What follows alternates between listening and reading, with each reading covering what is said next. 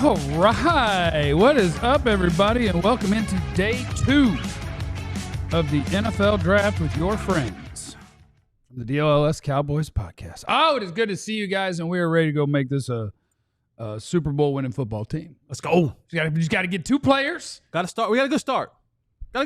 We got a what? Got a good start. Did we? Got a good start. You know, I heard your conversation with Hellman last night. Okay. You know, did they get a Super Bowl team? Was this about winning a Super Bowl when they don't really do everything to put a Super Bowl team on the field? No, I think this is a piece for the future Super Bowl. It ain't coming this year. Can we get Clarence back at the star where stuff doesn't work? What? Which player did you want him to pick that was going to make him a Super Bowl team? That's just not a real question. They need 10 of them. Right. So you're going to hate whoever it is. I'm not hating. I'm having a conversation. We're see, I listened to the show. I saw with him. It's about being a realistic fan, right? Being realism, right? Right. I'm not hating on anything. I'm just But saying, no matter who they pick, your your same question would have had the same answer. But your statement was, are we building a Super Bowl team? I'm saying. I was just having fun to start the show. I'm having fun back. Yeah, they were going 7-10. I'm having fun back. Yeah, they're going 7-10. I'm just saying. I'm reacting to your initial statement. You know. Yeah. They're going 7-10 for the moment. They haven't done nearly enough this offseason. They're counting on this draft to be a huge part of why they win games, because the rest of their offseason has not. This is a great way to start the show. Really improved their team. The players they lost are better than the players they've added. So they are banking on this draft is going to be the reason they're a better team, and that's why they are off to a good start, because they are better at right guard today than they were yesterday. They are, and it's funny or interesting. It better be funny. Better be funny and or interesting. Much of their don't do that. Oh, we can do it. Hi, everybody. I'm Jeff. Next to me is former Cowboys wide receiver Jesse Holley. Oh, Jesse Holley went 77 yards. It must be a reality show. And next to him is greatest beat writer in the history of the Dallas Cowboys, Mr. Clarence Hill is a psychopath. Thank you, Dave Hellman. Yes. Dave Hellman. I want y'all to see that drip. I got to move that mic out the way. See that drip. And for those, he has hard bottoms on. I did that because I saw y'all. I had tennis shoes on. Yeah, no. And I switched them when I got out the car. That's what took me a minute longer. Well, I'm glad you did. I switched them. Okay. I'm glad you did. You know, I switched them because till I got out the car. And we switched up. We got Clarence in studio today. Joe Hoyt is at the star. Tell him something, Joe. Yeah. Tell him something, Joe. So It's time to party, baby. we got boots on the ground everywhere, baby. So as I was trying to say earlier, Yes. what's interesting to me is that I apologize. I came at you hot, No, right? you did. You did. I'm not gonna lie. You did. I'm not gonna lie. Yeah. You're my boy. You came spicy. So I was offended by the You answer. came spicy. And I well, smacked. it was only response to your question, though. Which once you pointed that out, I apologize. But it's interesting that much of what they did now, we laud them for doing more this offseason than last offseason. A lot of the resources they did in the offseason was right guard, was competition up front. You know, this is why we're going to get better. We shored up right guard, right? And but that's like saying you short up wide receiver with Paris Campbell. No, I know. You did. I'm getting there, but I do like the fact that they didn't let, hey, we got this right guard, we got this competition, we like our guys, stop them from going and doubling down and getting Booker, is what I'm saying. They didn't let that stop them. But again, we got to start cutting some of them guys. Let's not take them. So the stuff we did in the offseason don't even matter anymore because 2 or 3 of them guys don't even go to camp. They don't need to be at a mini camp. But I think they're going to do the same thing to Miles Sanders. They're going to do the same thing to Paris Campbell. Like, there's a lot of guys that they added just in case we don't get better. Like, you'll be here, but also we might actually get better. Yeah, but you're not going. But they want credit for what they did in the offseason. So you can't get credit for guys that we can getting ready to get rid of. That's true. I mean, I don't know. I didn't give them credit for Robert Jones. They want credit for it, though. Adeniji. They're talking about what they did and the moves they made and how they were more active. What is the quote that you always use? Just because I said that too. You have a lot of quotes, but one of the many quotes that you use: "Don't confuse movement with progress." Yeah, activity will get something done. All the same things in the same family. You're right. Yeah, but they want to. Our eyes are wide open. We woke on that. Right. Can I say that? Yeah, I think we can say we're woke on okay, that. because that's how it originally meant to be. Right. Yeah. Our eyes are wide open on that. Yeah. But they want credit for it. They keep talking about what they did in offseason and the moves they made. And I think that was in defense of, because everybody pushed back and hammered down and really swung at them You did nothing the year before, right? After- When you said all in. Yes. It was like you didn't do anything, and you said all in, but you didn't do anything that matched the words all in. And so this year was kind of like, you see, I call it like here, man, damn. Yeah. Right? Like here, man, damn. Yeah. Y'all said we didn't do nothing the year before, so now we're gonna go get all the other players that we probably won't keep heading into the season, but we're gonna have activity, we're gonna have movement, we're gonna have guys in here, we're gonna have legible things that you can see, tangible things that you can see that say we moved differently this year than we did a year ago, even though the moves didn't quite make our team better, but it did feel needs because they didn't have a roster filled with enough players to actually go play football. And what's also interesting in your hit man damn, I think Jared did a hit man damn, Jeff. You love them Eagles so much, right? You love them damn Eagles so much. Yeah. We're gonna do something to combat them Eagles. Yeah. We Tyler Booker was specifically picked, not just because he was the best player left and they couldn't get the trade they wanted, to combat them Eagles, to combat Jalen Carter. He already got his talking points. He's at the press conference today and said somebody asked him, who's the player you're most excited looking to go against? Jalen Carter. And they talked about it last night. Yep. They talked about Jerry talked about with Booker and Tyler Smith and BB. We can push ourselves. So all the hate or all the criticism and pointing out what the Eagles are doing, here, man, Dad, we're going to do some Eagle stuff, Jeff. This for you. We're going to do some Eagle stuff. Well, I'll do some stuff to combat the Eagles. Well, I'll tell you, thank you. I mean, it starts with winning your division, and the best team in football is in your division. Right, The you reason focus they on it. smack everybody is because they smack you on the line of scrimmage on both sides. Got to beat them. Yeah. Brock Hoffman ain't beating them. But also, young fella, don't start writing checks that Tail can't pay for just yet. Because Jalen Carter, My guy's ready. He full grown man. My guy's they ready. call it boy dog. It's Boy dog. Has My everybody guy's been ready. telling me Okay. this is Alabama offensive lineman? He played in the SEC. All right. He played in the SEC too. Y'all just gonna tear down? No, I man's love ready. it. I have the ambition, have the credit. Go for it. Go for it. But again, this ain't Alabama. No. This ain't Alabama. No, This Bama. is a different ball game. So when you start talking about you want to see certain guys. What if he had come in and just been like, I'm looking forward to practicing against Mozzie because I like looking good. Hey, Somebody asked why we have a gigantic pretzel here, and the answer is because if you can't tell, there's 2 H's on that pretzel. It's from hot friends. Holly. No, it's from our friends at Happiest Hour. Oh, Yeah, we my got some bad. appetizers up here, the Ooh. chicken.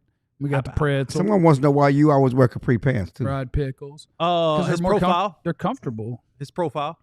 Because where he got his haircut the other day. They're comfortable. Supercut. Jesse's pants don't go down to his foot. That's not what we do in No, 2025. Last week, where'd you go? Didn't you get caught up somewhere on Oakland the other day? No, I was not. Somebody texted. Shit. Somebody texted. Does Jeff get his haircut on Oak Lawn? Oh yeah, you weren't there. Oh, they caught you down there on Oakland? No, my place is in They Lake was Skip Highlands. Bayless. But that was what one of the messages said. And Clarence, if anything resembling anything about gay comes through, it stops him down for 15 minutes. You saw he's laughing. You think Jesse would have stopped him You for think it would have stopped? 15 minutes. You think it would have stopped Jesse down? Look at him. He's about to follow. Everybody here doesn't know what Oakland stands for, what it represents. Those in Dallas do. Those in DFW do. Those that don't. So yeah, Happiest Hour is our presenting sponsor, and we love them very much. We also announced yesterday our brand new partnership with Big Brothers Big Sisters, and that is an amazing organization. And just to remind you of how awesome they are as we get this thing started, we're going to throw you to our little video, and then the big draft gets going. 30 minutes over a cup of coffee. A laugh, a smile, a message. Thumbs up emojis, clapping emojis, confetti emojis. Loaded nachos at halftime. It takes 1 try, 2 tries, 3 tries, and a girl, you got this. It takes a queen to H5 at the park. Best 2 out of 3. A spin dash for the win. A Sunday morning gift, a bright splash of color. This is how you make an impact on a kid's life. It may sound small, but it's all they need. A word of encouragement. Someone to talk to, advice. And the time it takes to enjoy a slice or two, you can make a difference. So go ahead, share a few hours a month.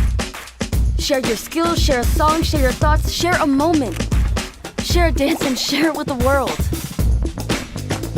Because yeah, mentorship sounds huge, but the truth is, It takes little to be big.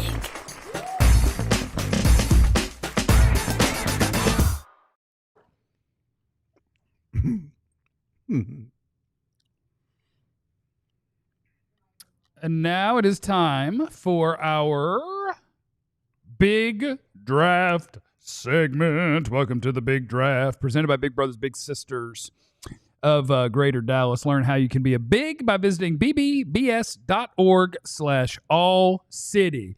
Big Draft. I don't know if Clarence is done chewing, so I'm going to start with Jesse. What is the big thing that needs to get taken care of tonight for the Cowboys? For the Cowboys, they got to still the gift and the curse. Whatever they do, they're going to fulfill a need that they have. They have so many holes in this football team.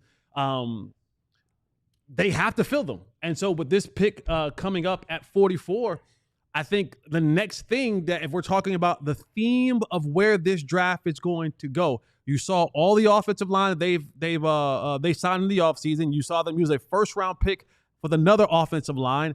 You hear the things that Brian Schottenheimer has talked about with this, with it being here, his time in Seattle is running the football, right? And so now it looks like if you're going to make this number 12 overall pick right and fit the theme of where you're going, running the football, controlling the line of scrimmage, I think now is the time in this second round is where you go and get your running back. By the way, the 33rd pick is the Cleveland Browns, and that selection is Carson Schwessinger out of UCLA. He's a nice little linebacker. He is. You know what also means? Huh? They didn't go for the quarterback. That means Shador is still falling. That means Shador is still falling. Well, I got to pick at 36. So the Browns can come back. Well, I know, yeah. But right now, because everybody, Shador could be the first one off the board because the Browns need a quarterback, and they said we want that linebacker. It will be interesting. And it better be, and will be, and better be, to see how far Shador goes. It makes sense, right? Because you look at, if I'm the Browns at 33, I look at the next two picks before I pick again at 36. Texans, C.J. Stroud, don't need a quarterback. Titans, Cam Ward, don't need a quarterback. So I don't have to necessarily jump right now to go get him. I can go get a player that maybe the Texans might take because, of course, DeMeco Ryans likes defense, likes linebackers. And the same thing with the Texans. Maybe they want to bolster their linebackers. We got one of their linebackers and Kenneth Murray, so they might want to replenish that as well. So I don't know. It could happen at 36, but it could happen at 37. I just think if you like him and he's a quarterback, you're not going to let those two spots between where somebody could jump up and take him. If they want but just my gut would be that's a good point. He ain't going at 36 because if you wanted that quarterback, you would take it. You'd have taken that quarterback. My thought process coming into tonight was Cleveland, Saints, Seattle, and Pittsburgh would be his landing spots. If he's going to go somewhere, those are the teams I would say. What about 44? Come on, man! Don't do that. What? Don't do that. See what? See, now you really want to come after me. They're not taking a quarterback at 44. Uh-oh. They're not. Uh-oh. You 0 for 2 on those definitive statements now. They're not taking a quarterback at 44. You 0 for 2 on those Jerry definitive talked statements. about how much he paying Dak.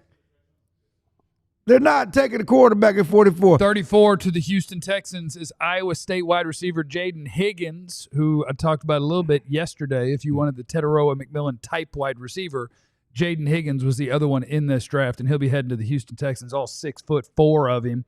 And so that is a wide receiver off the board. So if you were looking for a wide receiver for the Cowboys at number 44, we'll have to see what in the world is going on. Clarence, you've told us about some things you heard about Luther Burden, the Missouri wide receiver. Yeah, we talked about that he's wonderful talent, and we know that. But, certainly he's more Debo than a true wide receiver. But more importantly, he's a back-of-the-line guy. He's a guy that doesn't really give it his all in practice and is not the first one in line to take the reps. And, Jesse, you play, you want to be that. If you're that dude, you want a guy, and teams watch them in practice. Can't watch them practice. He's just too laid back. He's a nice kid, no off-the-field issues, but just a back-of-the-line guy. And that's enough that a guy who talent-wise probably should have been one of the first, honestly, 2 wide receivers taken, is now you've had 1, 2, 3, 4. He was top 2. Oh, yeah, for sure. For sure. And I don't think the player has changed. Missouri wasn't very good. The way that they used him wasn't very indicative of any sort of skill set that he has. It was very much like, all right, can we just throw it to you right this second and see what happens? Like, he had an incredible year as a sophomore, but the fact that Jaden Higgins goes before Luther Burden, and I like Jaden Higgins. I was gonna say he's one of your guys that you were talking about yesterday. I would have enjoyed him as the 44th pick, but him going before Luther Burden is just like, how far is he gonna fall? Like the NFL teams clearly are just thinking like, about Houston for a second. One side you're gonna have 6'4" Higgins. Mm-hmm. The other side you're gonna have 6'4" Nico Collins. Mm-hmm. CJ Stroud, you better get it together, my boy. You're running out of excuses why you can't get this team to where you. And I know you're still young, but I don't know if Tank Dell's going to be able to come back from his knee situation. He got some bad. But who knows? There'll probably another slot guy somewhere in here.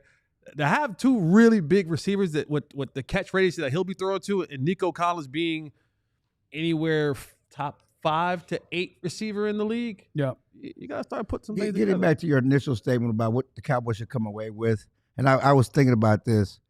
I think defense tonight, in 2 picks tonight, I think they can get the running back in the 3rd round. I think if you're going to get something, receiver, defensive tackle, cornerback here with these 2 picks.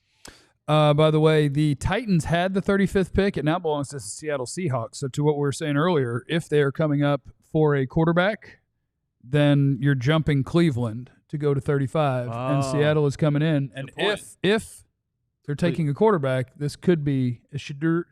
And Seattle could be an option because their quarterback is on a 1-year deal. Right. Gino.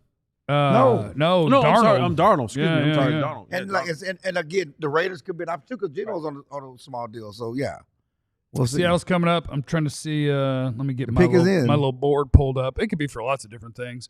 Will Johnson, Mike Green if you want to rush the passer, Ezeiruaku if you want to rush the passer, Luther Burden if you want a wide receiver, running backs. I didn't love options at number 12, which is part of what made it. Like, we talked about it leading up to this whole draft. Whoever they took at 12, I was going to be like, I probably could have got him at 18, 20, and it happened. But it's what made me more okay with what they did because I'm like, but Tyler Booker, very safe pick. He's going to help you win football. At 44, I'm going to really like the level of player available. So, there are really good players that are still available in this draft. On Tyler Booker, the consensus board had him like 33, 32. I can't control the hating the other people are doing. I'm just asking. I can't control other people's hating. Because the Cowboys claim he was one of their first-round picks. Yeah. They also claim there's still some first-round picks available. Will Johnson would make sense. Okay, but they only had 12.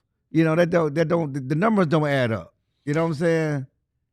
Yeah, and people could disagree on who those first-round players are. Because the no doubt first-round graded players in this draft, I think there were 1, 2, 3, 4, 5. Okay. I think there were 5. And most years my number is like 14 to 17. Right. Weird year. Right. Weird year. I am interested in who Seattle is going up for, though. I would like. Seattle jumped. Yeah. Seattle is coming up to make this pick, and I need to have another tab open so I can have my needs open for all these dang teams, which I don't have. But what's that? Pick is in. Oh, Nick Emenwari, South Carolina. That is a good player that was a combine freak. Emenwari is 6'3", 6'4", 230. Ran a 4.39 or something. Dude, jumped out the gym. More of a playing forward than playing backward guy, but he did have interceptions. Just size, speed, athleticism, that combination is super rare. Super rare. So you know what? There's their new Cam Chancellor. Or he could be the other guy from Clemson that played for the Cowboys a long time. Number 1. J-Ron Curse? J-Ron Curse. Could be J-Ron Curse. So it's going to be Nick Emenwari at 35, and we are onward to 36, the Cleveland Browns. Come on, Shadur. Are you cheerleading? Yeah. Cheerleading for Coach Prime's kid? Not just, it's just a story. I mean, he's going to get a chance to play. The drop is nasty. Well, you can't. It's the hard part is that he was so polarizing that you have people who dislike him for either no reason, or because of his dad or the attention he got or whatever. Or all of the above. And then you also have it gets pulled in the other direction. Because of the hate he's getting. Right. Where because of the hate he's getting or because you do love the personality or you do love Dion. And the truth is he was always a prospect that wasn't going to be a top 10 pick most years. Yeah, but that was, he wasn't a top 10 pick. But he could. But people act like he can't play. And my thing is, a lot of just watching the draft analysis coming into the draft, watching the tape breaking, it's all on Twitter. I did not see any tweets from anybody who highlighted flaws of any other quarterback. And every quarterback got flaws. I never saw a tweet breaking down the bad plays that Cam Ward made. I never saw a tweet breaking down the bad plays that Jack Stark made. We only saw tweets and film breakdowns. You need to follow more accounts. I mean, I follow a lot. I'm on Twitter a lot. I'm sorry. I follow a lot, but I'm just talking about specific, especially in the days leading up to the draft, though. It was only, this is what should do it does wrong. This is what it should do, should do it does. So 36 is the Cleveland Browns, and they took Quinshon Judkins, which is Jesse's guy. My baggy Jabot jeans wearing Quinshon Judkins. God darn it. So that means Nick Chubb's going to be available. Hey, I'm in. Quinshon Judkins at 36 to Cleveland. People want to see my big board. I sent my big board. My big board's ready to rock now. Yeah, we replaced big board number 1 with Jeff's big board. I like it. Because mine was never in number order. I have them by round. And so I was like, screw it. And this morning I was like, in each round grade, I'll put them in the order that I would pick them. And so now we got a big board. So there's you a big board according to Jeff. What did you have Judkins at? You had we count down to 44, he'll probably be a decent ways 24 down it. Yeah, 24. Yeah. So because there's other running backs that I actually like better than Quinshon Judkins, including his teammate Travion Henderson, who is still available. And Judkins is a nice player. It's a really deep running back draft. I just think Henderson offers more at his own school in terms of big play, receiving ability. Honestly, despite the size difference, Judkins being bigger, Henderson's a better pass protector. I just like Henderson better. Judkins is very much a hammer. Yeah. Like watching him play, he will sometimes, it kind of drove me nuts. Instead of how many yards can I get on this play, it'd be like, oh, it's one-on-one with me and that guy, and he'll hang a right to go run into that safety. Punish like, I bet I can hurt him. I'm just like, damn it. What about just keep running? Just keep running away from him. But that is, with the Cowboys being in the market for running back, being in the market for wide receiver. You know what you made me just think of? I'm sorry to cut you off. Oh, you're good. That one of the most famous, I could run away from you, but I'm going to hang a right and destroy you. Yeah. Happened to a teammate of mine. You guys remember Greg Jones? Greg Jones, former Florida State running back? Florida State running back. Yeah. You remember Greg Jones, the arms? Yeah. My freshman year at the University of North Carolina, Friday night game against Florida State. Yeah. You guys remember this play? He's running down the sideline, kind of looks, safety's coming over. Lines him up. Our all ACC first team, leader of our team, Dexter Reed. Oh, got him. Lined him up. Knocked his helmet off. I mean, Greg Jones had the sideline and the angle where he just goes straight. Yeah. He walks in the end zone. But he looks over, and I don't know if he realized who Dex was. Maybe that was the point. Like, I want the team leader. Right. And it was like, if this is the tone setting, that's their leader. This y'all king? This y'all king? And I remember distinctly saying to myself as a young buck freshman, Self. He ain't had to do that. Self. If this is what college is like, at that time, Florida State was still Florida State. They still were they were dominating Florida, right? Like in the sense of they got all the recruits in Florida. Like they didn't leave Florida. So I was seeing dudes run around with sizes and muscles that shouldn't have been moving that fast. Buster Davis. Who was the defensive lineman that played in the year for a long time for the Cardinals? From Florida State? From Florida State. It doesn't matter. But they just had a bunch of dudes, and I saw that and I was like, Miami Dolphins, number 37. Trade alert from Miami. They traded in. Oh, Miami's trading. They traded in. Oh, they traded in to the Titans. Okay, the Raiders had that pick. Wow. And now how far back did they go? Miami's coming in. I mean, if you want to just do some agendas, I mean, to Miami. I mean, two a one. I mean, every time Tua takes the field, I'm afraid. Yeah. I doubt that's what they would be That's not who they would be doing it for, I wouldn't think. That eggshell a little soft on Tua. But yeah, every time Tua gets hit, I get scared for him. Miami's not taking the quarterback. No, I don't think that's what they're doing either. But the Cowboys are going to be at 44. If you are the Cowboys watching this in your brain, are you just cheering for please don't take wide receiver, please don't take running back? No? No, you're not. Please don't take. Is Henderson's there? Why would you say please don't take a running No. back? I mean for Miami. For like the teams that Miami. hit the clock, Yes. you're just rooting against running back and receiver. Okay, so we've spent this exercise saying that you're not getting a number 2 wide receiver 44, right? The odds of getting a number 2 wide receiver at 44, I think, are way lower than if you had gotten one of those. Well, Luther's but still Luther there. Burton's Luther's still on the still board. there. But is he gonna get it 40? So is Luther the only one? Is Luther the last hope to get a impact Yes. wide receiver? To me. Yeah. Yes. He's not. No, to me it's just an odds thing, right? If you told me that you had Emeka Ibuka, if you told me that you had Tedero McMillan, if you told me that you had Matthew Golden, I would say when we get to camp, that's your number 2 wide receiver at the end. There's probably 6 other guys that I'm like, I no longer am going to camp saying there's your number 2 wide receiver, but I'm going in interested. Like, can this dude outplay Tolbert? Right.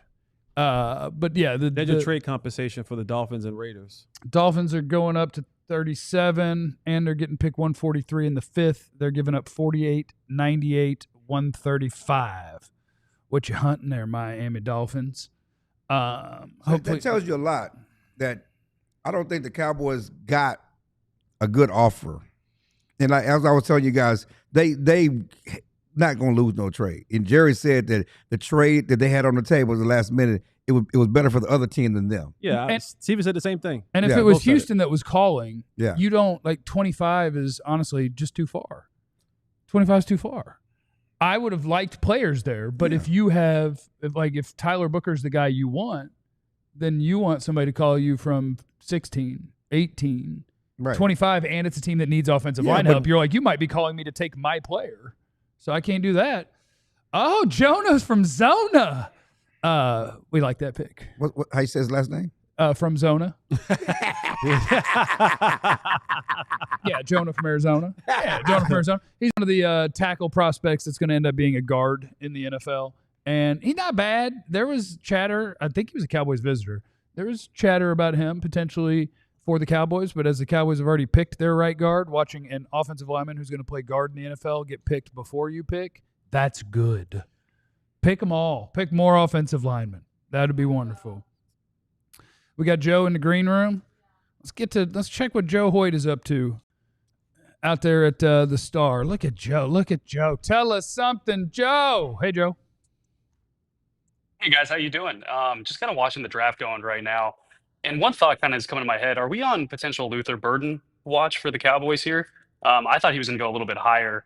But the fact that he's not gone yet is kind of eye-opening for me. Maybe Travion Henderson or maybe Benjamin Morrison from Notre Dame or Trey Amos. I think those are kind of the guys I'm looking at right now as we go. The one spot I think maybe Luther Burden could go is San Francisco, which kind of feels like a very San Francisco Deebo Samuel replacement pick. But anyways, I just want to hop on and say I'm kind of on that watch right now. I agree. I like the names. I like the names that you're throwing at us, and it's good to see your face. More importantly, it's nice to see you. You know, we'll be cheering. We'll be cheering for the same players. It sounds like. I saw you, Joe, earlier the day out at the Star. You're looking good, Joe. You were waiting for Booker. What did you get from Booker? You were at the press conference, and what did you get that stood out for you from what he was said? Yeah, no, I think Tyler Booker might have had one of the most impressive press conferences, frankly, I've ever seen. And and I haven't been around on the beat, that long, but I mean, he was very impressive. I asked him about the quote that he had last night where he said, "Hey, players get pre-workout and pump up music to get amped before games, and I love to just take that excitement away and steal the joy from the game and watch that leave their eyes." I asked him about that and just what his pregame routine is for himself and moments where that's happened. And he went on a 5-minute answer detailing every moment of his pregame routine.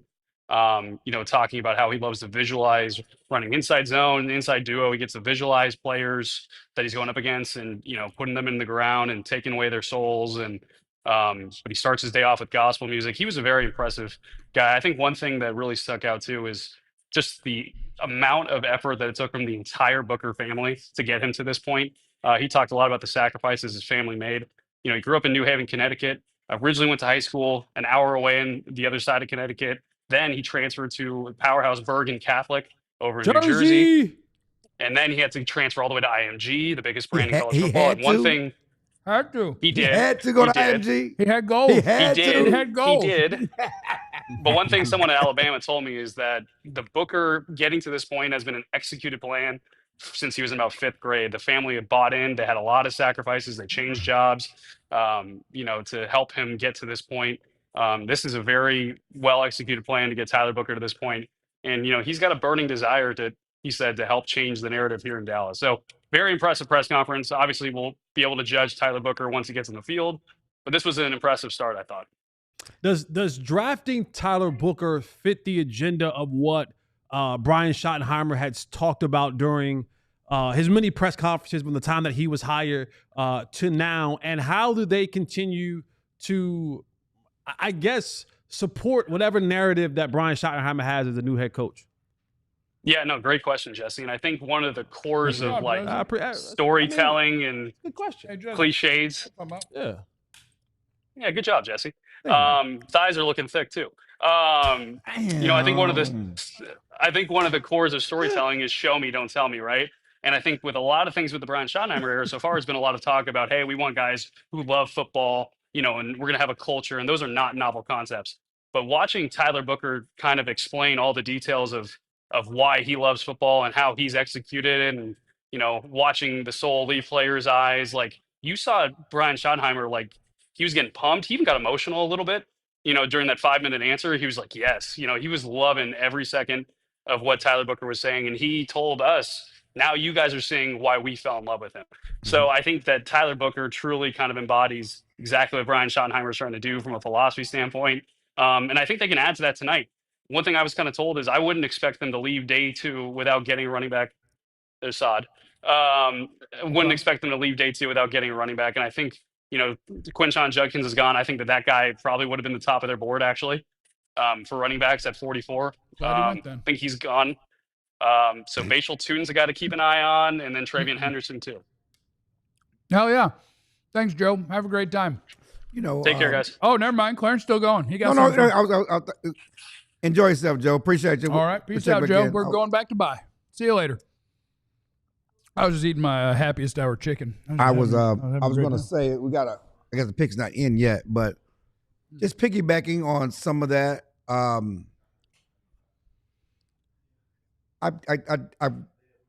was golfing today with Dak and that is a sentence right there. I was golfing with Dak today. Just slide that in there. I saw the pictures. Fancy pants. I saw your pictures. You weren't golfing though, were you? You No, were in the cart. I'm definitely not the caddy. You were Dak's caddy. He was washing them golf balls off. He had his best day, so he said, I need to bring you out here more often. What was the Will Smith?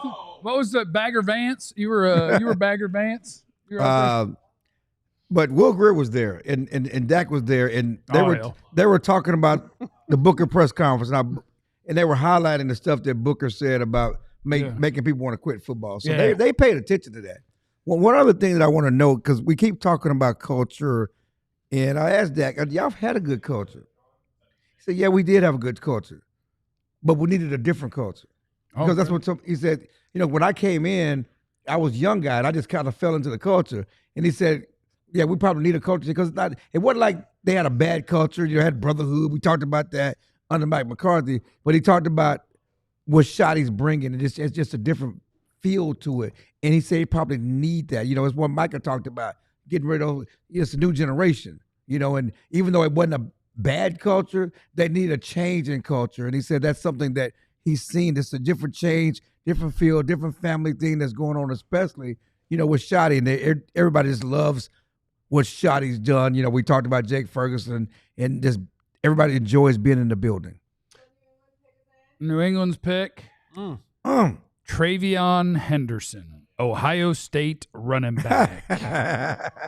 Here go the running backs. Is both of the Ohio State running backs going here early in the second round. And so for the Cowboys, honestly, if you're going to use a second-round pick on a running back, I think you are getting down to very few names. I know one that's been hot, at least on the internet, is Bashal Tutin.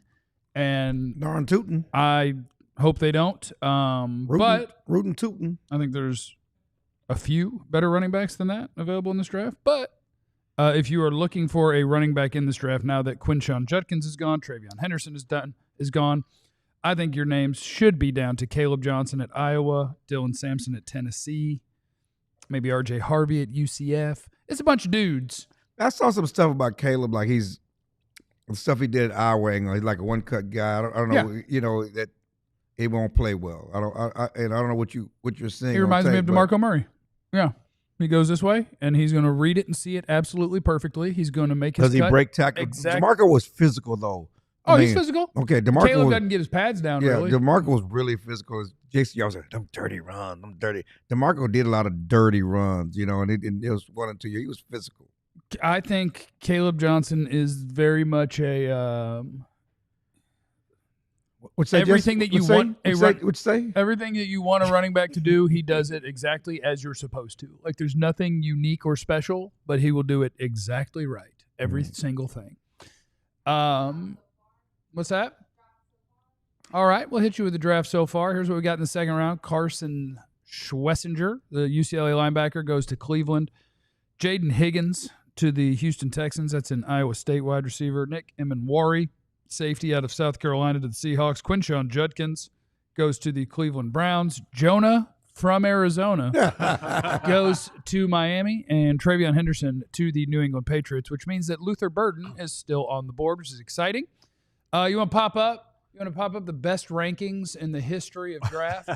we have a big board with the best rankings that anyone's ever done for a draft. The bestest. You want to see me riot? Oh, yeah, I'll just pop them up. Some of these people are gone, but Will Johnson's not gone. Luther Burden's not gone. Mike Green's not gone. Trey Amos is not gone. Mason Taylor is not gone. The 7 of my favorite players that were still available to be picked coming into this round are still sitting there, which is lovely. That is lovely. So are you okay if the Cowboys decide to go with Will Johnson, knowing the thing that you kind of know behind the scenes? Hell yeah. Yeah. I mean, hurt stuff, I don't know. I don't know enough. And then if it doesn't work out, I'll just be like, well, they were idiots. They drafted a hurt guy. And if it works out, I'll be like, yeah, hell, you should supposed to take him. And okay, so we start talking about history and how things repeat themselves. Jalen Smith, Bruce Carter, Sean Lee. I mean, the list goes on and on and on. The Cowboys picking second round. What round did Leighton Vander Esch go in? First. First round, that's right. 19 overall. That's right. So, I mean, there is history for the Cowboys looking at a guy and saying, you know what? This hurt guy. And a lot of those guys they talked about, if this guy wasn't hurt, he would have gone in the first round. Right. And maybe that's for Will Johnson the same. If he would have ran and able to be able to see, and they didn't, the medicals were where it was supposed to be, maybe he goes in the first round. Slow. Slow. He said his hamstring was tight. That's what he said. Sir. Or his knee that the team's worried about was probably bothering him, and maybe his toe. Now, I would say that based on the way this is going right now, I think the Cowboys are barreling towards not taking a running back at 44 because not many big names are left. Because I just think you're going to have better players at, like we talked about in the first round. It's going to happen at 44. You're going to have better players at premium positions than running back, and it's going to be hard not to take a corner. Third round. Yeah, it's going to be hard not to take a corner or a pass rusher, or even I think one of the best players available is a tight end, which isn't a premium position, but I do think it's a better player. Well, if they go Cam Scatterbo, no, not this early. They're going to sell some jerseys. Not this early. They're going to sell some jerseys. Mike Allstar ain't playing this ain't Mike Allstar no more. I don't think Scatterbo's game translates well enough to the NFL. I think he's a third. I think he's a tomorrow guy. But somebody might pick him today. When this pick comes in, I do have some running back intel. Oh, we like that. Further my agenda from a year ago. You're trying to get Derrick Henry again. You're trying to trade for Derrick Henry now? You should have called Derrick Henry? Yeah, is that your insight that they should have called Derrick Henry last year? That's kind of based. I was gonna let this Bears pick come in. It looks like it's coming. Dez White. Yeah, that's who was announcing. That's who they picked in 2000. My bad. Yeah. My bad. They sure did. I forgot the question. God, I heard that on the way home. Cowboys had their press conference after the round. Luther Burden. What's happening, Luther? Look at them saying, what's happening, Luther? Say what you guys want.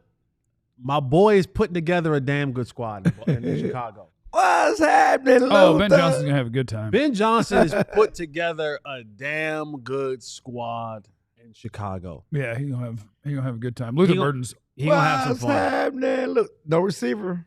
Luther Burden's super good. No, that is absolutely the end of the wide receivers that I would feel So like that when we showed up to camp. That we would Texas say, defensive tackle coming now, huh? Alfred I don't know. Collins? I heard Alfred I Collins. don't know. I heard some stuff about him. We might be waiting a little bit on him. Oh, what did you hear? Don't worry. I can't be saying all the stuff that you hear about stuff. His sources said Just heard that there might be some body part stuff, and One there might source. be some how much he loved to do the football kind of stuff. I just heard some stuff. You had him high. He's that one I of your can't favorite substantiate. guys. The tape got him right there. The tape got him right there in the second round. Okay, you I got can't him control high. the rest. You got him high. I got him Second high. Chance Valley Ranch. I got him in the second round. What's happening, Luther? So yeah, Luther Burden is going to help. He went to the Bears, right? Yeah. Yeah, he's gonna help the Chicago Bears. Look at that! Look at that dude play football. I don't know, but He made some college he guys didn't line miss. up in the front of the line. He's a better player than multiple receivers that got picked before him. That dude is hell on wheels to try to tackle. I hope so. Hell on wheels. Why are you showing Jaden Reed? That was a comparison. That was a comp that they showed. Oh, well, you should show a better player if you want to have a Exactly. comp for Luther Burden. Look at that, That's what look you at should their do. receiver room. That's gonna be good. That's a good group. That's Can a they? good But can they? group, man. The issue is protecting too. They took Colston Level. Oh, They brought in a whole new the interior whole line. Remember all the picks they brought in the offseason? Yeah. Those are the fun teams to cheer for. You bring in a new they coach. were active. Yeah. For real. Yeah, like they went and added players that helped them, Yeah. which is a really good plan. So there goes Luther Burden, which means Not Luther. that the wide What's receivers that happening? I really like. Look, there are still wide receivers the Cowboys could take at 44. Ayomanor at Stanford, Everybody was talking about Jack Besh. Jack Besh at TCU, Trey Harris at It's Ole a Miss. second round guy, third round guy, Jack Best. I mean, it depends who you ask. People say I'm- he's going in the second. My I'm- little thing I'm- right here says third round, Jack Besh. I'm asking you. I say third round. Okay, there you go. But also, once all the guys start going, it's like, well, if he's the next one up and somebody's going to take a receiver, they might take him. I could see Besh going in the second round. I got him as a third round guy. Either way, he's a good player. And what a great story. We are at number 40, and that is the New Orleans Saints. So we got 40. Jesse 1, Garcia 2. says, we have Mingo. We do have Jonathan Mingo. Shadur. So yeah, we got 4 picks left before the Dallas Cowboys hit the clock, and there's going to be a whole bunch of really good I think the football players still Cowboys, available. like we joke about Mingo being What's that, here. You got a mouse in your pocket? Who's we? Oh, You speaking Oui, French? oui. We joke about Jonathan Mingo. I've run into some people over at the Star, and I'm not saying that I have all these sources, but I talk That to love some him? folks. They like him. I'm sure. You know, They're going to tell us that too. Once his draft is over, they're going to tell us that too. They like him, and I think if the opportunity was there to upgrade it in a way that wasn't reaching, they would. Richie. But they're going to hang their hat on Mingo taking that step that they think he can take. Well, Well, they're somebody hoping- better tell Micah Parsons to chill out on the live streams. Yeah. When you're getting mad that McMillan's gone, like, Oh. hey, Mingo and Tolbert don't need to hear you yelling about how we have to have a better receiver. But then he like, you know, the move they did make. What? He did like the move they did make. He was excited about the Alabama yeah. call. After he was like, that was my guy. Yeah, I you're wanted- supposed to be opposite You know, CD. that's the thing. He's a fan. He just most like most Cowboy fans at that time. I would say this about Mingo. As we talked, and I said when I first saw him, just because I had a conversation with some people today, Mhm. Dak and Will Greer, and they don't know, but they talked about his size. And he works hard, and the size is what stands out on Mingo. And of course, it didn't work in Carolina, and he said that because he wasn't the quarterback, he didn't really get a chance for it to work here. But they like the size. And of course, they'll see. But he likes Tolbert, but he also thinks they need to get another receiver too. Oh, so he's hating on all of his teammates. The Saints are making a pick, and I believe, based on whispers that I've been hearing in the background, that people are going to be surprised by this pick. He won't be Shador? How about Tyler Shuck, the Louisville Oh quarterback? my God! Wow. They took another quarterback over Shador. Boy, when Jalen Milroe goes before him too, we're going to get crazy. That's Wow. crazy. So that's who Kellen Moore wanted. Tyler Shough. I tell you, he looked good throwing the ball at the combine. I can't claim to have even watched his tape because the Cowboys have a quarterback, so I wasn't really all that worried about it. I just watched Ward and Sanders.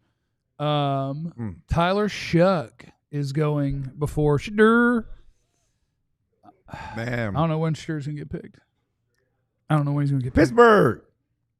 Yeah, but here's the thing. As I'm looking at the picks in this round, I don't see the Steelers. They don't have a second-round pick. They don't have a 2. Wow. Don't the Browns have another one? Did we talk about that earlier? Did they trade out of 36? Or did They picked at 33. Yeah, you have the Jets at 42. That's a possibility. I thought you said the Browns had 2 picks. They did. They did already. 33 and 36. 36. Yeah. Maybe the Rams. Seahawks comes back up at 50 again, right? Yeah. We'll just see. Wow. More fuel for the fire.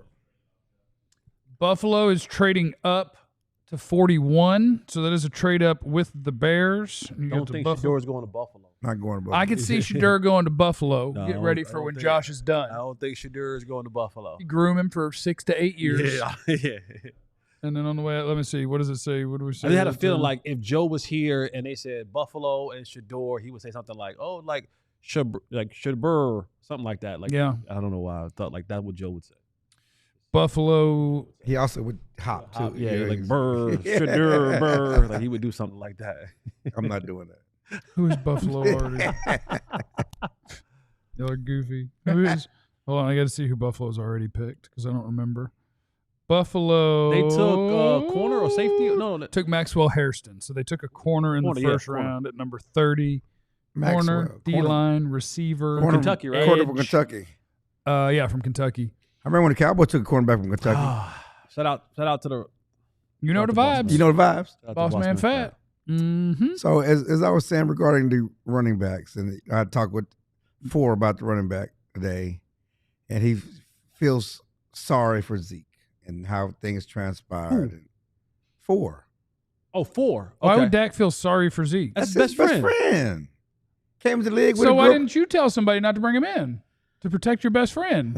You put your best friend on the field, and he couldn't play. He didn't put him on the field. We're just talking when he feels sorry. But I did ask him about my agenda. Yeah. Especially since my agenda has the same agent. He said King Henry called him and told him to give him a call. He was interested. He wanted to come play there. Dak didn't call him back. Well, he's telling Dak to get Jerry to give him a call. Dak didn't call Henry back either. He got the message. He got the message. Dak didn't call. No, he got the message. Dak but my didn't point call is, Henry back because he said, my friend is paying running back, and if you come here, my friend won't have a job. It was the free agency. It was before the Zeke thing came out. Him and Zeke was working on that behind closed doors. Before the Zeke thing came. I'm going to get you back here. But they had I know that King Henry tried to call me because we got the same agent, so my agent telling me to call Henry back. But I ain't calling him back because I want my friend to get a job. That's not what happened. But I'm just saying, though, that you ain't deny it, though. That's not what happened. That's not what happened. And he also says, for the people who think that Henry would not have had success, he said, I'm happy for him. He had a career year, but he would have helped the Cowboys. The idea that he wouldn't help, he says it's crazy when we act like he wouldn't help the Cowboys. Now, we're not saying they'd have been playoffs, but he would have been better. He would have helped the Cowboys. But he would have helped the Cowboys, so Dak should have called him back. He did not. That's not the. And he didn't call him back. That's not what we're saying. But I'm saying that the notion that Henry was really trying to come to Dallas, and he was not just telling people. He was calling Dak and people to say, "Hey, tell, I'm interested. Let them know. Yeah, give me a call. I'm ready to go." Yeah, you want to be here. Colt Zeiler, what's up, my boy? What's going on? Let's knock out the super chats and then we'll answer who's the best on the board right now. Dave's in the super chat. The Cowboys are not a serious team. Grow up, fans. I can't see the far right side of our chats unless it is all. You party with sexy, but your partner is both. That was a serious draft pick. Yeah, Ozzy. Jeff, are you related to Logan Stankoven? I'm not. Otherwise, I would have the last name Stankoven. Not necessarily. Or he would have the last name Kavanaugh. Not really. Well, yeah, we could be your cousins. Well, then I guarantee you we're related because we're all related. Brett's in the super chat. Is day 2 the most fun day of the draft? LFG Cowboys. Day 2 is absolutely the most fun day of the draft. Is it? Absolutely. Oh, I love it. Okay. I mean, it depends on how you football. Because, like, once I've watched about, I don't know, between 150 and 200 players, I'm about tired. So, like, I'm not trying to be sitting here on day 6 and 7 when 40%, 50% of the players, I don't know anything about them. I'm not trying to do that. But on day 2, I'm going to know them. Okay. I'm going to know them. I get it. Let's see. Where was you were a child when they had those 15-round drafts or 12 rounds, whatever that was. I wouldn't have cared about them. Hey, That was I don't think. Yeah. that was murder. See, Black, you can't play with this wide receiver core. Terrible. Cowboys went to picking top 10 next year. Mingo is wide receiver 2. When I started this thing, it's like 12, 15 rounds, this thing. They used to pick 7 years ago. They used to pick until you were done. Like, teams could keep picking until they're like, we're good here. I mean, it's crazy. Yeah, you could pick 100 rounds if you wanted to. Let's see, Mo Surge. The think we reach here and get Alfred Collins. It's not a reach guy. Alfred Collins is a good player. I got him as a second-round guy.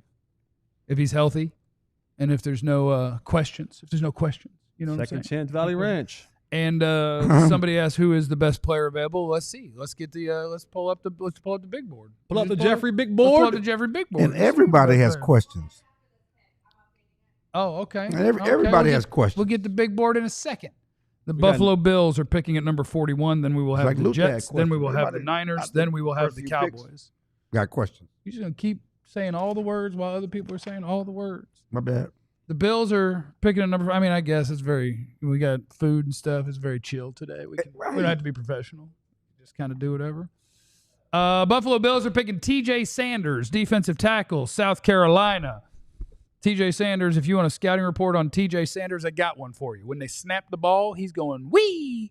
And if you are trying to block him one-on-one with the guard, you are in trouble. However, if you snap the ball and you are running the ball, he goes, ah! And he gets thrown that way. What? Yeah, he's a 3 technique. He's a win quick or get thrown around. That's his whole deal. Which there's a place for that in the NFL. Winning quick. Well, I mean, when you talk about winning quick and having a guy that can beat those defenders quick, you think about, okay, who are the Buffalo Bills playing against?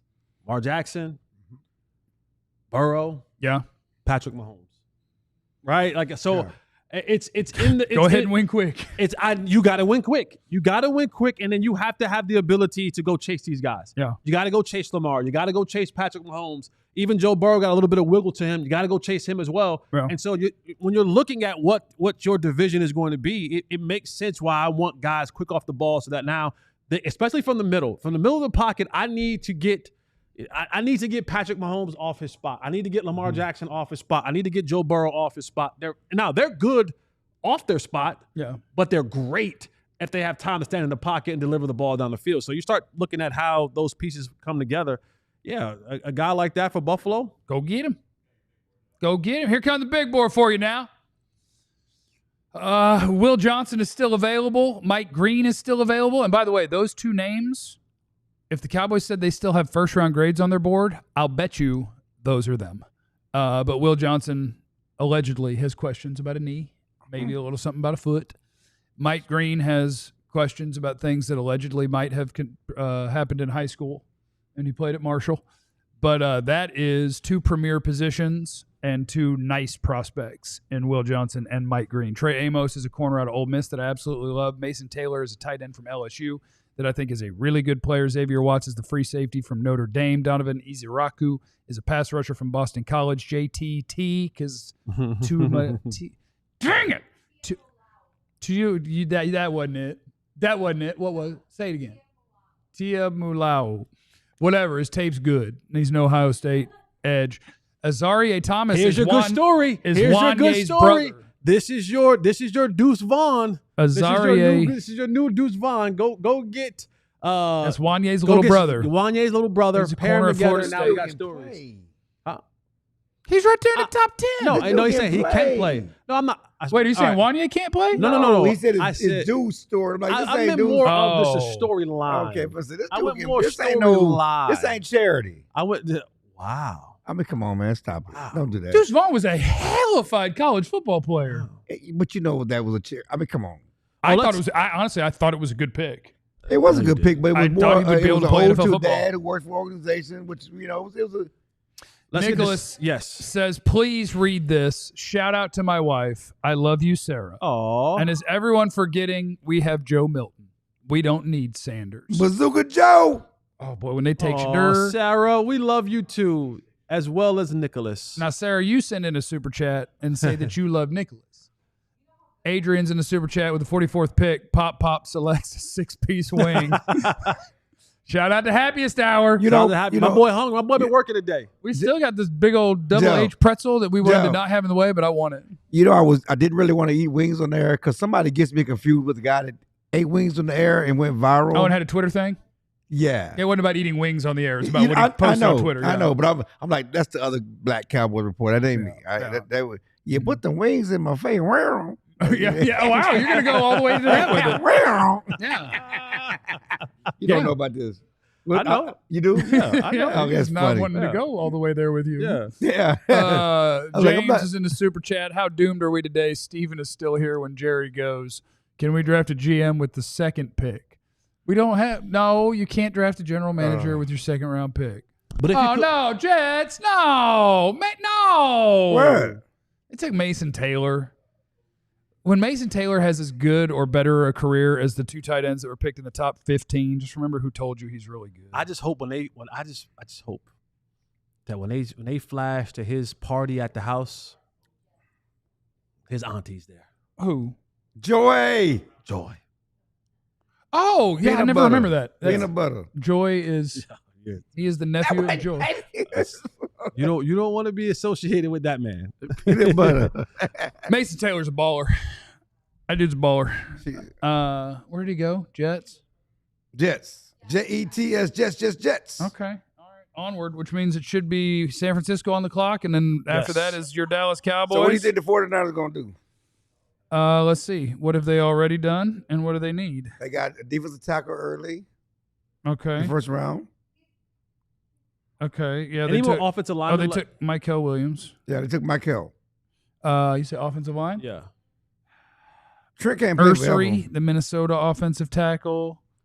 Trent can't Tate Ratledge, guard out of Georgia. I don't know. Nothing all that inspiring. The best players, it's weird, but the best players left to me play pass rush and corner. And normally those get snapped up. It hurts my heart watching Bobby tear up this gigantic pretzel, and I can't go get that gigantic pretzel. I'm going to come get the pretzel, but we're getting close. You know, we're getting close. All right, that was the Mason Taylor pick. Okay, so we'll have one more pick, and then the Dallas Cowboys will have a shot at Caleb Johnson if they want him to run the ball, Dylan Sampson if they want him to run the ball, R.J. Harvey if they want him to run the ball, Cam Scattaboo if they want him to run the ball. I'd rather have R.J. Harvey of those guys. I would tell you my 2 favorite players for the Cowboys. I'm going to give 3 because Will Johnson, I just don't know about knee things and things like that. Will is slow. But Will Johnson, Mike Green, the pass rusher at Marshall, and Trey Amos, the Ole Miss corner. Those would be my 3 highest ranked players, and then honestly, there's a gap after that to the rest of the top. And you know, Mike Green is Cowboys' agenda. It's just on brand to take a guy with off the field issues and think you're getting a bargain because you got him in the second round. Well, I think you're innocent until proven guilty, and high school allegations shouldn't have to follow you into your adult life all the time. Of course, I also never really looked into what they were, and I'm pretty sure it was pretty offensive. It's supposed to be domestic, some domestic. I'd like to apologize for everything that I've said, but innocent until proven guilty. So, yeah, the 49ers pick is in. That is at number 43 overall, and then the Cowboys will be at number 44 overall, and we can cheer. I did tweet out before this thing started. I said my pick at 44 while everybody wants a receiver or a running back. I hope Trey Amos makes it to number 44, and that's an Ole Miss corner, and we are 1 pick away from having a shot at it. So whoever this is coming out to make this pick, please don't pick Trey Amos. That's all I ask. If they pick Caleb Johnson, you ain't taking a running back at 44. Well, unless there's something to this rootin' tootin' stuff that's been on the internet with the Cowboys. What about RJ? I like RJ. 44 might be early, but I like RJ, so I wouldn't be too mad at it. RJ be hunting them home runs, though, don't he? RJ will definitely turn down a 2-yard run to see if he can get to the sideline to go 70. Yeah. Saquon did the same thing in college. When the game's too easy for you, you go crazy. There he goes. See? All them problems. You got all them questions. I just said, before the couch. Everybody got questions. I heard some stuff about some stuff. Alfred Collins. Yeah, but look, on the board, I just turned in purple. That was the top defensive tackle on the board. That's a good time to take Alfred Collins. Next pick would have been a good time to take Alfred Collins. Cowboys could still use a nose tackle. Although we used a first-round pick there, so we obviously can't do that. You used a first-round pick 2 years ago, so you can't be using a first-round pick that what the or a rules second-round pick on a nose tackle. Huh? That what the rules are? Yeah, that's the rules. What's that?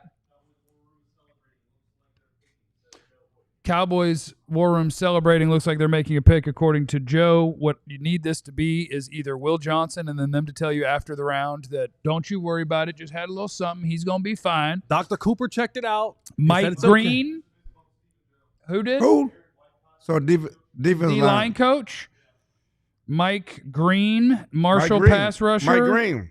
Ezeiruaku, Boston College pass rusher. Mike Green. Tui Muluau, the Ohio State defensive end. Could be Landon Jackson, Arkansas edge. Could be Nick Scorton, the Texas A&M defensive end. It could be a bunch of dudes. There are so many defensive ends that are worthy of this pick. Landon Jackson this high? Jordan Birch, not for me, but I do expect that he's going to go somewhere in this range for the NFL. Jordan Birch, the Oregon guy, I like him too. I think it's Mike Green or Trey Amos. The D-line coach got a fist bump. D-line coach We're trying to chase down clues here. But the D-line could appreciate having a good corner. What's interesting That's Mike to me, Green, ain't it? Yeah, Mike Green. Have we seen a war room where they weren't happy about their pick? Everybody's happy. They're everybody's happy. Everybody. We've seen them in a weird place. Huh? We've seen them when we had an accident. When I was doing the draft show on Cowboys.com, I forgot what happened in the war room, but it was weird and it was clear that they panicked. And after that, they covered the camera for like an hour. They're like, screw that. You shouldn't be reporting that. Yeah, but it's like, you put the camera in. But outside of that, after they screwed up something, but everybody is happy about that. Every war room, every time you watch it, everyone hugging and high-fiving. We saw the Jets war room. We love every pick. We love that guy. It's our guy. Yeah. And they're all in the best shape of their lives. What if it's Shadur? Who? What if it's Shadur? He's playing defensive line. White Cotton would not. I thought we were getting tea leaves with White Cotton. Yeah, but maybe he just likes Shadur. You know how many texts I got that Shadur's coming to the Cowboys? Like, it's not happening. 0, I would imagine. No, you had real life people texting you. I'm talking about people. People, and I mean, real people are people? so fascinated. Yeah, fans, friends, everybody. Shadur coming to the Cowboys. No, it's not. Stop it. Okay, I want to see. I want to know. I want to know. Not happening, people. What's happening, Luther? Not happening. Was that the phone is ringing? Dion said, I want to know who that called. Michael Crabtree. He's out in Canton. They're out in Canton, right? Huh? They're in Canton. Who? Oh, and they're at their house in Canton, Texas. The States. The Sanders. The Shadanders. Yeah, the Shadanders? The Sanders family is in Canton. Is that in Texas? How do you not know what kids on the side of 40 going to Tyler? Oh, I didn't know. Oh, picks in. Hey, Donovan Ezeiruaku, straight up pass rusher. 241. He's light. We talk about Micah wearing down. He is a pass rusher. He is not you have to differentiate in today's NFL. Like when people say the word defensive end, I think of 260 pounds. When you say edge player or edge rusher, that's an edge rusher. That is a double-digit sack guy from college that can win speed, quick, change of direction, outside, inside, has pass rush moves. I'm telling you what they did right now. What they did, they picked from the top of their board. Yeah. You ain't going to catch me yelling at them picking from the top of their board. Okay. Because he is one of the best players available in this league.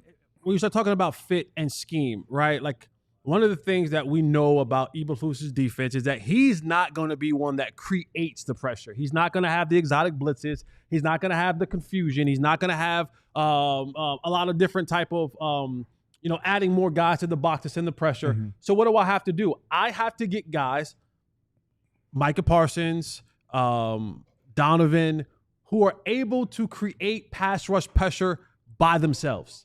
And if this is what he does well, this is his specialty, then these are the things that are fitting the molds of the players, of the coaches from the different sides of the ball. Okay, you know what's interesting? And it better be interesting. As I say, all our conversations, extensions of other conversations, all our drafts, all our thought process, at least mine when I've been here so long, extensions of other conversations. You know who was Eberflus's defensive coordinator was here? No. Eberflus's defensive coordinator. Yeah, I was here. He runs a 4-3, just like Eberflus. The same guy who saw T.J. Watt looking like that and said, Rod no, Marinelli? yes, no, I'm not taking that guy because he don't fit my scheme. Oh, well, maybe people get smarter. Oh, wait, I agree. That's what I'm saying. That's what's interesting because he's a 4-3, cut Tampa 2 Rod Marinelli guy, okay? Rod Marinelli looked at this guy, T.J. Watt, and said, nope, he's not a true defensive end, even though pass rush is what you want because they play so much nickel. Yeah. I got to have Tank. Yeah, but as a core, as for what Eberflus was doing, he used to look at that and goes, I don't believe that he did that was right. So when I get a chance to call Right, the so I'm shot, just telling you, I'm saying that the involvement. Oh, because okay, yes. his foundation is Marinelli. And he runs a 4-3, and he don't move guys. Go get the quarterback. I need defensive end. Go get the quarterback. But that just shows you how he's evolved. Yes. Because his philosophy foundation is Marinelli. Because when I look at it, you talk about this guy, 6'2", 241, just runs the quarterback. It still makes me mad that they didn't get T.J. Watt over Taco. Because that's what you could have had. And Well, shout out to we've them for getting evolved. smarter then. Yeah, now we've evolved. Because now you picked a guy The problem is he's not T.J. Watt. that had big time sack production. You don't know that. You don't know that. No, Ezeiruaku was Is he super white? fun. Like, I'm just saying. no. Ezeiruku is super fun. Brother- Like his anybody who brother Hall doesn't of like Famer? anybody who doesn't like this pick, I feel like for the most part, the only real reason to not like it is because you got so dug in on needs or the needs that people were talking about or the players that people were talking about. I didn't see this pick coming. This pick is absolutely worth the pick at this spot in the draft, and this pick at a premium position for a guy with those pass rush tools is better. It's infinitely better than being like, but I needed a running back. So you're saying you got a pass rusher. they're staying true to their board. I believe they are. And picking strategically smart.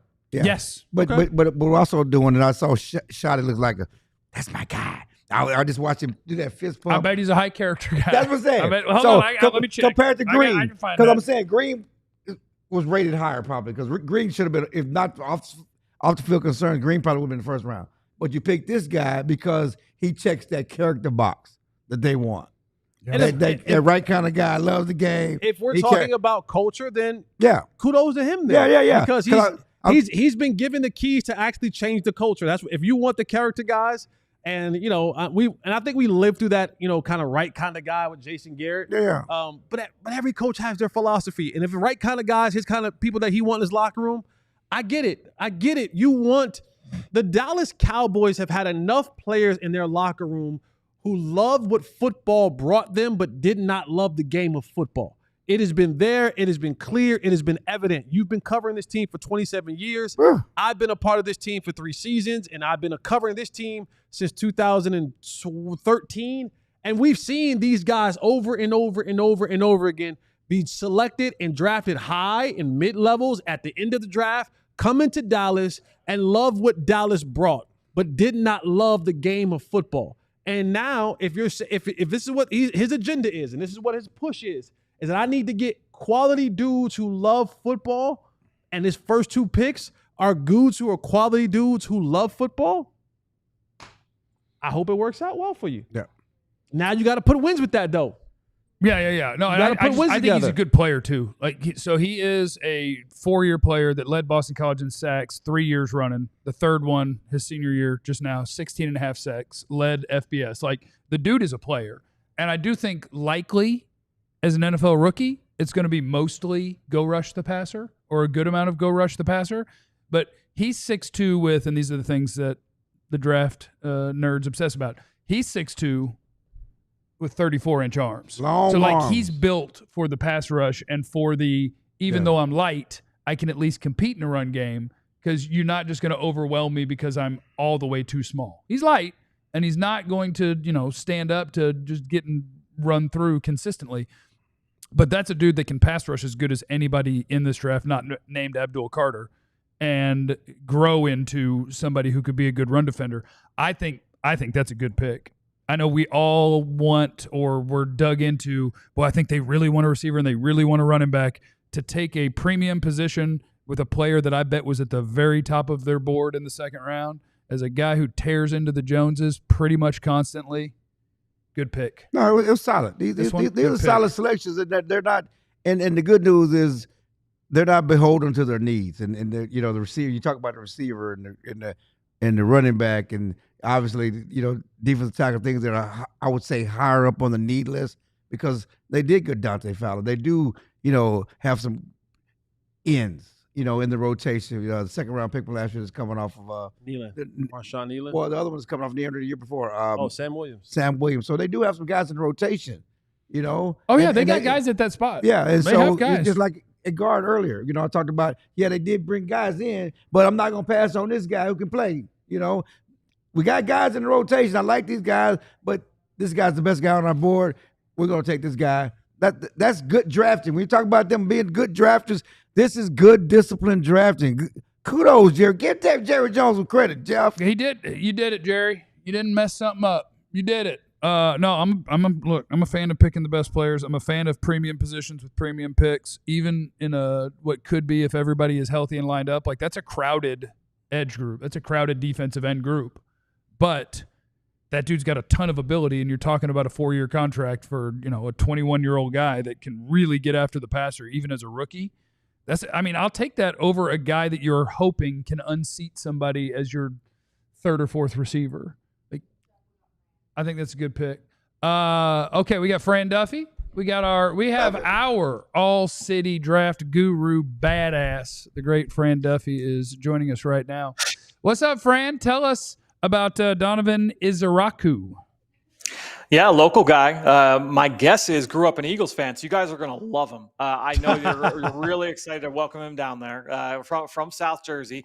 When you're looking at Ezeiruaku, obviously the production speaks for itself, especially this season when you look at one of the best pass rushers in football with what he did in the ACC for Boston College. But I think when you're looking at Ezeiruaku, to me personally, why I was a little bit lower on Ezeiruaku and as a first-round player, he didn't overwhelm me as an athlete. I think when you're looking at a guy that's at that size, a little bit more of a compact frame, he's got good length for his size. But for a guy that is built that way, I want to see like explosiveness off the ball, right? That first step to really scare offensive tackles. And I think he's missing that a little bit. That said, he's really crafty at the top of the rush. He's got one of the more well-developed pass rush plans of any pass rusher in this group. I think that he knows how to attack tackles and keep them honest. He can attack your outside half. He can attack your inside half.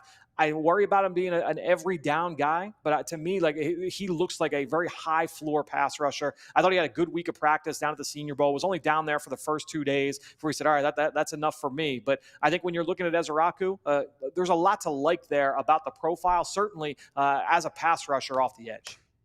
Fran, when you hear about all his intangibles and his productivity, but the thing that glaringly stands out is he's 240 pounds, right? Yep. And we already have a guy in Micah Parsons who is smaller to be a edge rusher. And if you watch Micah throughout the season, he starts out hot and the numbers are rising. Then we get to about Thanksgiving and you see the dip off. You see that his point of attack to the quarterback is not as fast as it was in the beginning of the year. The sack totals go down. The production goes down. When you look at this guy, is he going to be able to hold up to a 17 NFL game season at that size, rushing off the edge? Yeah, Jesse, that's what gave me pause, and especially like the run game, he gave solid effort, but again, at that size, like, is he going to be able to hang every single game? Especially again, if you're not that overwhelming athlete on top of it. That's the thing with Parsons is like, okay, yeah, he's going to get moved off the ball sometimes, but he's going to get you off the field on third down, right? He's that kind of athlete that's going to scare offensive tackles every single time it's a pure drop back situation. And so there's give and take there. With Ezeiruaku, since he's not that overwhelming athlete, there's a little bit less of the sliding scale in his favor. That said, I do think he does enough. Me personally, I graded him as more of like a rotational player, like a guy that could be a starter, but you want to kind of keep him in a platoon. Now, when I look at the Dallas Cowboys and what they've got in that room, we've got Micah Parsons, you've got Marshawn Nealon, you've got Sam Williams. They've put assets into that position. The way that they've played over the years, the way that Eberflus has operated over the years, they're going to run those guys in and out. It's going to be hockey line changes. Parsons is going to get the lion's share of the reps, but those guys are going to rotate through. They're going to be able to get creative with him in sub package and kind of move him around at times if they want to. So to me, that gives me a little bit more confidence in his long-term viability. He's not going to need to be 45 snaps a game each and every week early on. He can fill out his frame, get a little bit bigger and stronger over the course of his career. As long as they stay healthy. You don't want what happened last year to happen again. But I think when you're looking at Ezeiruaku, it's a fair concern. And one of the reasons why I didn't have him higher on my board. Fran, two questions. Calvin Hill of All City DLLS. Clarence Hill. Clarence. Yeah. Goodness Clarence, gracious. great talking with you, Clarence. How you doing, sir? I see you got that T-shirt on. We appreciate it. Mike Green was on the board. What you going with Mike Green? It's funny you say that. I did like just the bones of a round 2 mock, and I gave them Mike Green in my mock draft. To me, he fits more the profile that we've seen from the Dallas Cowboys, where it's like, hey, this is a guy that fell that, for one reason or another, whether it was off-field question or a medical question, and this is a guy that would have gone round 1, but we're getting him here. So I was a little surprised that they went with Ezeiruaku over Mike Green. That said, I have some of the same reservations about Mike Green, just purely off the film, where he's another guy that at that size, he's not a holy smokes off the ball kind of explosive first step guy either. So I had the same questions. That's why I had them in the same bucket personally. But look, at the end of the day, there were questions about both. When it came to the profile, Ezeiruaku definitely cleaner, and so you might feel a little bit better about the projection. And secondly, they didn't get the running back early, and obviously the 2 Ohio State guys are off the board. Yeah. And a couple of receivers, and Burton is off the board. 3rd round pick. Can they get a running back receiver that can impact this team next year? Yeah, I mean, Caleb Johnson from Iowa is certainly the name to watch. But since you've had this run now at running back, are they going to be late to the party? Is somebody else going to jump in there and select Caleb Johnson? That would be the concern if you are the Dallas Cowboys. Now, maybe you feel good about R.J. Harvey, who I know, Jeff, I'm pretty sure you're high on Harvey, right? I think that would be a player certainly to watch. And there are a couple of other players. Maybe you like a Damian Martinez from Miami. There are other guys there that can be those innings eaters, that can soak up some of these carries. You pair him with the veterans that are already in tow, with Javonte Williams, with Miles Sanders, and you kind of go into the season that way. So to me, Caleb Johnson, who is a player that I compared to DeMarco Murray, like at his best, I'm looking at him, I'm like, if I squint, I can kind of see DeMarco coming out of Oklahoma, kind of a high cut track runner. You get him on those outside zone runs, and he could be very productive. They went through the offensive line early. Maybe they're trying to recreate some magic there. That wouldn't shock me completely. You're a beast, Fran. We appreciate you. Enjoy the rest of the day. Yeah, we'll talk soon, guys.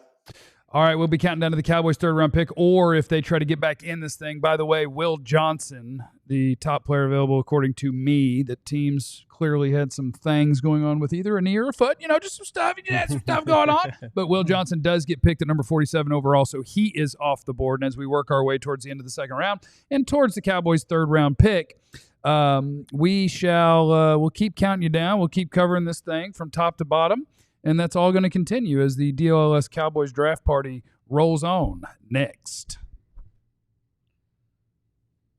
I do want to tell you about our friends at Ownwell, though. You know that? Owning property comes with plenty of challenges.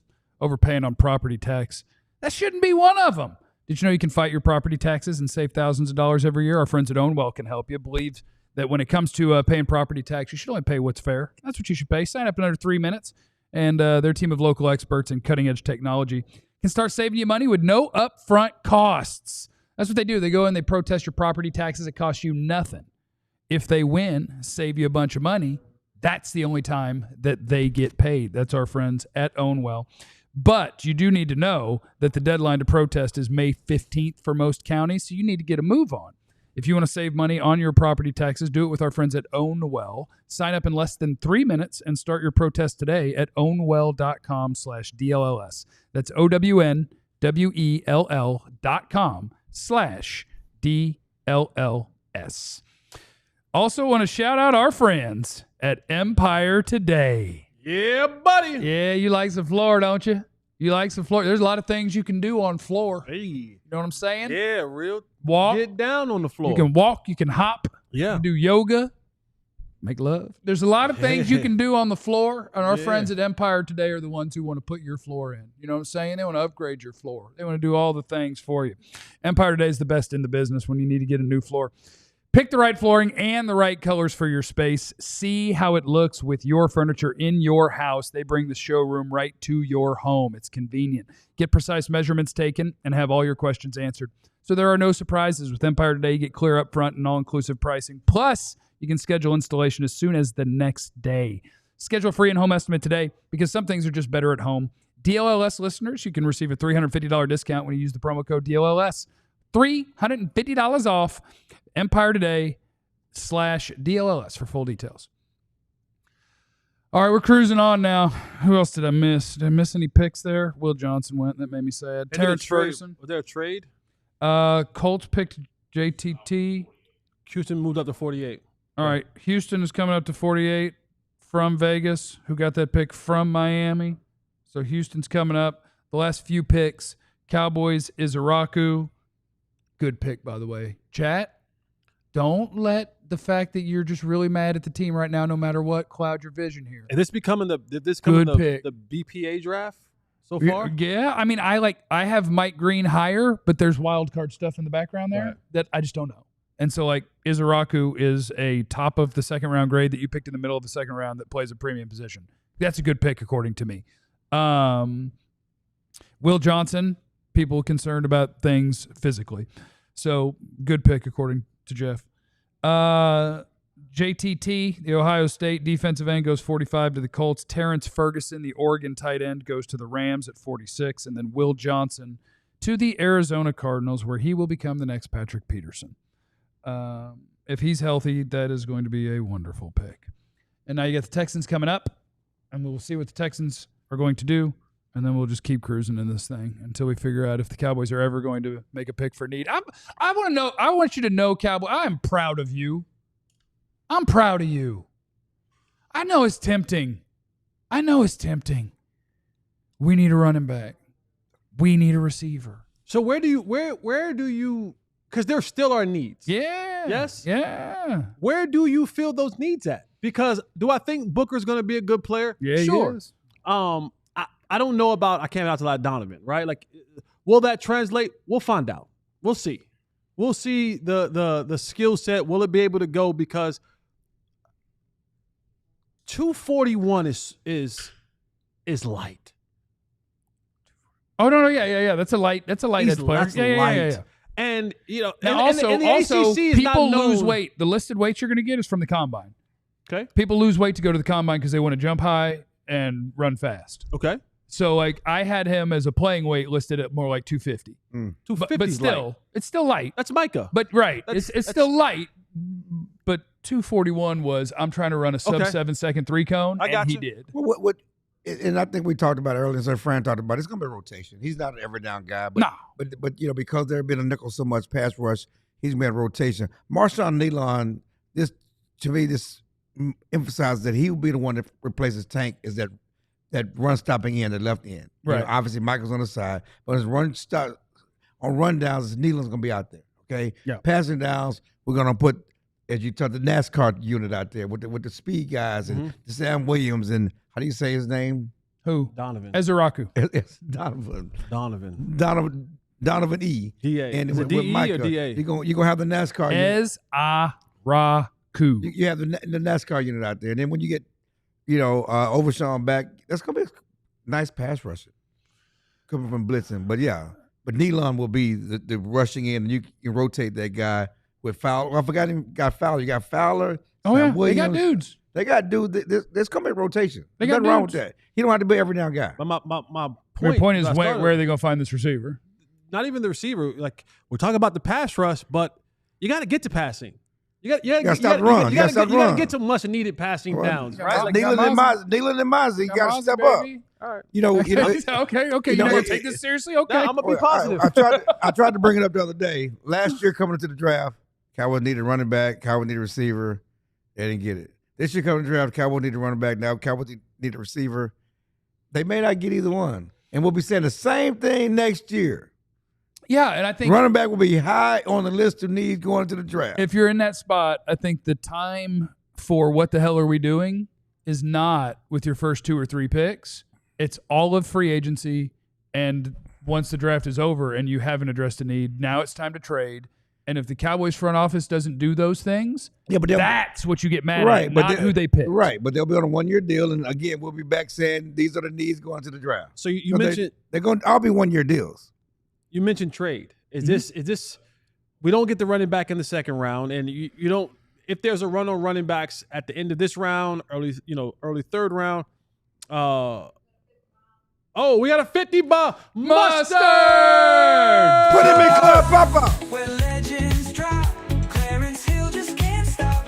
Breaking news, you gotta hop in Club Papa. Yeah, mustard. That's mustard. a bad condiment. Mustard. Bad condiment. One of the good ones. One of the good condiments. Team weapons down Listen, 0-2 to team trenches. When you give us $50, a great condiment. Y'all calm down. They 50. decided to draft 50. good this year. Bad condiment. 50. He changed his name and profile pic because I said mustard is terrible. And that's when he Well, created that's this. why we like people like that because they have fun. Those are the kind of people we want in our chat. Team trenches, baby. Let's knock out super chats. Anything that I haven't already done. Is that all of these? Do I need to Want rip people through a to bunch have of these? fun. Adrian, with the 44th pick, Pop selects a 6-piece wing. We did that. See? We did that. F2D, a lot of stuff there. If we don't get a receiver, can Jesse please unretire and be our number 2 from Raymond? Give a shot. Oh, Lord, today. You for league minimum, you wouldn't Lord go today. until they told you to go home. Oh, no. You go out there. If they were dumb enough to call me Yeah. and let me sign the I'll contract, take 500 or whatever. Yeah. 500. I'm Yeah. going to The get more than minimum that. about $1 million now. Come on, veteran I'm gonna minimum. go get. No. I'm gonna go get more than that. Veteran minimum, yeah. I'm gonna get somewhere between 8 and $1 million. Okay. Yeah, veteran Let's see. minimum, Okay. $1 million. I'm Okay. gonna get somewhere. Oh, yeah, between because you got those. some years. So Yeah, you I'm would gonna- be- Hey, get the vet I'm minimum. gonna You don't get the go rookie minimum. You But get I the need vet to- minimum. But I need to be there. I need to be on the roster. Yeah. I need to be on the roster Yeah. week 1 of the season. Yeah. That's tough. Week 1. I need to be on the roster Can't week go 1. tear you up. I don't No. Because if I'm on the roster week 1, A vested veteran, you I'm vested. get- I get that money no matter all what year. happens for that year. Vested So just- veteran. The lunatic drafting BPA can't ask for more. Aaron, I'm done, man. Just done. Mike Green, leading sack artist in the country. Well, the guy they picked is the leading sack artist in the division higher. Did you do Casey? Club Pop? With insane shuttle time, and we take a dude with worse measurables and sacks. Who's getting? Casey, he gave me $2. And you want Club Pop for the $2 super chat? No, I just said he said $2. He gave him $2. Did you highlight Casey with his tab for super chats? That's all. Do you see that we're working from top to bottom? Oh, my bad. Bro, you're never beating the allegations. Like Jay Lit, did we just do the same thing we did last year? Yeah. Caleb, I can't believe people are mad about BPA. Trovon, him on one side, Parsons on the other, nothing in the middle. We've lost playoff games in the trenches. Only way this pick makes sense Nothing if in you're the winning middle. games with the dynamic offense. Oh, wait, nobody to throw to. Look, a good point. That's no a good matter point. what position they pick, they're going to not build the team you want because they've gone bad drafting for the 2 years before this, didn't sign free agents and haven't traded for anybody of substance and let a ton of people walk. You can't fix it all here. All you can do is hope they pick the good players. And so far, I think they're 2 for 2 at that.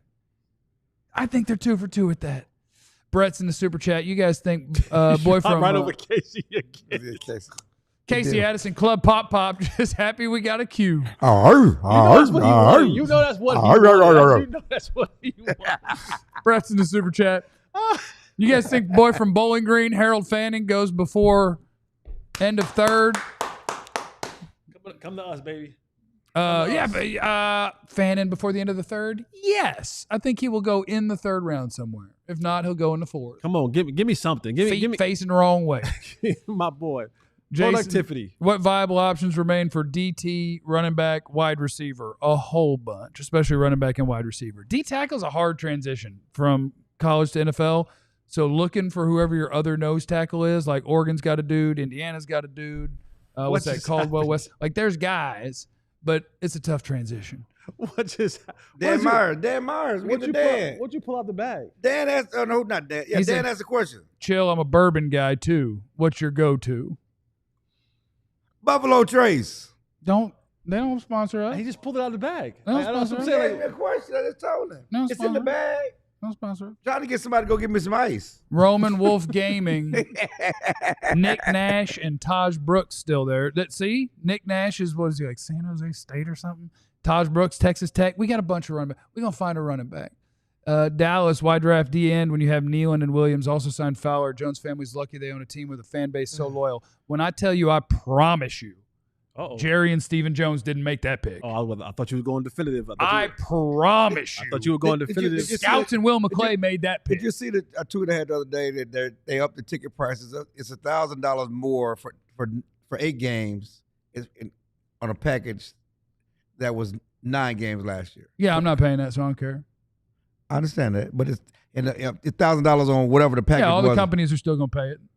It's just individual. He's a season ticket, and his season ticket package, which it was for 9 home games, he's paying $1,000 more for 8 games in the same seat. So they took a game away and added $1,000. Yes. Why don't you go after Jerry? Tear him up. Hold him accountable. stop Feet to the carrying that- fire. Stop stop carrying carrying that water. water. I'm trying to have a conversation. Stop here. carrying I'm just that trying to water. get you to- Stop carrying Stop carrying that water. water. Say what's on your chest, man. Get out the system. Let's see. We handled Mustard. Michael Ryan, their already drafted receiver, and Mingo. Watch his college tape and see you got your second wide receiver for a 4th-round pick. Also, Tolbert sucks and Flo sleeper. I'm assuming that's Flournoy. Jermaine, Dallas believes in Tolbert and Mingo. No weapons coming. It's very possible. And they Get keep ready. talking about Tolbert led the team in touchdown receptions last year. Hell yeah, he did. Why you guys hating on him? Myler just threw in some money. Colt, what would Jair Alexander cost in a trade? I don't know, but I'll take him. Money. Stephon Gilmore is going to be your other corner. Money. When they Well, don't, Stephon Gilmore was at the start, and nobody know why he was there. Like, he wasn't there for the official we know visit. why he was there. They said, They trying to say that they didn't know why he was there. Come on, man. He just dude ain't just walking up in the star. why not? They're He could've doing been- due he lives here diligence. still. They're doing due diligence, getting ready There's to nothing put him wrong. on He the just ain't team. walking up the star. All right. They getting ready to put him on the team. That's what he's doing in the star. It's like Zeke last year. You know, Zeke. They Had met dinner. with him before the draft was over, and then after the draft was over, they made the signing. All right, let's get caught up on our picks that we've had here. Terrence Ferguson was the Rams. Will Johnson was 47 to the Cardinals. Ariante Ursery, the offensive tackle at Minnesota, went to the Texans. Demetrius Knight, South Carolina linebacker, goes to the Bengals. Oh, he plays like a Bengal. And Elijah Arroyo, the Miami tight end, goes to the Seattle Seahawks. We're onward to 51. Arroyo's fun. You don't want him to ever block anybody as long as he lives. But boy, he's 6'5", 250. And He's a Carolina's hellified making a- athlete. And Carolina's making a trade with somebody. Carolina pick is in. Buccaneers? They traded with the Broncos to get Okay. up there. Oh, Seahawks. Okay. Yeah. So they traded to get up there. Carolina moved up to number 51. They're not looking for a quarterback. Oh, yeah. Shadur Sanders is just hanging out. Is he going to fall out of the second round? What about Looks like it. how's everybody going to feel when Jalen Milroe goes before him, the Alabama quarterback? If Jalen Milrose goes before him, that's I'm the sick psycho of who work. believes that Jalen Milroe might be the quarterback in this draft that doesn't go early. Okay, watch out. You're going to have to deal with him.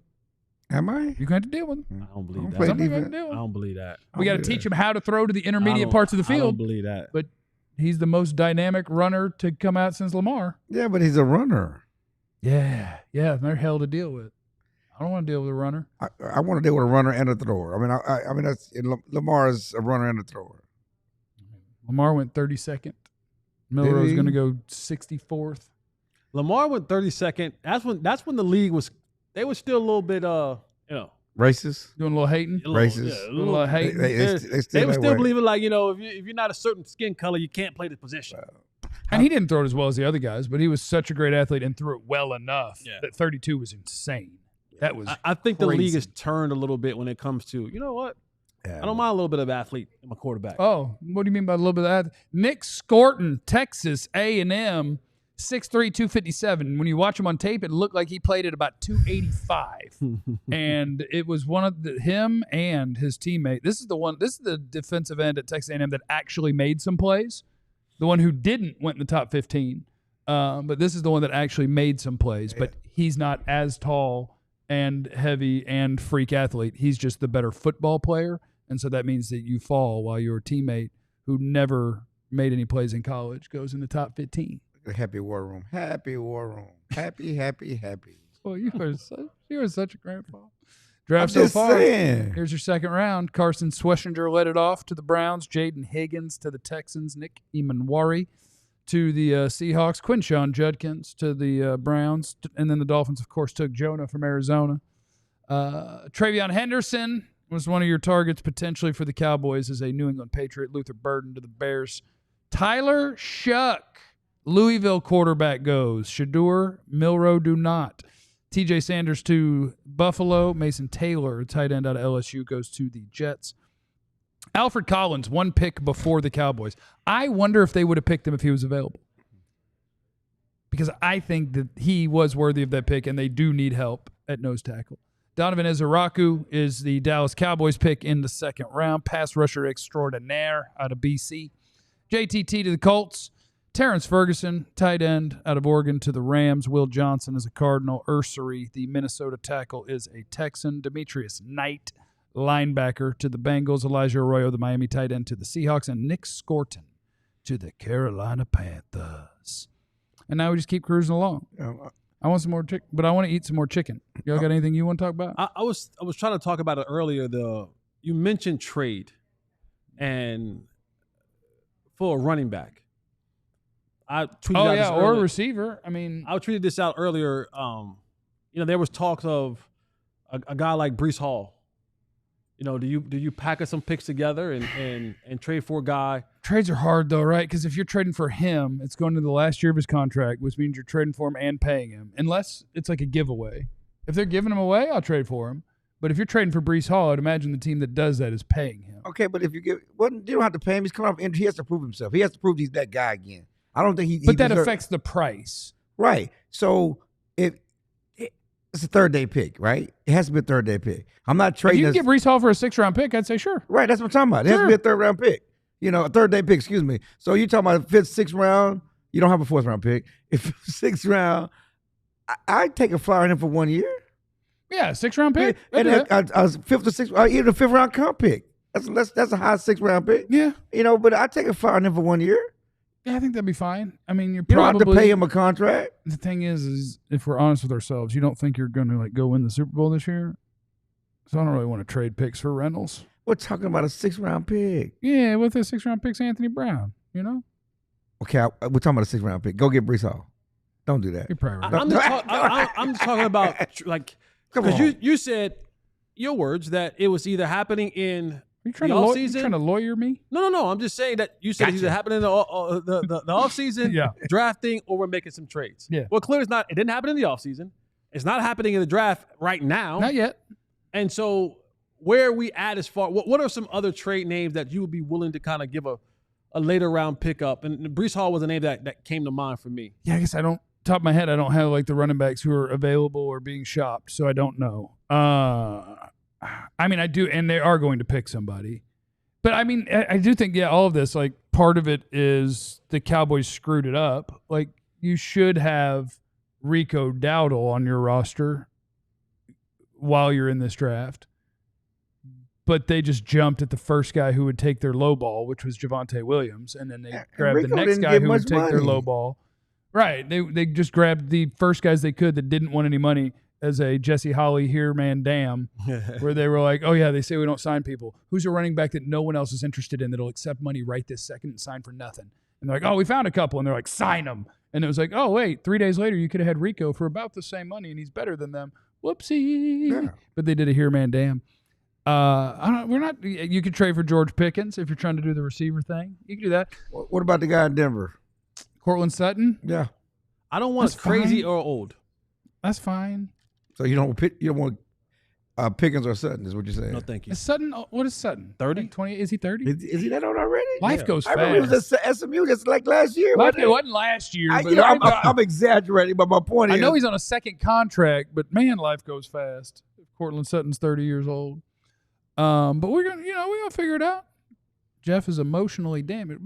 He'll be 30 in October. Oh, he'll be 30. See, that's way different. That's not way he's different. 29. He'll be 30 in October. He's very October. 29. Yeah, he's on the back end. 29-year-old man. He's on the back end. Well, I'm a big Mingo guy, Are you? Deuce Vaughn, running back 2. Jonathan Mingo, wide receiver 2. Just some guys that haven't gotten the opportunities they deserve. Got to get their shine on. Third round, they're going to pick a receiver or a running back. One of those two is probably coming. Or defensive tackle. Honestly, they're about to start forcing need. It's coming. Or cornerback. It's need time. I'm gonna be honest with you. I think if you didn't get a wide receiver now or in the third round, that's it. Don't pick a wide receiver.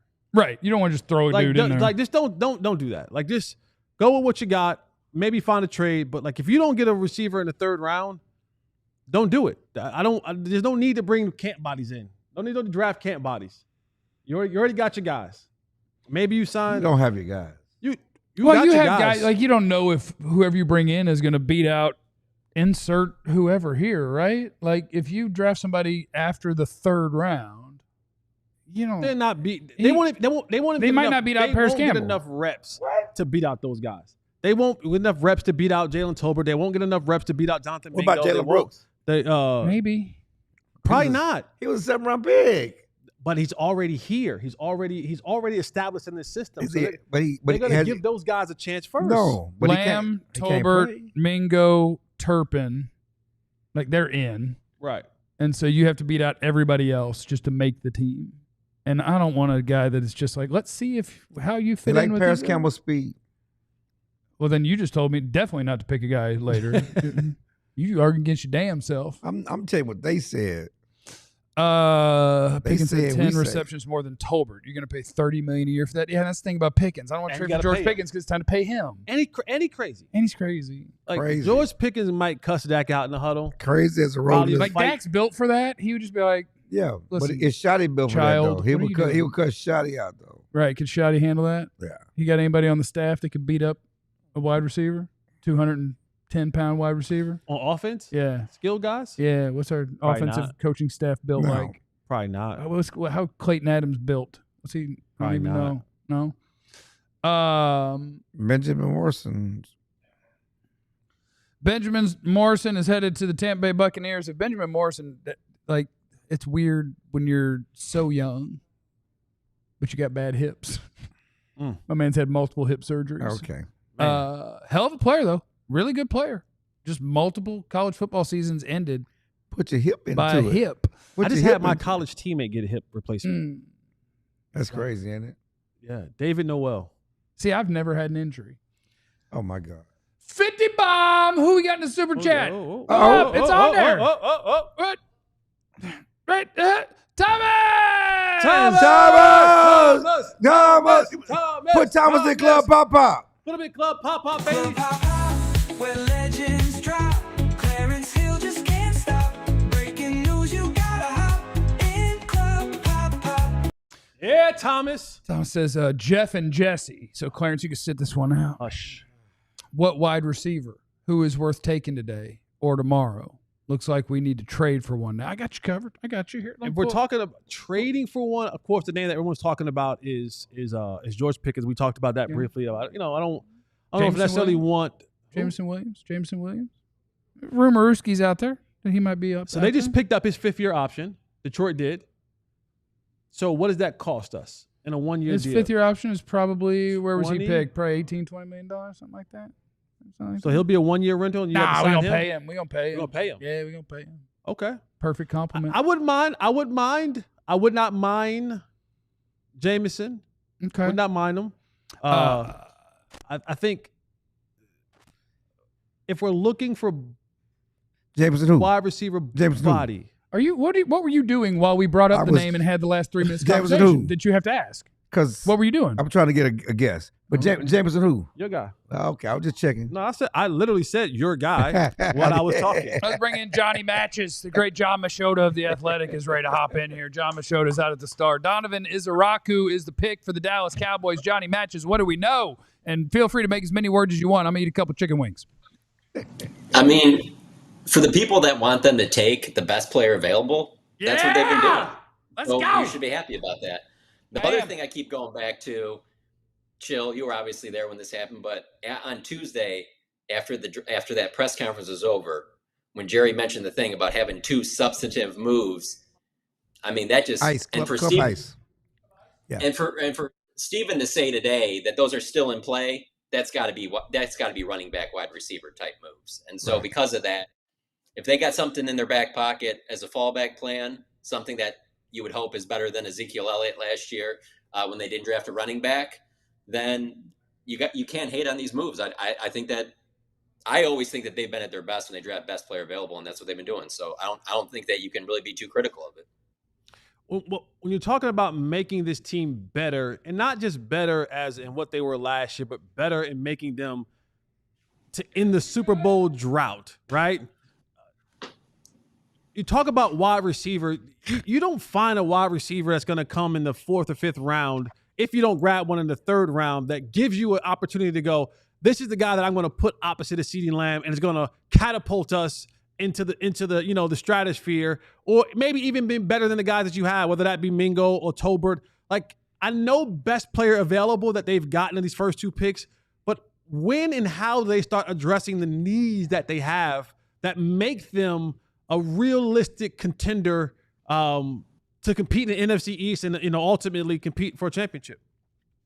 Yeah, it's tough because they're in a division that it's really the class of the NFL with the Philadelphia Eagles who do that, who are aggressive, who do those type of moves. The Cowboys just don't operate like that. They haven't for a while. And so I don't know how they're going to catch the Eagles without doing stuff like that.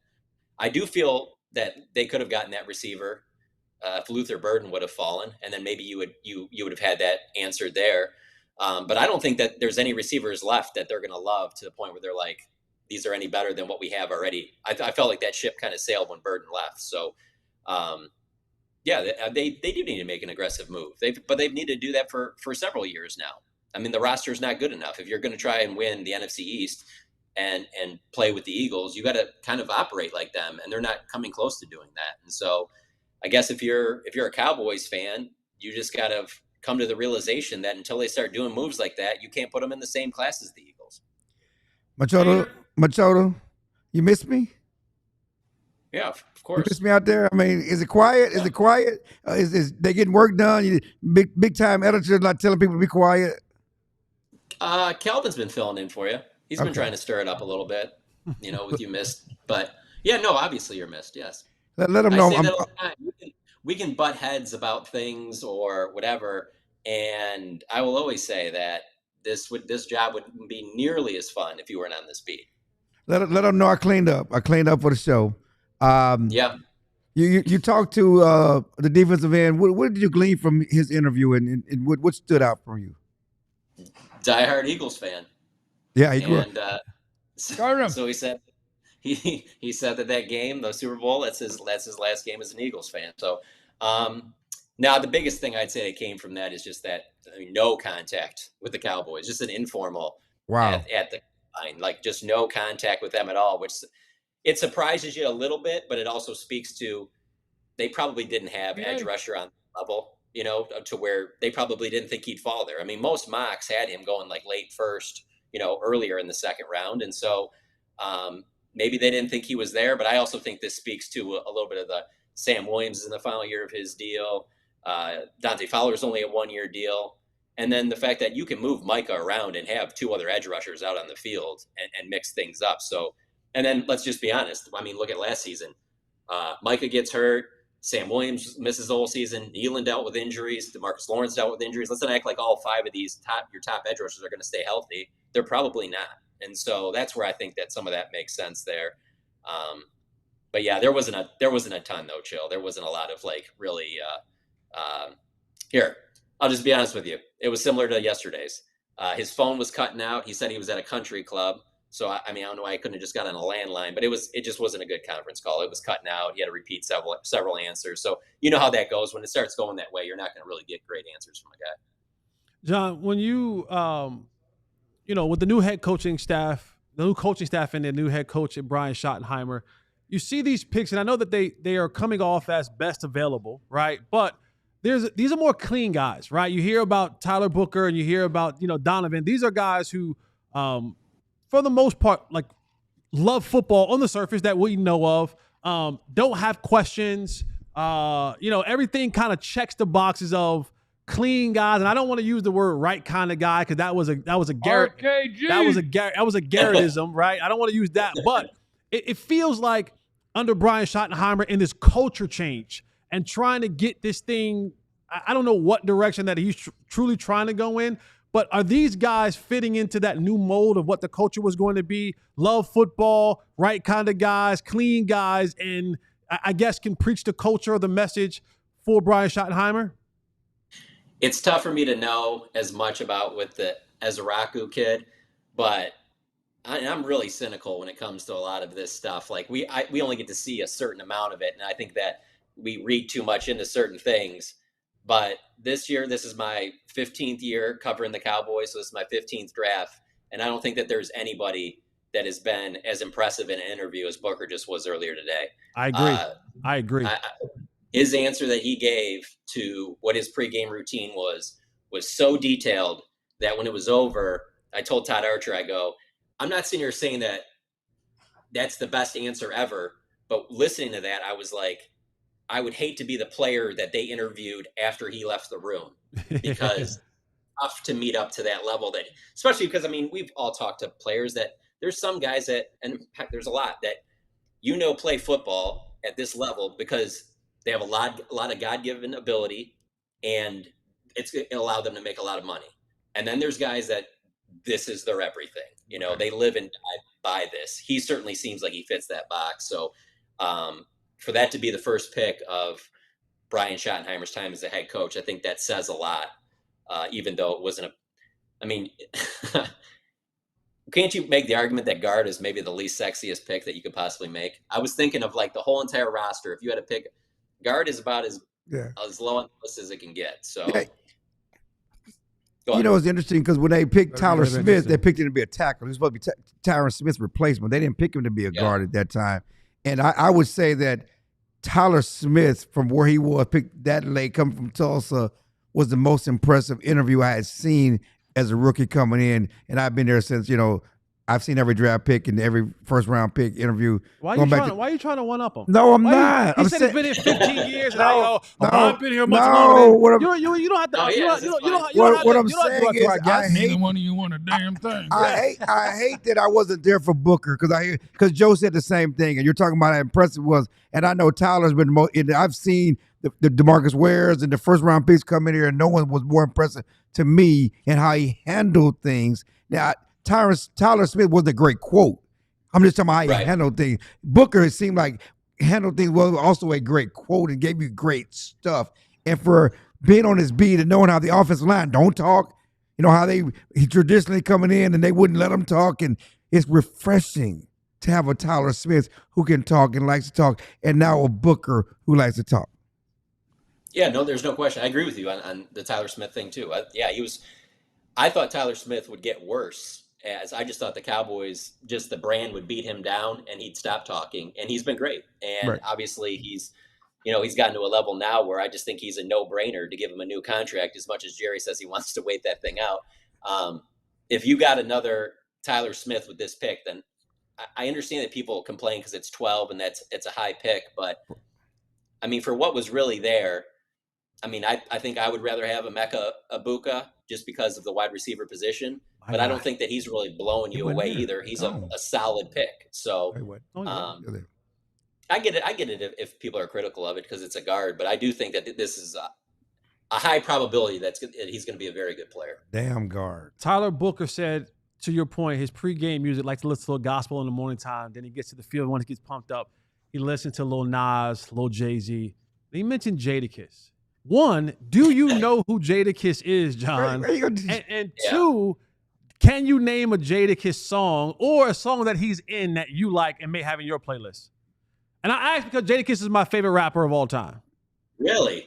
Yeah. Really? Not because John's a white guy? No, I'm just saying. Okay.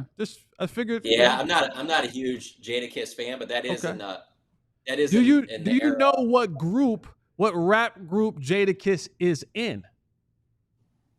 No way. No? I'm more of a DMX, Eminem, Jay-Z type guy. Okay, then you should know Jadakiss. because DMX, Rough Riders, one of the people that Rough Riders signed that is true. was his group is called The Lox, right? They went from Bad Boys and they signed with. I thought the Lox was a person. No, the Lox is a group. It's damn. Jadakiss, Styles P, and Sheek Lutz. They formed the Lox, and they were Rough Rider. They were Rough Riders. All right, it's all good, but just put that in your iPhone. I'm more of a Ghetto Boys guy from Houston. I'm a Ghetto Boys guy. That's my. Ghetto Boys had like one album. That's like one album, good. man. They had one album. Damn good. Yeah. Johnny Matches, thanks for stopping by, and now you can go ahead and stop and drop and shut them down and open up shop out there at the Star. Okay. Oh no. Banger. That's how Johnny rolls. That's See you, good boys. stuff. There goes Johnny Matches. My guy Ozzie Trapillo just got picked. He's like a 7'9" offensive tackle. That was my guy. He was my guy that was going to come take Terrence Steele's job if I could have him in the third round. Mark Colombo looking mug. Tall as hell. Speaking of a guy who don't let offensive linemen talk, it was Mark Colombo who set that tone. They might not talk, but they would scream into a microphone late at night on a Saturday. That is true. Yes. He was part of that, wasn't he? True, yes. Colombo was part of Rain. Rain. Yeah, that was what was it called? Clarence, what was the name of their heavy metal band? Something Rain. Free Reign or Free something? Reign. Free Reign. Free Reign. I went to watch him because Leonard Davis was my guy. Yeah. Free Reign. You guys want to start a band? Nope. We could be like a barbershop What treetette. instrument could you play? Well, I was thinking barbershop quartet. We just sang. I played saxophone back in the 6th grade. I played the recorder in the 6th grade. No, you did that little quarter. I did. Everybody does that. I mean, come on. I own a harmonica. Oh my God. A nice one. Because I like the harmonica. I just don't know how to play it yet. But I'll You had learn. the saxophone. You were like hustle man. You Trying like, to be Bro Man. John Coltrane, man. I'm You trying was to like Bro Man. You had play that blues, baby. Play that blues. Pick up the pieces. The jazz, yeah. You was like hustle man. You had a kazoo. You had a kazoo on your saxophone. I remember my dad bought a brand new saxophone, and then I quit the next year to play football because you couldn't be in the band and play football. You had to make the choice. I'd have tore skin off your bottom. Listen, I'd have tore skin off your bottom. Listen, I'm from a Texas kid. You grow up, you got to choose a small town. You playing football. And After the you made me buy a football saxophone? athletic period was the same time as band period, huh? After you made him buy a saxophone? I didn't make them buy anything, but they bought a saxophone. They knew Your parents I was bought you a a football saxophone and you fool. quit? They knew I was a football fool from birth. And they knew as soon as I got a bought chance you to a play saxophone organized 'cause they football, They I had was to get a gonna, paper route. Pay for that That's what I'm saxophone. saying. they knew I was going to play football. I'd have took some skin off your butt. Well, for not going for- well, that's true, but I'm just saying. There goes Jack Bash. Was that Detroit? Is that 57? Is that Detroit where know how to pick, baby. Jack Bash? Raiders. I thought the Raiders might take Shador. They still passed on Shador. That is true. Wow. Nobody likes Shador. What did Nobody Shador likes do to these Shador. people? Well, they man, Dion gonna be preaching in the morning. Gonna be at Potter's house. Dion is going to be doing Man. so much hating on people. He's gonna be at Potter's house tomorrow. That is a petty man. Nobody's going to be invited back to Colorado for Boy. drafting purposes. Boy. He's Ooh. not taking nobody's Did- phone did- calls. He's y'all about see- to alienate so many people. Listen, can't forgive me, and I'm not getting political, okay? Uh-oh. But the president tweeted about Yeah, Shador I getting saw messed that. over today. That means that Dion and him are you mean- probably tight. You think Dion voted red? so it's, I have no idea how he voted. So is but he- Trump stands up for certain is he people that he advocating- knows. But is Trump advocating for DEI? I mean, what are we doing? I don't understand what those letters even mean. I just think he's just standing up for his friend. But that was crazy. I think he probably liked that documentary where we got to see Dion's foot. Where they were sticking stuff in his nasty foot. Did you guys, y'all didn't see the show? Oh my God. You think it was staged? That was disgusting. DC Onion said that I don't know what the F I'm talking about, that Ghetto Boys has 3 classic albums. Exactly. I mean, you can't come at no Texas.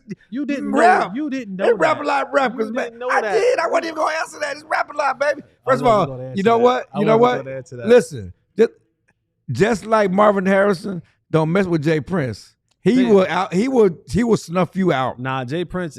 Jay Prince is he's the real John Ghetto. Don't play with Jay. Maybe at one point in time. He's No, Houston. what? Jay He's Prince- Houston, yeah, right? he's lost his luster. No, sir. Yeah, he Sir, lost, sir. he's lost Don't his do it. luster. Don't He do lost his Jay luster. Prince like that. He lost his Jay luster. Prince, it ain't me, dog. He lost his It luster. ain't me. Say something about Marvin Harrison. It ain't me. Femi Oladejo to the Titans with the 20th pick in the second round. Benjamin Morrison, the Notre Dame corner, goes to the Bucks. Anthony Belton, the offensive lineman, goes to the Green Bay Packers. Trey Harris, Ole Miss wide receiver. That's what I would have put to your butt if you didn't play that saxophone. Anthony Belton. You would have put Anthony Belton to his butt. Whatever. I got to switch many times. If you wanted the Cowboys to chase down that wide receiver need, I was about to say nude on accident. Oh, whoa. It was going to be need, and then the next word was you. All right, Jeffrey Sharp. Talking about nude receivers? How about Jeffrey Sharp? Trey Harris is a full-size, real-life outside wide receiver that goes to the Chargers with the 23rd pick in the second round. Savion Williams from TCU still out there. Ozzie goes, but we can talk about Savion in a minute because he's a whole different conversation. Ozzie, I never knew if it was Trapillo or Trapillo, but it doesn't matter. I know his dad, I believe, played in the league, so I don't know it. I believe it. Went to the Bears. He was a right tackle from BC. Tate Ratledge, who is a Georgia guard that wore number 69 and had a mullet. And he went to the Lions which that How do you know really, he wore 69? I'm just trying to figure out what does that got to do. Because I watched the tape on him. I think you just want to say 69. No, I watched the tape on him. And Well, I know, when but you see a long-haired guard You wearing watched that a lot of number, tape on a lot of guys. You never put their number out there, but you had to highlight 69. Jared Allen wore 69. Like, it says something about the personality of the player. How many times we've done this show and we talked about players? Did they ever mention their number? Jesse, name which guys wore it. Have you ever voluntarily mentioned a guy's number until 69 came up? When people wear that number, it is a It stands personality out. comment about them. Okay. And I thought it was funny because he had a mullet and he wore that number. Finally, Mike Green off the board. Mike Green. That feels very Baltimore. This is what they do. That feels very Baltimore. It's what they do. They need to pay another pass rusher too. This is very Baltimore sits and look. You know what? I'm gonna say this to you, Cowboy fan. So far, you've drafted like Baltimore, and that's a good thing. You've sat there, you've looked at your board, and you've gone, the guy up top, and you're 2 for 2 doing it. Baltimore does that, Philly does it, and I think it's the best way to draft. You just say, oh, that guy fell all the way down there. Yeah, well, there's this high school stuff that. Okay, well, did he get in trouble for it? No, he's not going to get in any real trouble. Okay, and is it do we think he's a terrible person? No, we don't think he's a bad guy. Like, kids do dumb stuff, and that's the best player available? But pick him. See, hold on, let me get this out right quick. Get out. Baltimore, like we talk about cultures. Yeah. And certain teams can accept red flag players because they have a good enough culture from top to bottom that if there's something that you may feel like that's not really correctable, like you put them in the right organization and around the right people and it gets corrected. Or those things don't happen anymore because they're not going to tolerate it. There are a few programs that are out there in the NFL where they have a good enough culture from top to bottom. And again, some stuff that happened in high school, I don't know if that's still who he is or will it follow him? I don't know.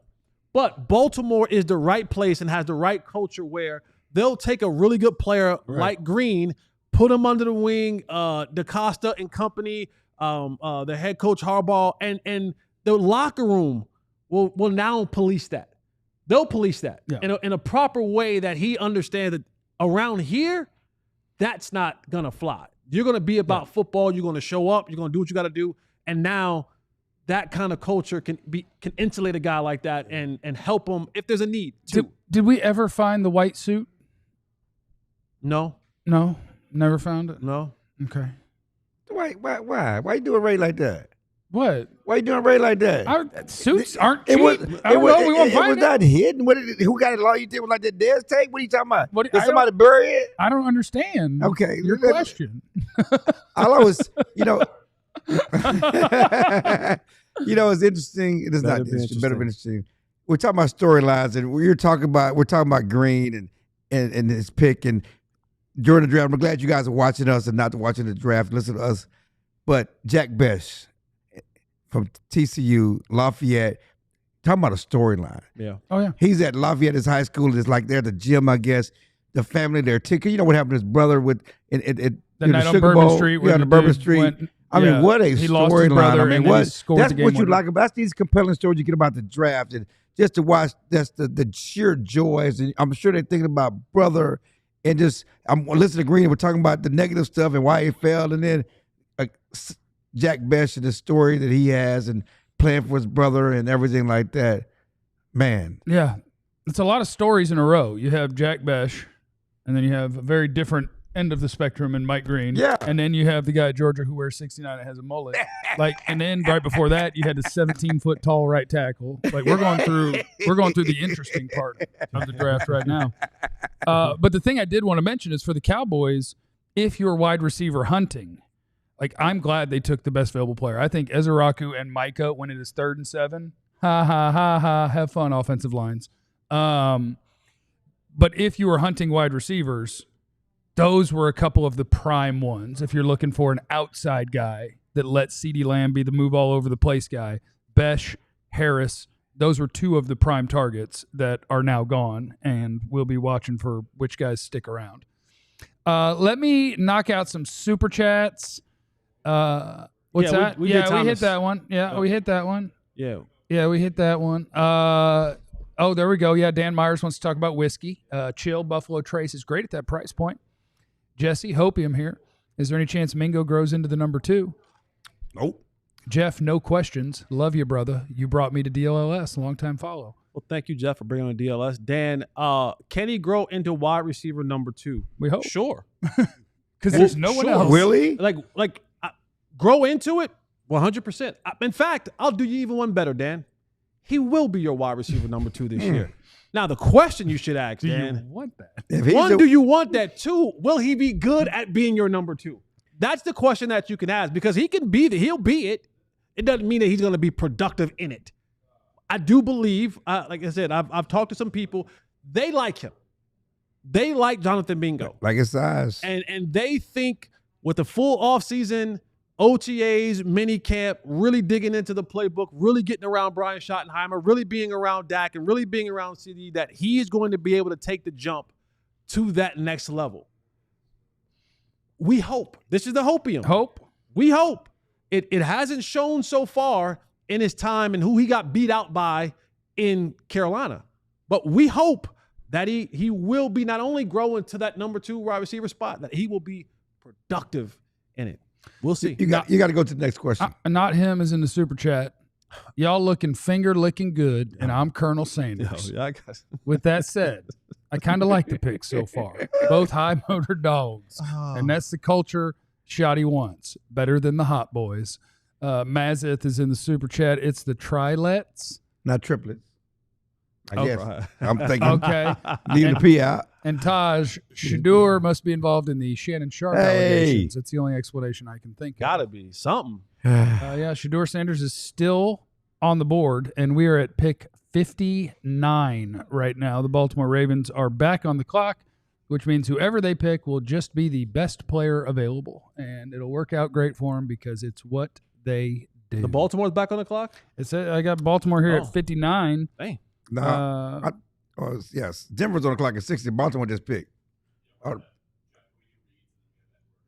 Oh, I'm sorry. Yeah. And 59 was because we talked about who Baltimore picked, right? Yeah. Oh, yeah. They picked Mike Green. Okay. I'm sorry about that. Yeah. So and we've got Ed Werder on the other side here as we have our draft party. And that bad boy is just going to keep rolling on here in a hot second with your DLLS Cowboys crew. We'll be right back talking Mo Draft next. And what we need to do is talk about Lucy. I'm rocking Lucy. I'm rocking Lucy right now. 100% pure nicotine, always tobacco-free. The Lucy Breakers, they're nicotine pouchers. They got a little extra surprise in there. Each pouch has a little capsule that can be broken open, releases extra flavor and hydration. They got regular pouches. They got those breakers. They got gum. They got all sorts of different flavors. Set yourself up with a subscription and have that Lucy delivered straight to your door. I like their berry blend. I've always liked wintergreen. Wintergreen's a tasty flavor to me. You see, I got the 12 milligrams. That's pretty powerful. I got a pretty powerful one there. I like them after a meal while I'm driving down the road. Post-draft Lucy. Let's level up your nicotine routine with Lucy. Go to lucy.co/DLLS. Use the promo code DLLS. You'll get 20% off your first order. They have a 30-day refund policy if you change your mind. Lucy.co and use the promo code DLLS. Lucy, only for adults of legal age. Every order is age verified. It does contain nicotine, and nicotine is an addictive chemical. You needed to know that.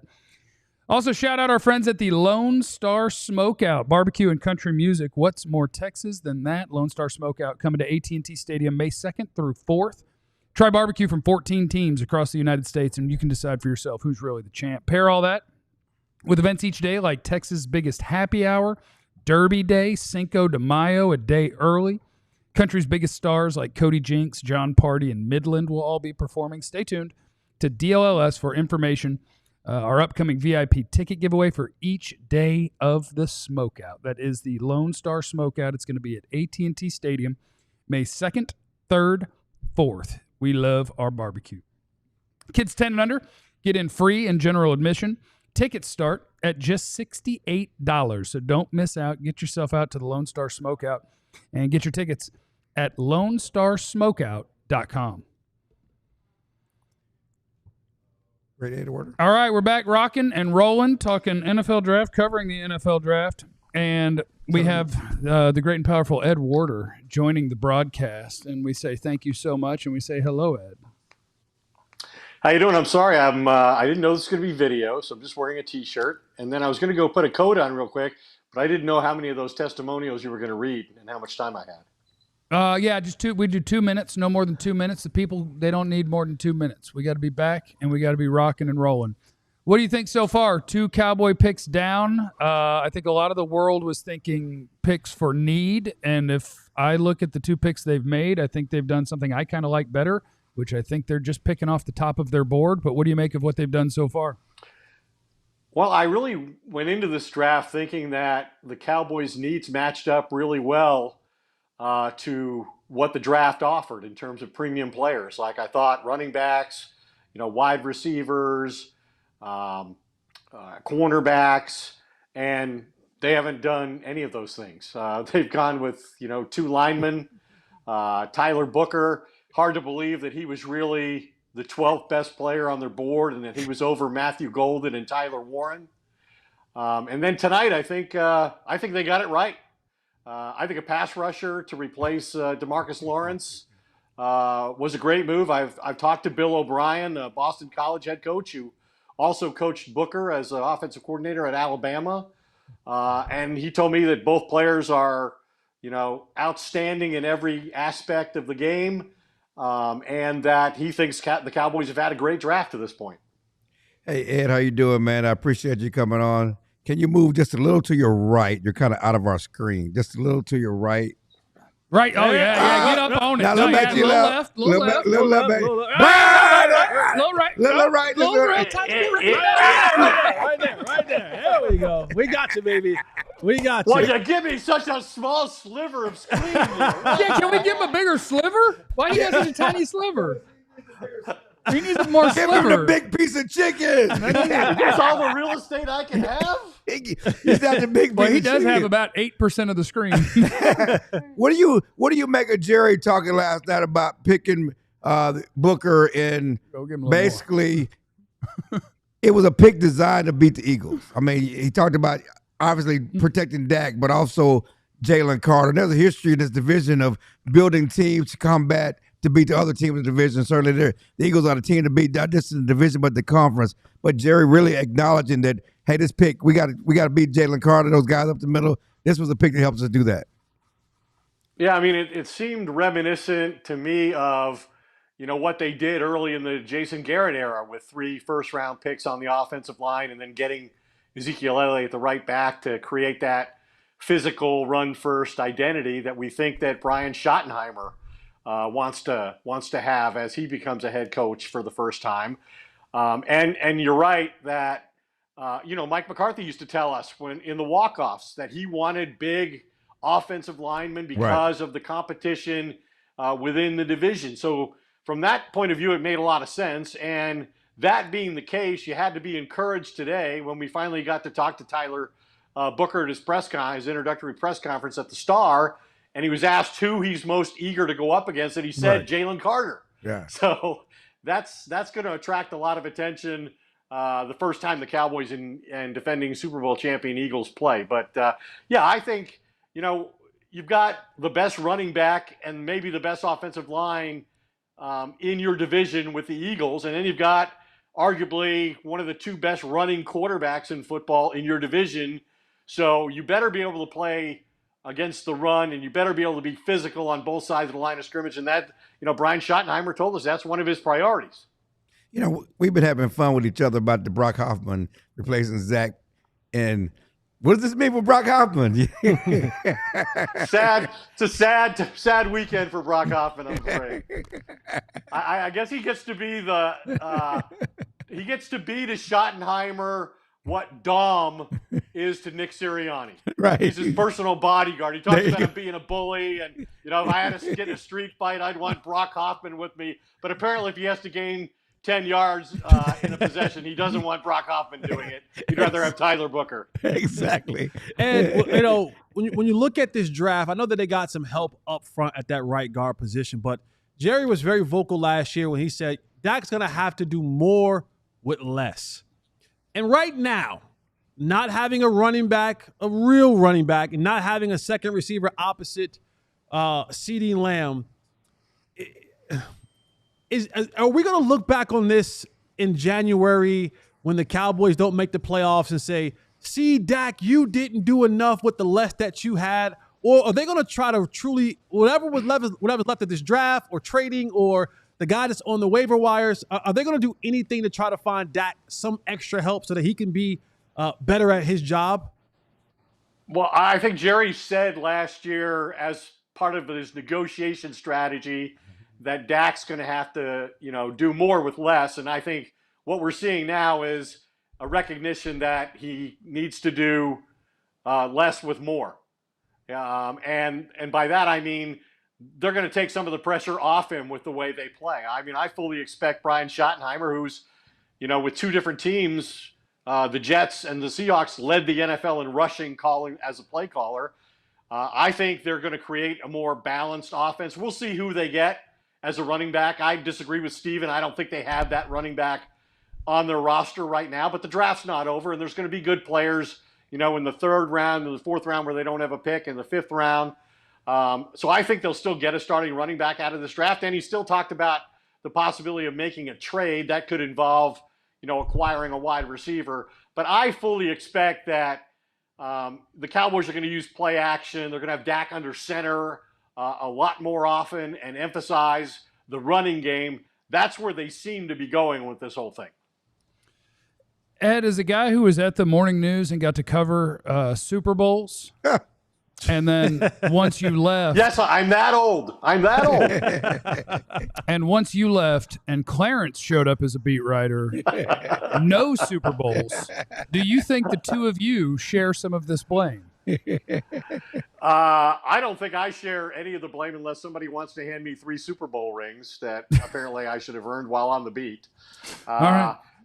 I think it's entirely coincidental that they stopped winning Super Bowls when Clarence came on board, but I can't be sure of that. It's fair.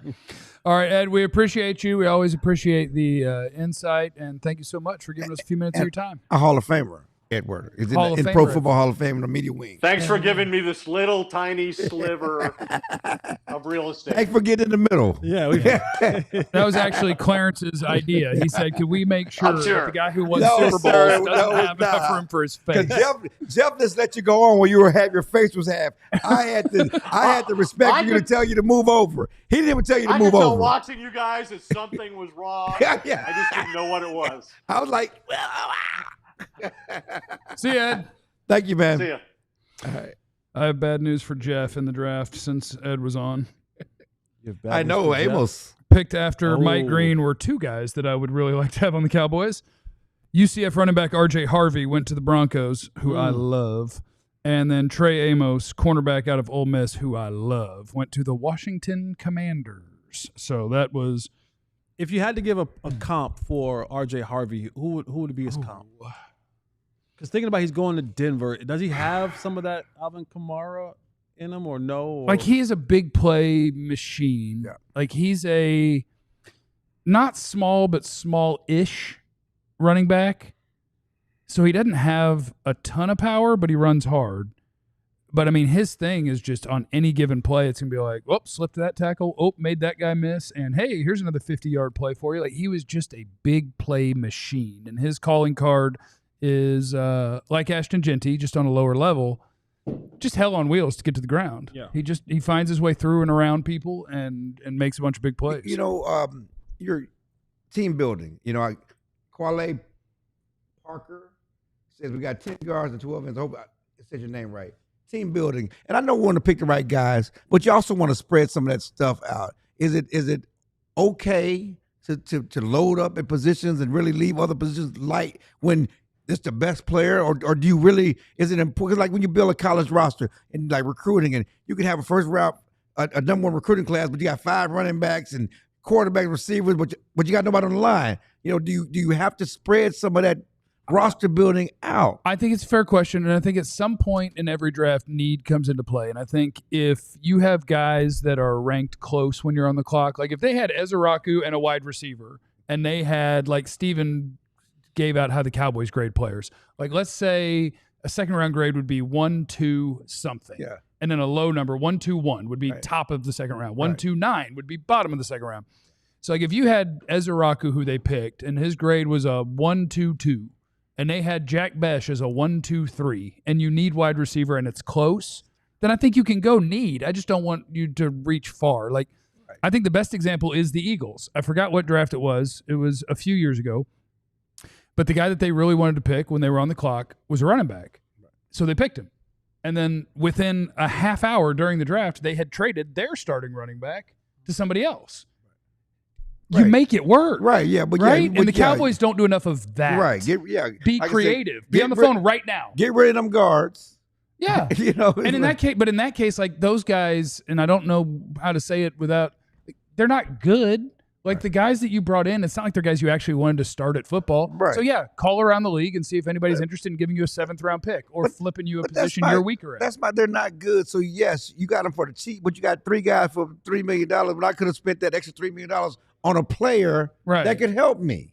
And now you go see if another team has the same problem at a different position. Yeah. And is there an end of the roster defensive tackle that somebody has? And you guys have bad guard depth? All right, can we flip that? Like, I just think that the Cowboys don't do enough of the really just working hard to fine-tune the roster.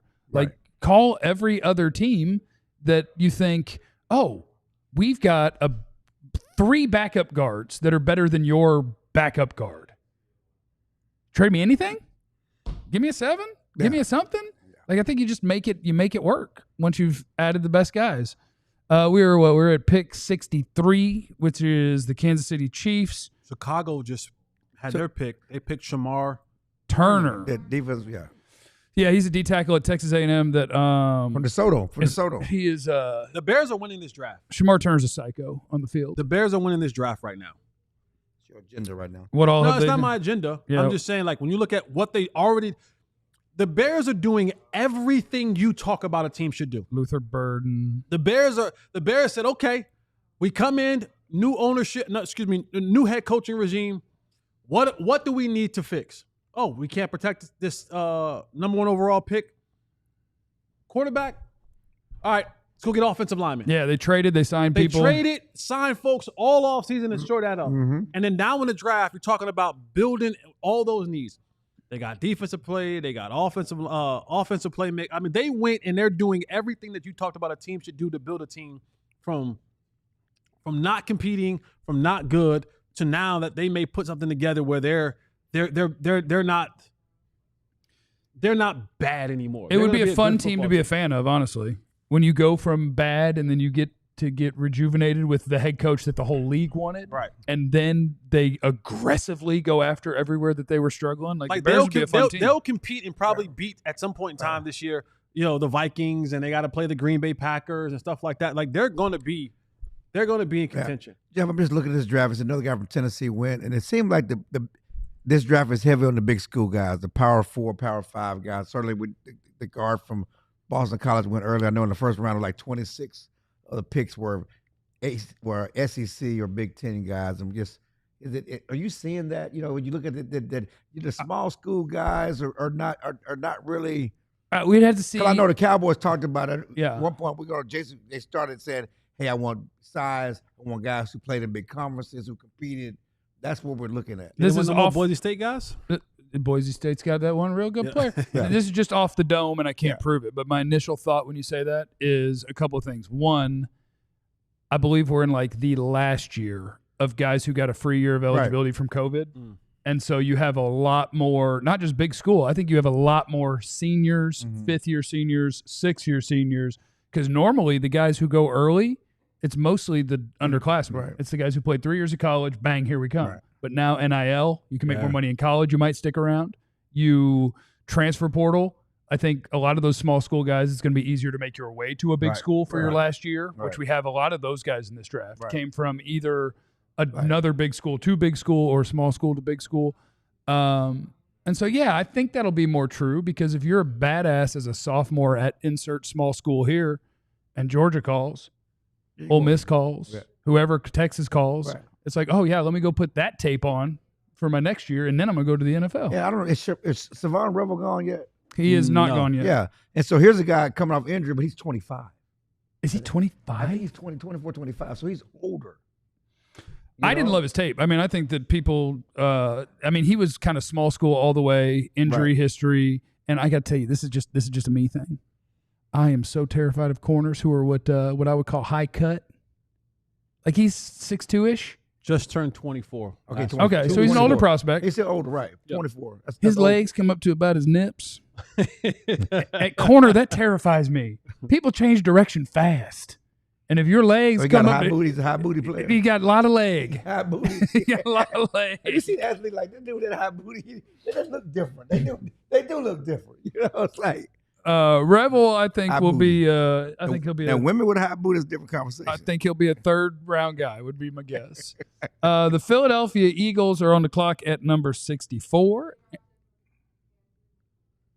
Hey, another Longhorn. And I would imagine he was one of my best players available. That dude can play. That dude can hit. Yeah, Andrew Makuba's a player. Andrew Makuba's good. Yeah. He's an awesome coverage safety. He is. It's weird because I don't know what to call him. Like if you wanted to say as like a downhill hit safety, like I want to say he's really good at it, but he also clearly loves doing it too much, and so sometimes that leads to misses. But it's like you look. What you need to do with him is dial him back a little bit, and he's small. And so that is going to give some teams pause. And now a guy who is really, really good on tape, a good coverage safety that is absolutely not scared to run the alley and hit, goes 64 to the Philadelphia Eagles because they just pick really good players. So when it gets to them, that is the end of the second round. Is it finally over? That is the end of the second round. Wow. So we are gearing up for the third round. We can do draft so far, and then we're going to go to the thing that Clarence did with a man who he hadn't been retired long enough yet, so he's not a Hall of Famer yet, right? Is he even retired yet? Ooh. No, he's not retired yet. He's still not retired. Still playing. Damn. And he said he ain't gonna retire. Oh, really? He's just gonna play. Keep getting them checks. So hey, keep getting them while you can. He's just gonna play forever. Katya, can we just throw it to the interview? No. Okay. All right. We'll do what you can't do who's been drafted. You want to do the big? You want to do the who's been drafted or the big board or something like that?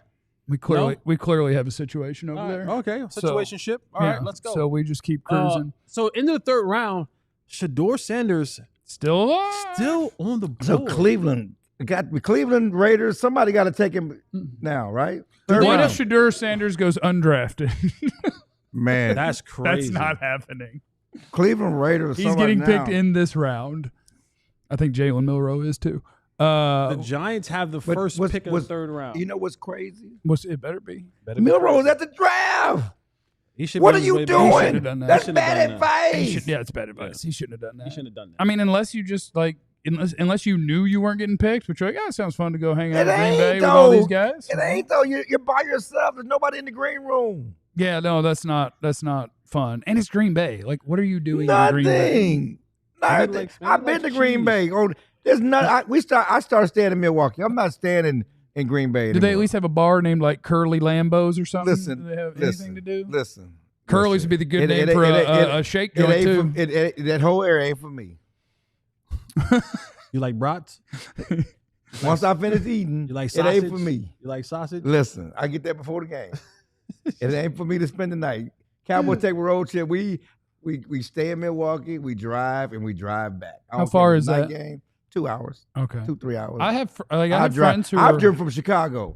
I fly to the Chicago airport and drive back to the airport. I'm not staying in Green Bay. I have friends who are Green Bay fans that in December at some point each year I'll get an invite. Like, you want to go to a game? And I'm like, no part of me. No, especially in December. And he's not the only one. I got other, but yes, he had in December. I'm like, I don't see the lure of one of the freeze. Right? Yeah, sure. I'd be down to see Lambeau in week 1. Yes. But that's part of the experience. No, being uncomfortable is not part of the experience. I'm looking for. It's like that's why Cleveland, which has been the history of outdoor, they're trying to build an indoor stadium. They should. Yeah. Let me take that back. I believe that every postseason game should be played indoors because I just think that I want to see who's the better team. But, I get it. If you're a Northeast team and you live in it, it's a giant home field advantage. Buffalo built this new stadium, and it's outdoors. They have to call fans in to sweep. I mean, come on, It's a giant home field advantage. I hate it for, I don't want a playoff game. How many titles have they won because of that home field advantage? Make more money with a dome. Kansas City gets cold, too. How many titles has Buffalo won? Kansas City gets cold. Kansas City got Patrick Mahomes.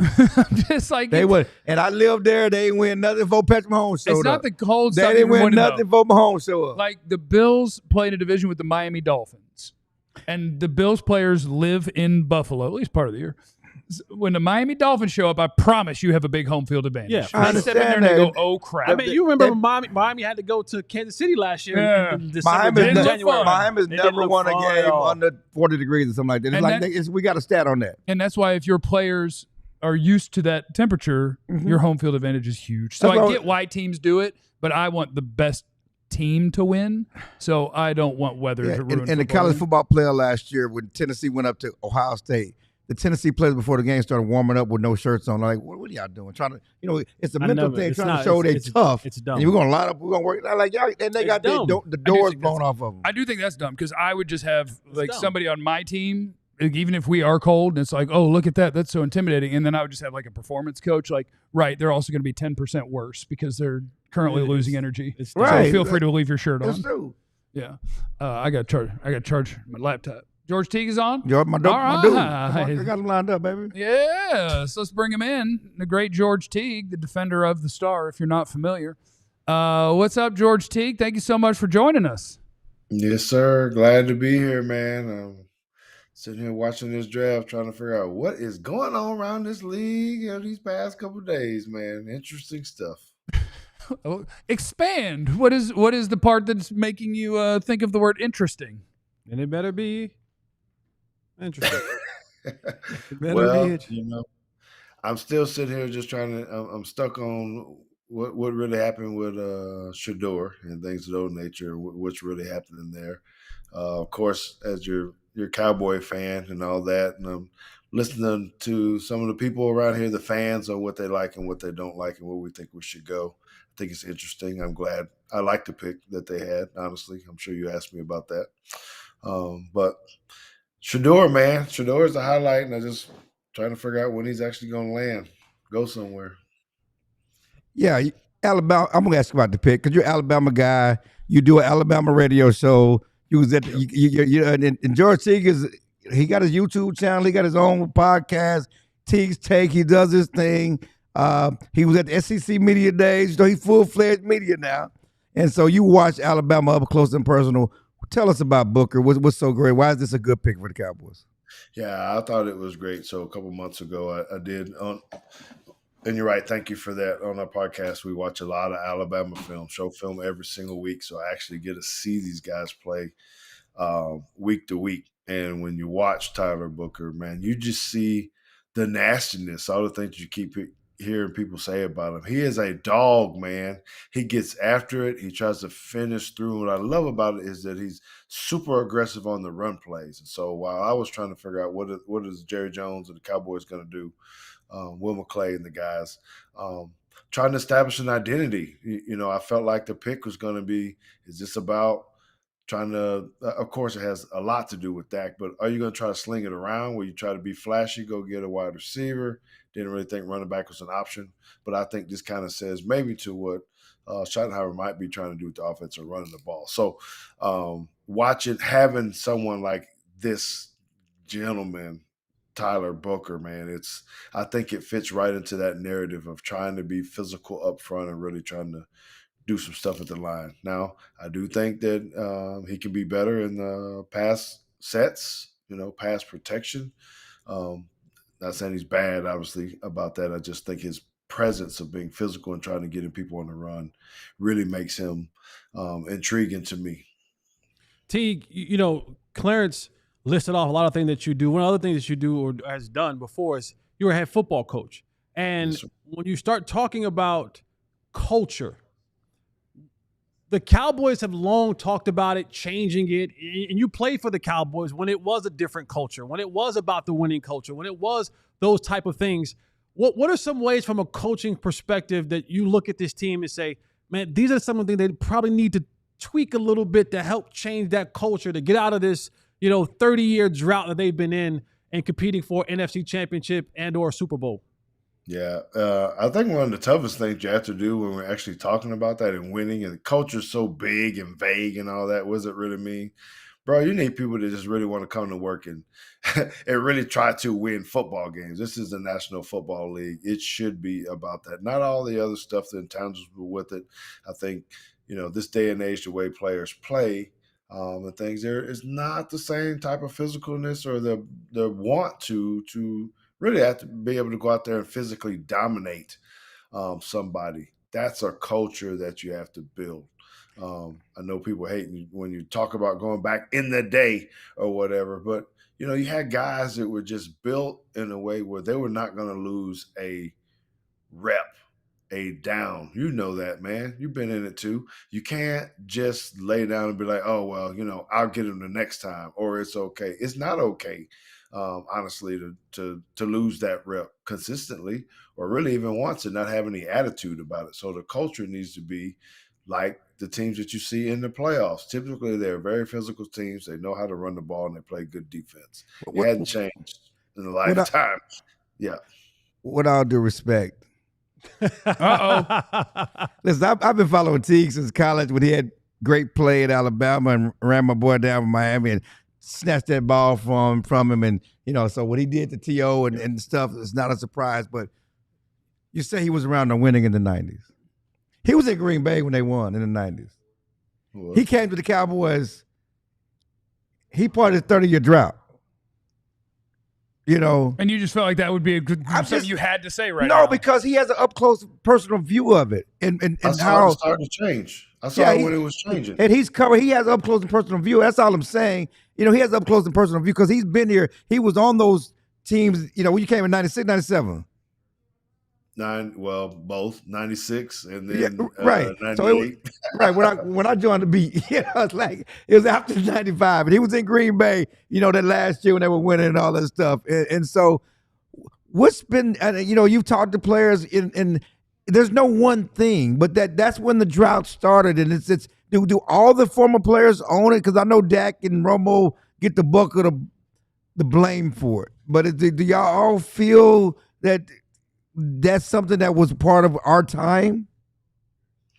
Clarence, I think, man, I think most of us probably think that way from back in the day, but it still starts with, I'm talking about players, but it's still a mindset of what you got to do with the coaching. It starts with your head coach right, as well, or maybe even people about that. What kind of attitude do they have true attitude about winning and losing, right? Mm-hmm. You can have coaches that are nice guys, and you kind of do that. NFL's not been about being nice dudes, man. Right. You be nice when you're out and you're doing your charity work and you're visiting the hospital or doing what we need to do, in the inner city and things of that nature. But when you're playing football, it ain't like that, man. You can't be thinking about certain things like that. Maybe that sounds selfish, or I don't know. I just think there's a mindset that you got to have when you're playing in the football game, and that starts the way that you are in a locker room, when you are on a racquetball court, on a basketball court, playing dominoes, playing spades, whatever you're doing, man, we ain't trying to lose, bro. Right. We ain't trying to lose at anything, at any rep. And we watch it. You sit there. You've been at umpteen thousand training camps and things of that nature, and you can see when guys aren't. It's just you're entertaining. You're entertaining. And you can't, there's that piece of when you got to look sweet and you got to put your socks on all kind of high and you get your swag on. But man, when it's time to play the doggone game, man, you got to have the attitude like what we're talking about here, that when you have a Tyler Booker come in to match up with some of the other guys who've had that dog mentality, right? Smith, Guyton, right? Micah, others. You got to have a lot of that. When we played, hey, Troy Aikman was a dog. You've heard how he talks. Maybe I don't care if you like how he played or whatnot, but he would get in your grill if you were not being well. Michael Irvin, those guys knew how to talk to people to basically say, hey, this is not the standard. We're not going to do this. Michael Irvin, Eric Williams. I can go on and on and on. It was deep with people, offense and defense. Charles Haley, man, snatched me up and got on my butt just because I missed a tackle or something. He didn't even know me like that. But he immediately just get on the bus and say, hey, man, I don't know what you're doing or who you think you are. I don't care that you're a first-round draft pick. You are here. We are here right now, right? And you need to be able to make that play. So, yeah, it's been around him too, and his words weren't as clean as what I'm saying. Right. George, when you mentioned like Tyler Booker and having heard all of the media that he's done over the last 24 hours, it's like pretty universal. that, holy cow, this is a squared away, mature, seems like he is all about football kind of guy. And I don't mean to draw the attention to like one thing, but I think like NIL is surely part of that, right? Where it's like now you were trying to get paid when you got to the NFL, and now maybe it happens sooner. Is it harder to find that kind of guy, and how important is it when you're scouting these guys that you're going to draft to feel like, yeah, this dude is built like this is what he wants to do? Oh, it is. It's very hard to find a guy like him, and kudos to him. So I was actually at his signing day, unbelievably.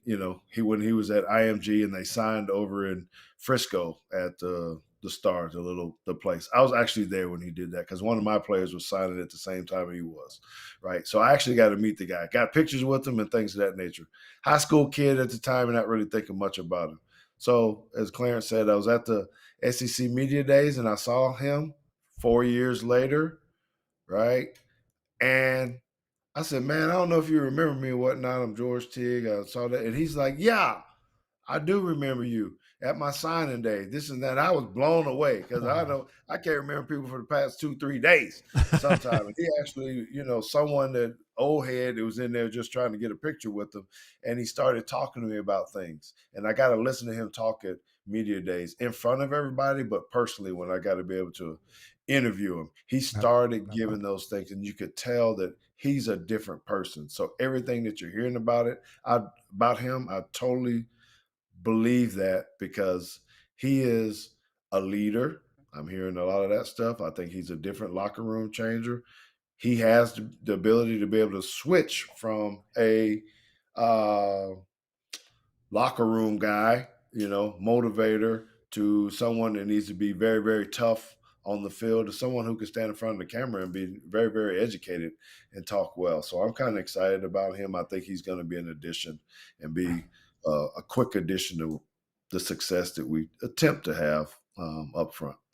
George, we appreciate you coming on, but before I let you go, what you sipping on and what you smoking on? You got a cigar today? Are you sipping on something? What you got? Boy, I was waiting for this to be over so I can go right back out back. He got a big backyard.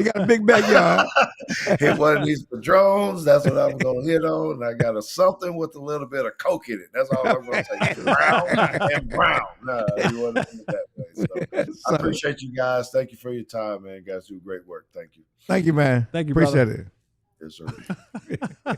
And it's funny, he said something with a Coke on it. Cat bucked her eyes. He's talking about Coca-Cola. She like, Coke. He said it was brown. He said it was brown. Oh, listen, if he's out there with that Colombian Bam Bam, I'm not judging. Coming up next, we got Cruise on in the draft. We are into the third round, creeping towards the Cowboys pick in the third round. And that all continues on. Who's just gone and who is about to go. We got it all for you next, right here on our DLLS Cowboys draft party. And thanks to our presenting sponsor of this situation, the great folks over at Happiest Hour in Victory Park. If you've never been, what a place to be. You can hang out downstairs. You can hang out on the outside area, like the little outdoor patio. I shouldn't say little. I should say big. Upstairs, awesome. Great views. Good place to be. Best place to watch sports. 40-plus TVs, massive jumbo LED screens, 50-plus beers on tap. Game day atmosphere is awesome over at Happiest Hour. Basketball arcade games. It's a go-to destination for everything related to sports. They got their Happy-Tizers, the team Happy-Tizers and cocktails, big bites and brews, different Happy-Tizers. It's appetizers that serve 4 or more people. You can see we got some of them on the set over here. We're having ourselves a time thanks to our guys at Happiest Hour. They are the absolute best, so make sure that you swing on through there if you are looking for a game to watch, if you're just looking for somewhere to chill. After a game, if you're down in Victory Park, swing on through Happiest Hour. It's a good way to spend the rest of your night. Thank you to our friends at Happiest Hour. Also, want to say hello and shout out to our friends at Sleeper. It's the best fantasy league platform out there, but it's also where you make your picks, your daily fantasy stuff. Put your ball knowledge to the test by picking whether you think certain folks are going to have more or less than their projected stats each week, each game. This week, I'm thinking Siegs. Every time I can get my hands on Corey Seager, I like to say more than total bases. If DeGrom takes the hill, more than on strikeouts. But, every sport, whatever it is you want to do, the more picks you combine, the more you can win, all the way up to 100 times your money. That is with our friends at Sleeper, who keep you in the loop with instant alerts for breaking news and major injuries. Stay ahead of the game. Keep track of the league updates in real time, so you're always informed and ready to outsmart your friends. If you have what it takes, new users, download the Sleeper app. Use the code DLLSBOYS. You get $55 in free entries when you place a $5 contest. See their terms of use for details. Currently operational in over 25 states, including this one. Check out Sleeper today. Today. You know what I just noticed, man? What you notice? Cowboys are loving these jersey picks, man. Both of these two guys got some jersey roots, man. Jersey. Jersey. New Jersey. New Jersey. I was like, you think Ezeiruaku is going to sell a bunch of jerseys? No. If you're from New Jersey, you don't say New Jersey. Jersey. You just say Jersey. Rahway. That's where my mom and dad was from. Really? Yeah. Rahway. My grandmother worked at Rahway Prison. Really? Yeah. Rahway. Yeah. Is Jersey a city in England? Huh? Well, why is it new? Because New York, is there York sounds like it could be in England, and now it's America, so it's New York.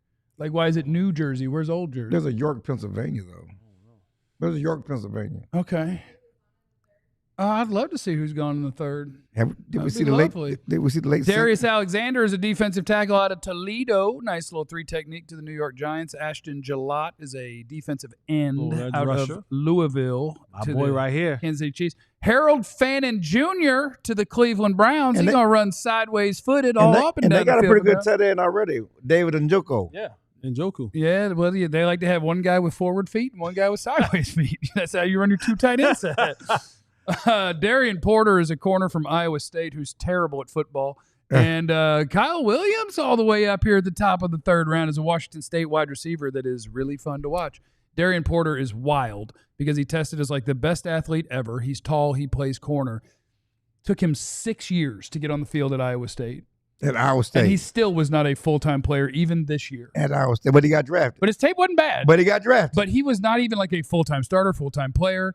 And he went to the combine and destroyed it top of the third round. He got drafted. Go back to Cleveland, though.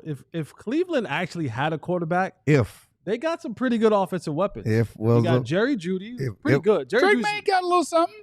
Who? You said Stop. Cleveland. Drake May got I was thinking New England. I thought you said New England. New England ain't got nothing. Do that. That's not. He's in New England. Man, don't do that. Drake May can play. Don't do that. Don't do that, man. He's not showed us he can play yet. You got Harold Fanning. You got David Njoku. You have Jerry Jeudy, and you just drafted Quinshon Judkins. And they got a pretty good defense. Yeah, but they don't have a quarterback. They do not have a quarterback, and that's hard. And they haven't drafted Shador yet. I mean, the Eagles won a Super Bowl. They don't have a quarterback. Saints, the pick is in. Could he go to New Orleans finally? Could it be the one for Shador? Could Shador finally get picked in this thing?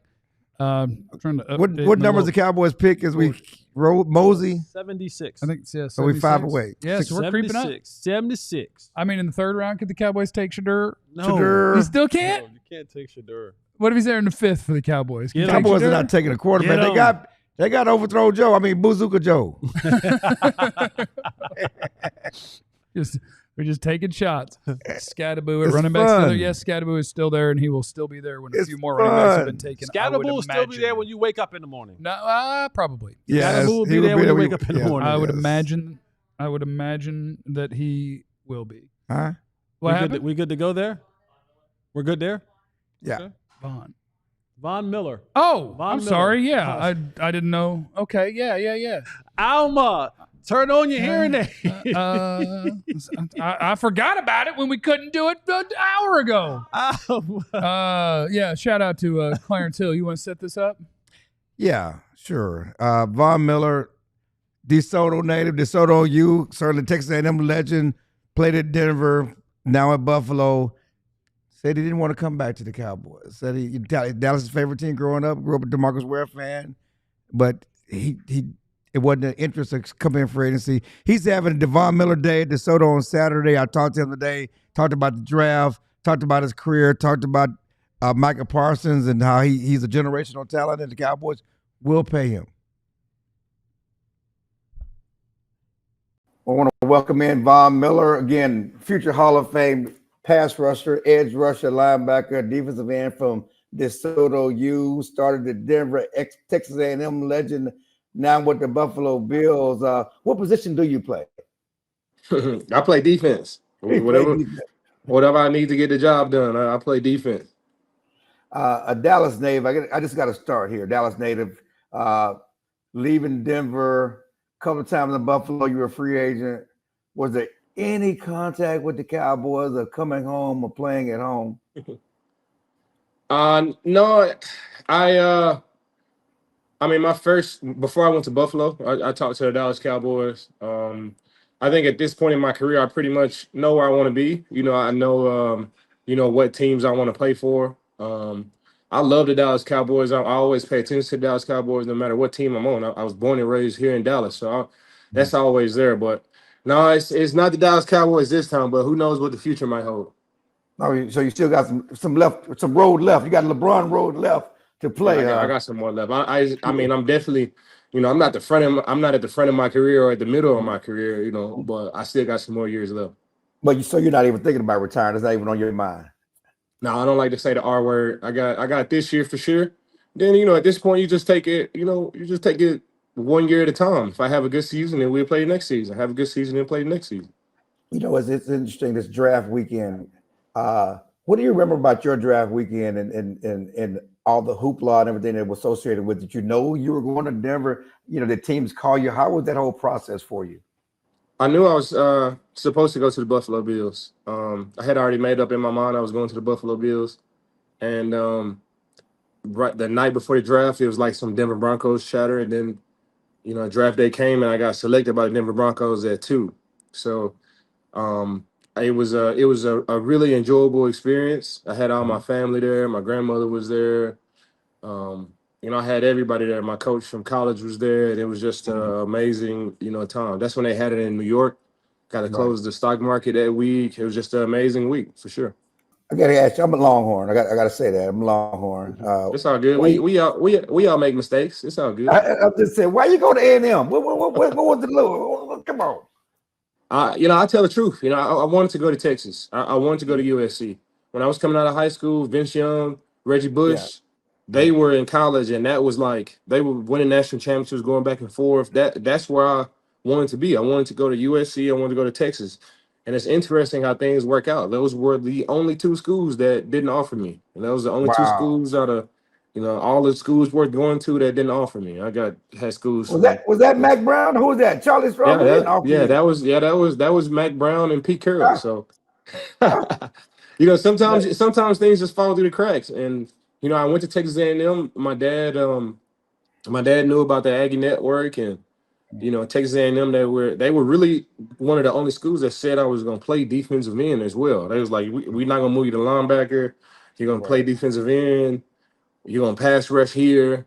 I went there, and then my first year I did rush the passer, but then my second year they moved me to linebacker too. So if I would I would have known that. If I would have known that, things would have been different. But Texas A&M is definitely one of the schools. It's definitely one of the decisions in my life, the good decisions that I've made. And I love the Aggies. I love College Station. I was just down there last week for the spring game. I try to spend as much time as I can there at A&M. Try to spend as much time as I can at DeSoto. Obviously, you're one of the premier pass rusher. Do you keep up with other guys? And can you tell me your thoughts on Micah Parsons and his career and what he's done so far? Yeah, I know. As far as personnel, as far as teams and what teams have, I know everything about that. I might not know the perfect defense to call, perfect offense to call, but as far as talent, I know where everybody's at, and I know what all these teams have. And Micah Parsons is a generational talent. I went to his charity event a couple of weeks ago. He'll be at my event this week, and they got a special relationship with Micah, and it's well deserved. And it's just the price just gets higher and higher the more you wait. And I think Jerry, I think Jerry might do that. Jerry might do that on purpose. I think the whole time I think it's just the game that he plays, and but every single time, if you go back to Dez Bryant, he paid Dez. He played the long game with Dak Prescott. He paid Dak Prescott. I think he paid Tyron Smith early. That was really one of the few ones where he paid Tyron Smith early. But as far as like the other stars, he You know, he drag it out, but at the end of the day, he always pays these guys. He always takes care of them. Dak Prescott broke his leg, and Jerry still take care of Dak Prescott. So I think that's just how he does business, and you know he's doing that with Micah Parsons now. But at the end of the day, when it's all said and done, Micah Parsons will be the highest paid non-quarterback, and I don't think it'll be by a little bit. You know, Chase, whatever it is by Chase, I don't think he just beat Chase by 200,000. It'll be a couple million. That he'll beat those guys by, and that's just how it should be. He's a generational talent. That whole team, not just the defense, but that whole team is really centered around Micah Parsons and Dak Prescott. Hey man, I appreciate it. I'm gonna try to pop by your big day on Saturday before I go to the draft in Frisco. Again, thank you for your time, and hopefully we'll be talking again. Hey, I appreciate you. Thanks for having me. Yes, sir. Thank you, man. Look at that clap. All right. Can't pull one over on old Pop boy. Do that gig moment. Yeah, he trying to get it out there. Lately in the draft, we had the New England Patriots at pick 69. Kyle Williams, wide receiver out of Washington State. He is fun. Detroit Lions, Isaac Tesla out of Arkansas, wide receiver. He had a hell of a combine. Don't scratch him. Look at Vernon going in the third. That's what I said. That's high. Hook 'em. Wow, I said that. Yeah. Number 72 overall, Buffalo Bills, Landon Jackson, the defensive end at Arkansas. And at 73, Azarie Thomas, a.k.a. Wanye Thomas, his little brother out of Florida State, cornerback, goes to the New York Jets. Broncos on the clock, 49ers after them, and then Dallas Cowboys will be on the clock. Can we do a big board check? Oh, crap, maybe not, because I don't know if I've even got it all the way updated. But as I am looking at my own board, I will tell you Williams is gone. Boy, I tell you what. Who left on your board? I can narrow it down to guys I would really like the Cowboys to pick. I can narrow it down. Here are names that I think would make sense for the Cowboys. He's gone. Shavon Revel, the East Carolina corner. Now we're in the range where I think that he would be a good pick. I think a lot of people liked him a little bit more than I did. He's coming off the ACL, right? He's coming off an ACL. Okay. But I mean, 2 months ago, there was first round talk, and I was like, I don't really see that, but we can talk about him later. Iomanor, the Stanford wide receiver, he's a full-size man. And that's a wide receiver that actually did. There was a story going around about Travis Hunter that, Tedero McMillan tore him up. And I'm like, no, he didn't. Not even a little bit. He had a huge game against Colorado when other people covered him. Elik Iomanor did give Travis Hunter the business a little bit at Stanford. Jalen Royals, Utah State wide receiver. Jalen Noel, the receiver at Iowa State. I think those are all good players in this range. No, this is a small one though. It's just a slot guy. Who's that? The Iowa State Noel. Noel. He is not. He's not big. Like he's not a tiny. Because the other one from Iowa State is big. Jaden Higgins is 6'4". Right. Noel is like 5'11", 6 foot. Is he something like that? I thought it was smaller. He may be 5'10". I'll get his measurables. So, but there are still like legit wide receiver options on the board. The running backs, Caleb Johnson in the 3rd round. That's a good pick. Yeah. Dylan Sampson, the Tennessee running back. That's a good pick.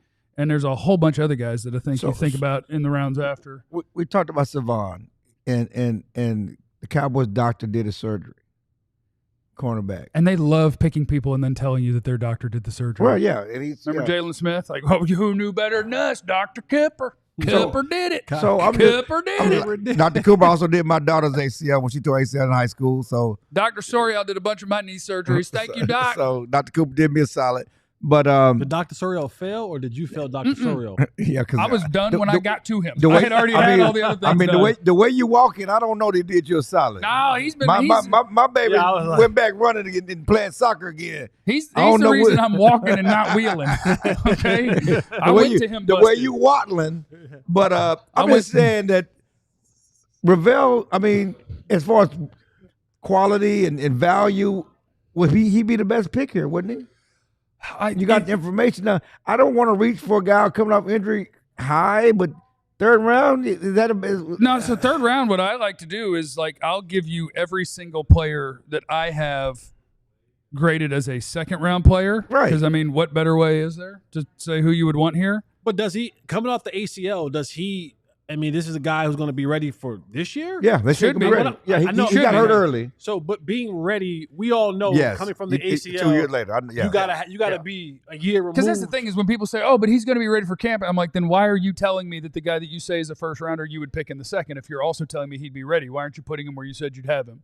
Like, I see what you're saying. Where it's like, yeah, he's going to be ready. I'm like, then why isn't he where he would be? What you putting down? I'm just, but this is not a 1 year decision either. Gotcha. And so if he's that type of talent, that type of caliber, and you get him on your roster again, Diggs may not be here next year.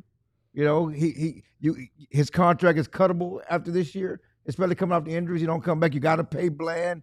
You still have to get better at that position and add to that position. So it's not a 1 year decision. Gotcha. Okay. So I think there's a couple of corners worth that pick. Shavon Revel at East Carolina, Noel Williams at Cal, I really like. A lot of people like Jacob Parrish at Kansas State. I'm not as high on him, but he's going to go in this sort of range. At wide receiver, if we're going to force a wide receiver or a running back pick, Jalen Noel at Iowa State. And you're right, 5'10". He's 5'10". Yeah. 5'10", 194. And if they list him at 5'10", he's about 5'8". No, he's combine 5'10". Come on, man. He's combine he has 5'10". shoes on. Come on, man. We're not using listed heights anymore. When I was in my high school basketball, had me listed 5'10" too. We had the combine. That's over. I was 5'10" in the program. I tell you, the guy who has a chance.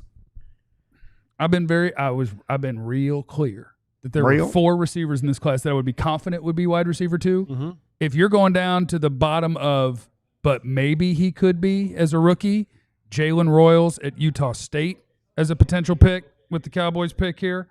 Noel and Royals, I think, are the wide receivers worth knowing. Running back, it's Caleb Johnson at Iowa, Dylan Sampson at Tennessee. If you're going for just a hammer, Jordan James at Oregon. We've been hearing the name Tootin with them at Virginia Tech. The Broncos just took a receiver named Pat Bryant.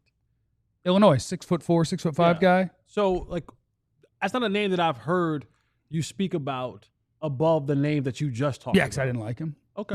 Yeah, you haven't talked about. You don't even know his number. Huh? You don't know his number. He on West 69. You don't know his number. Oh no, I know that he's a tall guy that went to Illinois and had good numbers. And when I watch, it's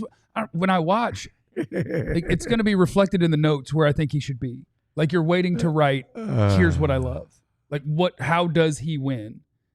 And I didn't really have it. I was just like, I don't got it.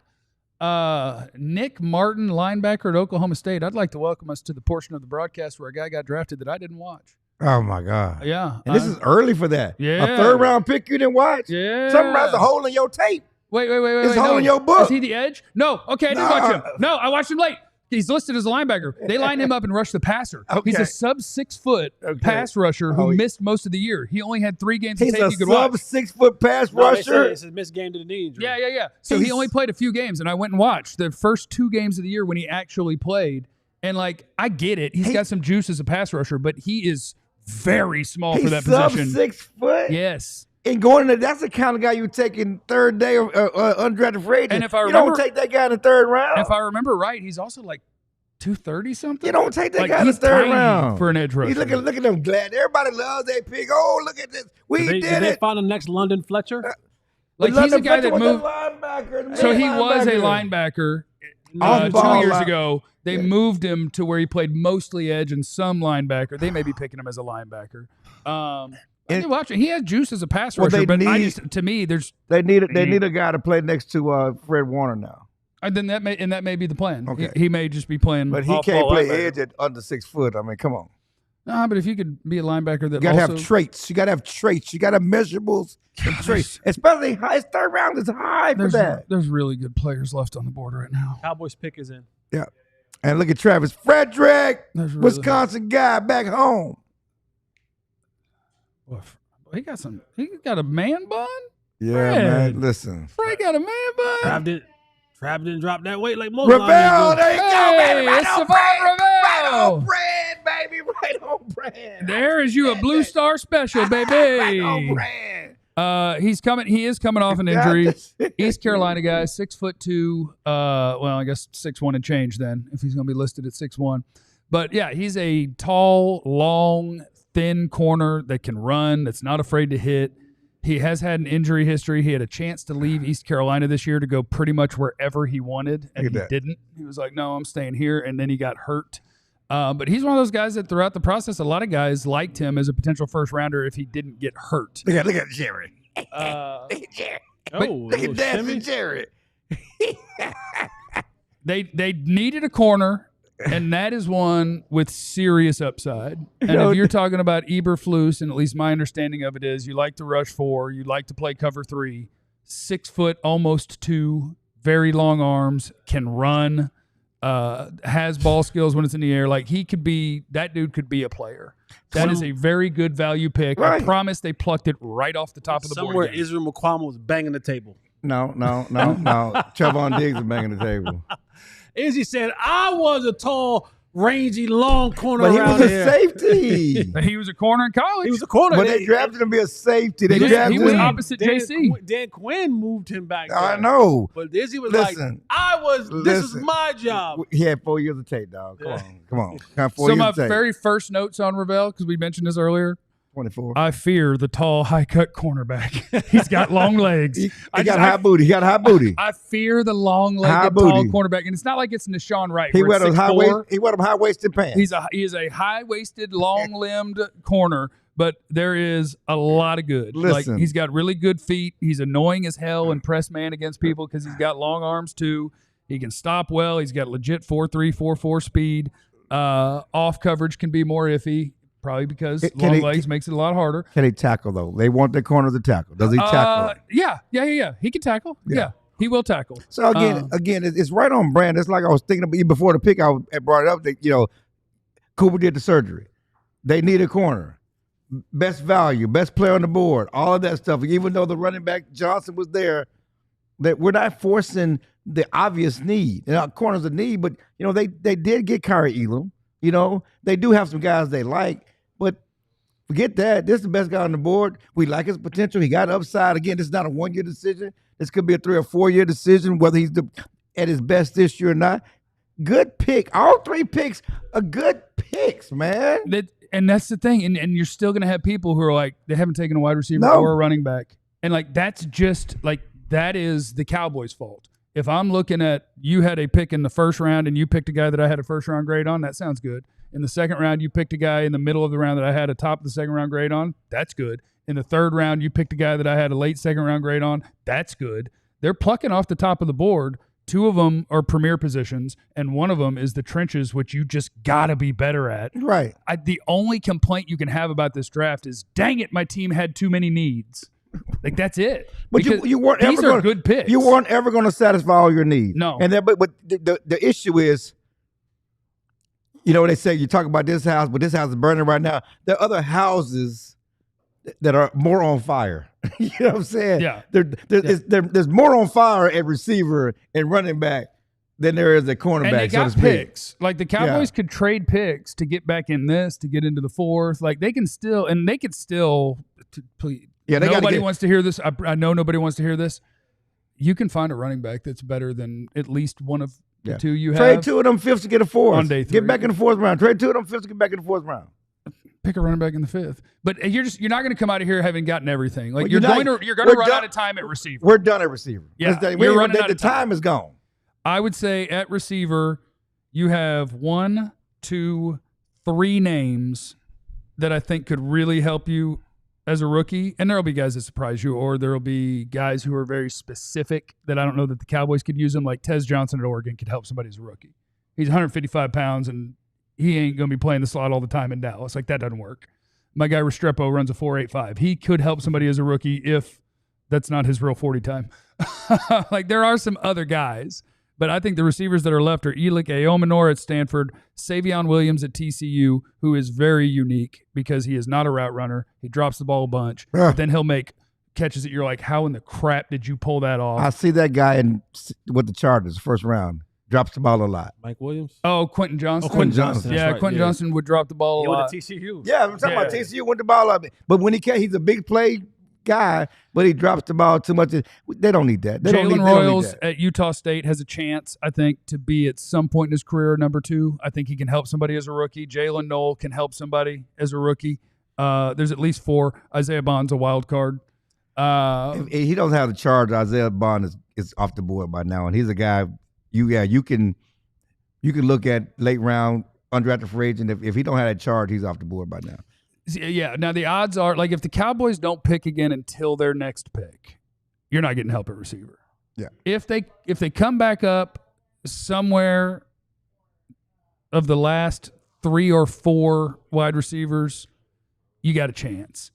But my feeling is they're just going to let this thing. But they got picks. They got picks. Yeah, 10 picks total, right? How many did they trade away? I think they came in They with 10 had still, 10 right? total. Yeah, Yeah. they haven't traded. total. Okay, so yeah, you got 7 left. If you want to use 2 or 3 of those to go get a player, you could still come get a running back. But the running back thing is the one that I would just let play out and just see. And we'll be on the same train as we were last year and this year when we talk about the draft next year. Cowboys need a running back. Yeah, but you know what we can do, Clarence, is the guy that Jeff likes, that I hope Clarence likes, that it seems like the NFL is way lower on.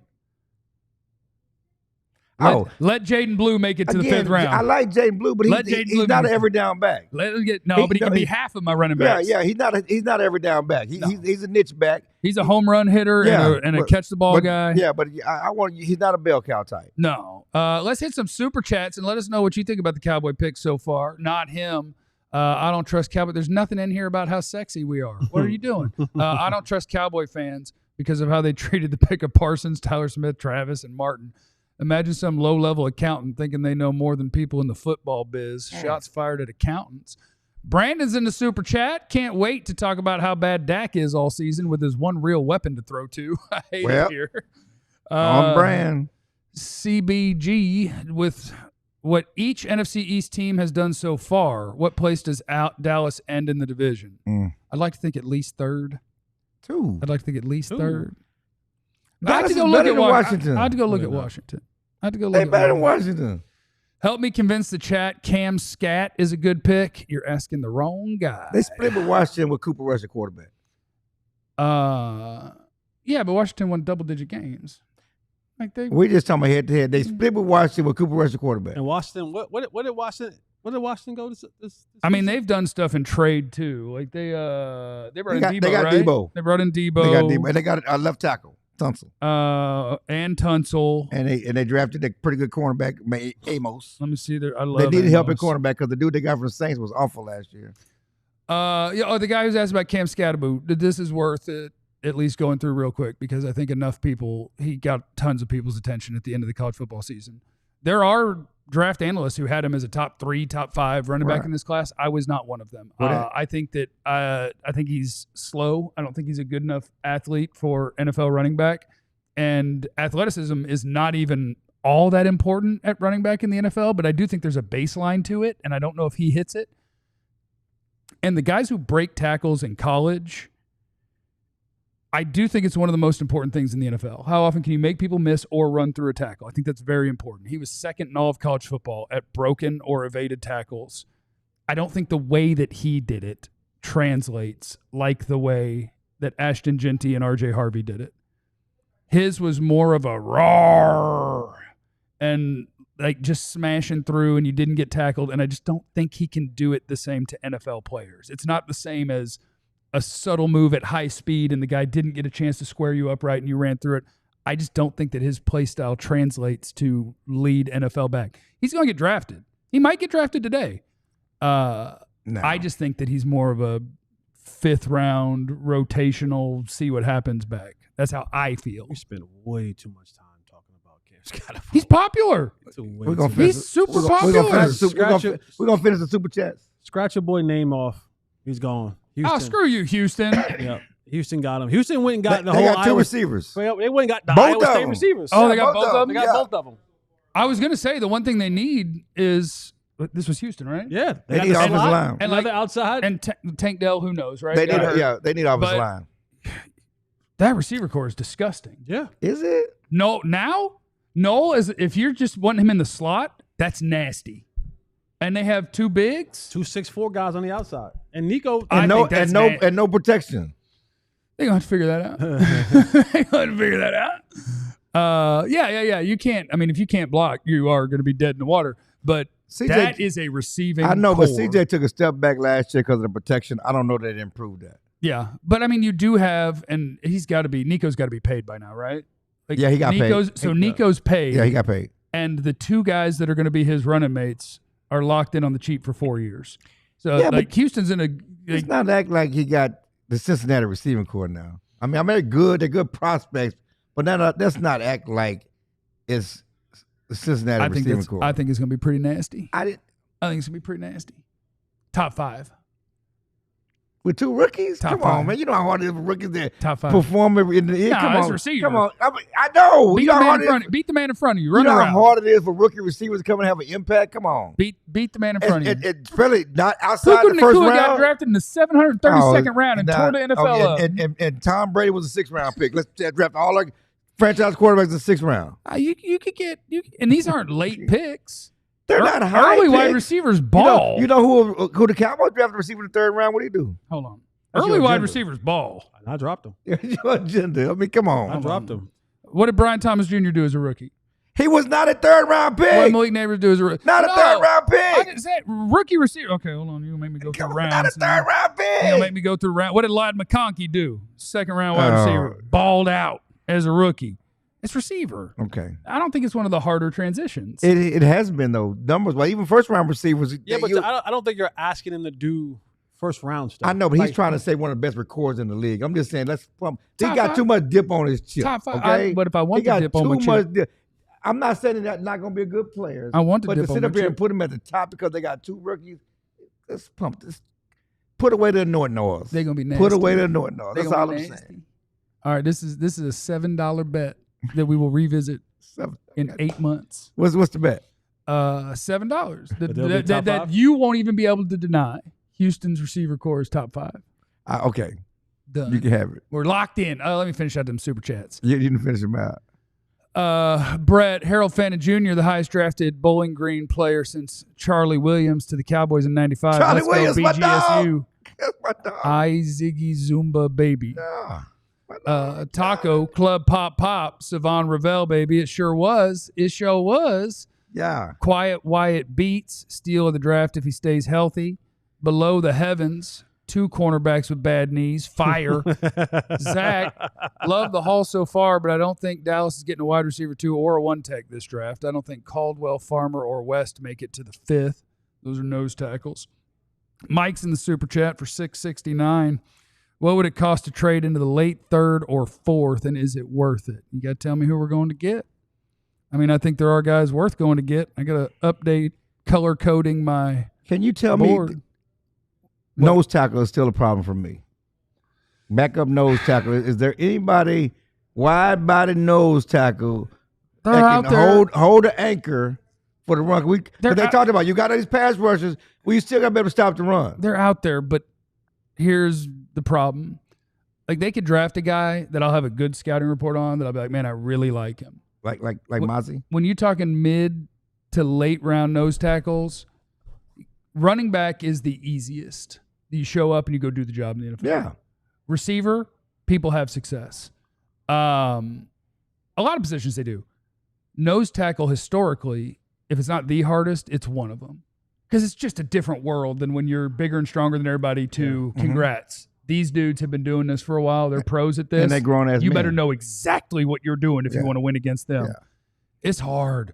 So like C.J. West at Indiana, nice nose tackle prospect. Jamari Caldwell at Oregon, nice nose tackle prospect. Like, they're out there, and I'll say I really like this player. It's hard as a rookie. If you think you're going to take a 4th, 5th, 6th round player and he's going to go out there and be a good nose tackle, the odds are long. We got somebody. Fran Duffy's going to join us, our draft expert and analyst. Cowboys, I want to make sure I get the pronunciation right. I know there's a silent letter, and I think it's the H. Is it Shavon Revel? Shavon Revel, the Cowboys' newest corner out of East Carolina. Yeah, Shavon Revel. And guys, Revel. He was a top 15 player for me coming into this season, Wow. or coming into this draft. I love Shavon Revel. So this was to me an outstanding value, a player that if he had stayed healthy this year, there's no chance you're sniffing him here in this spot. And honestly, like, he's going closer to where the Cowboys got Tyler Booker than where he ended up going. I think he was a first-round quality player all day based off tape.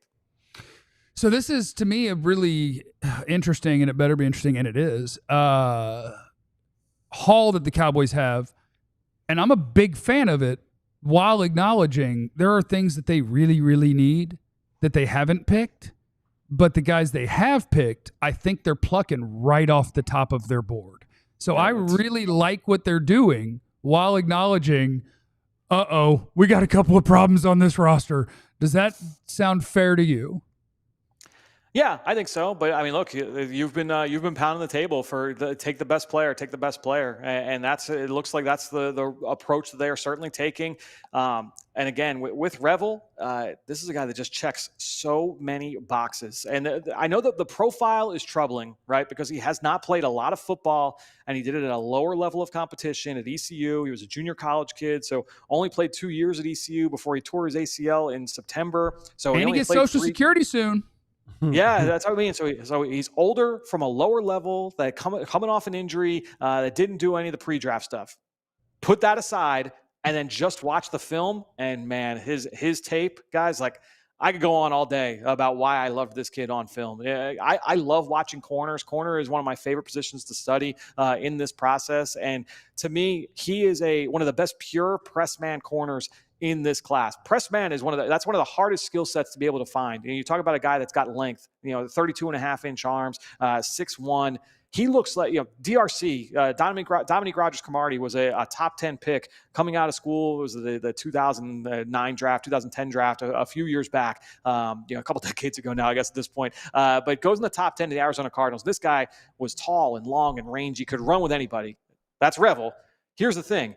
DRC was not a physical, competitive, like dog, like that kind of a corner. That's Revel all day. This guy will battle you. He's going to compete on every single snap in coverage, every single playing downhill. He attacks blocks with a fury. He's going to come down and tackle you. He'll lay a big hit in the flat. So when I look at Revel, I see a guy that's going to compete. I see a guy that's got outstanding traits. He was on Bruce Feldman's freak list, and that speed shows up on tape. He can turn and run. He's got really fluid hips. He's got recovery speed. He can close in a short area. He's got ball skills, so the ability to finish on the football, take it away, and make you pay after the catch as well.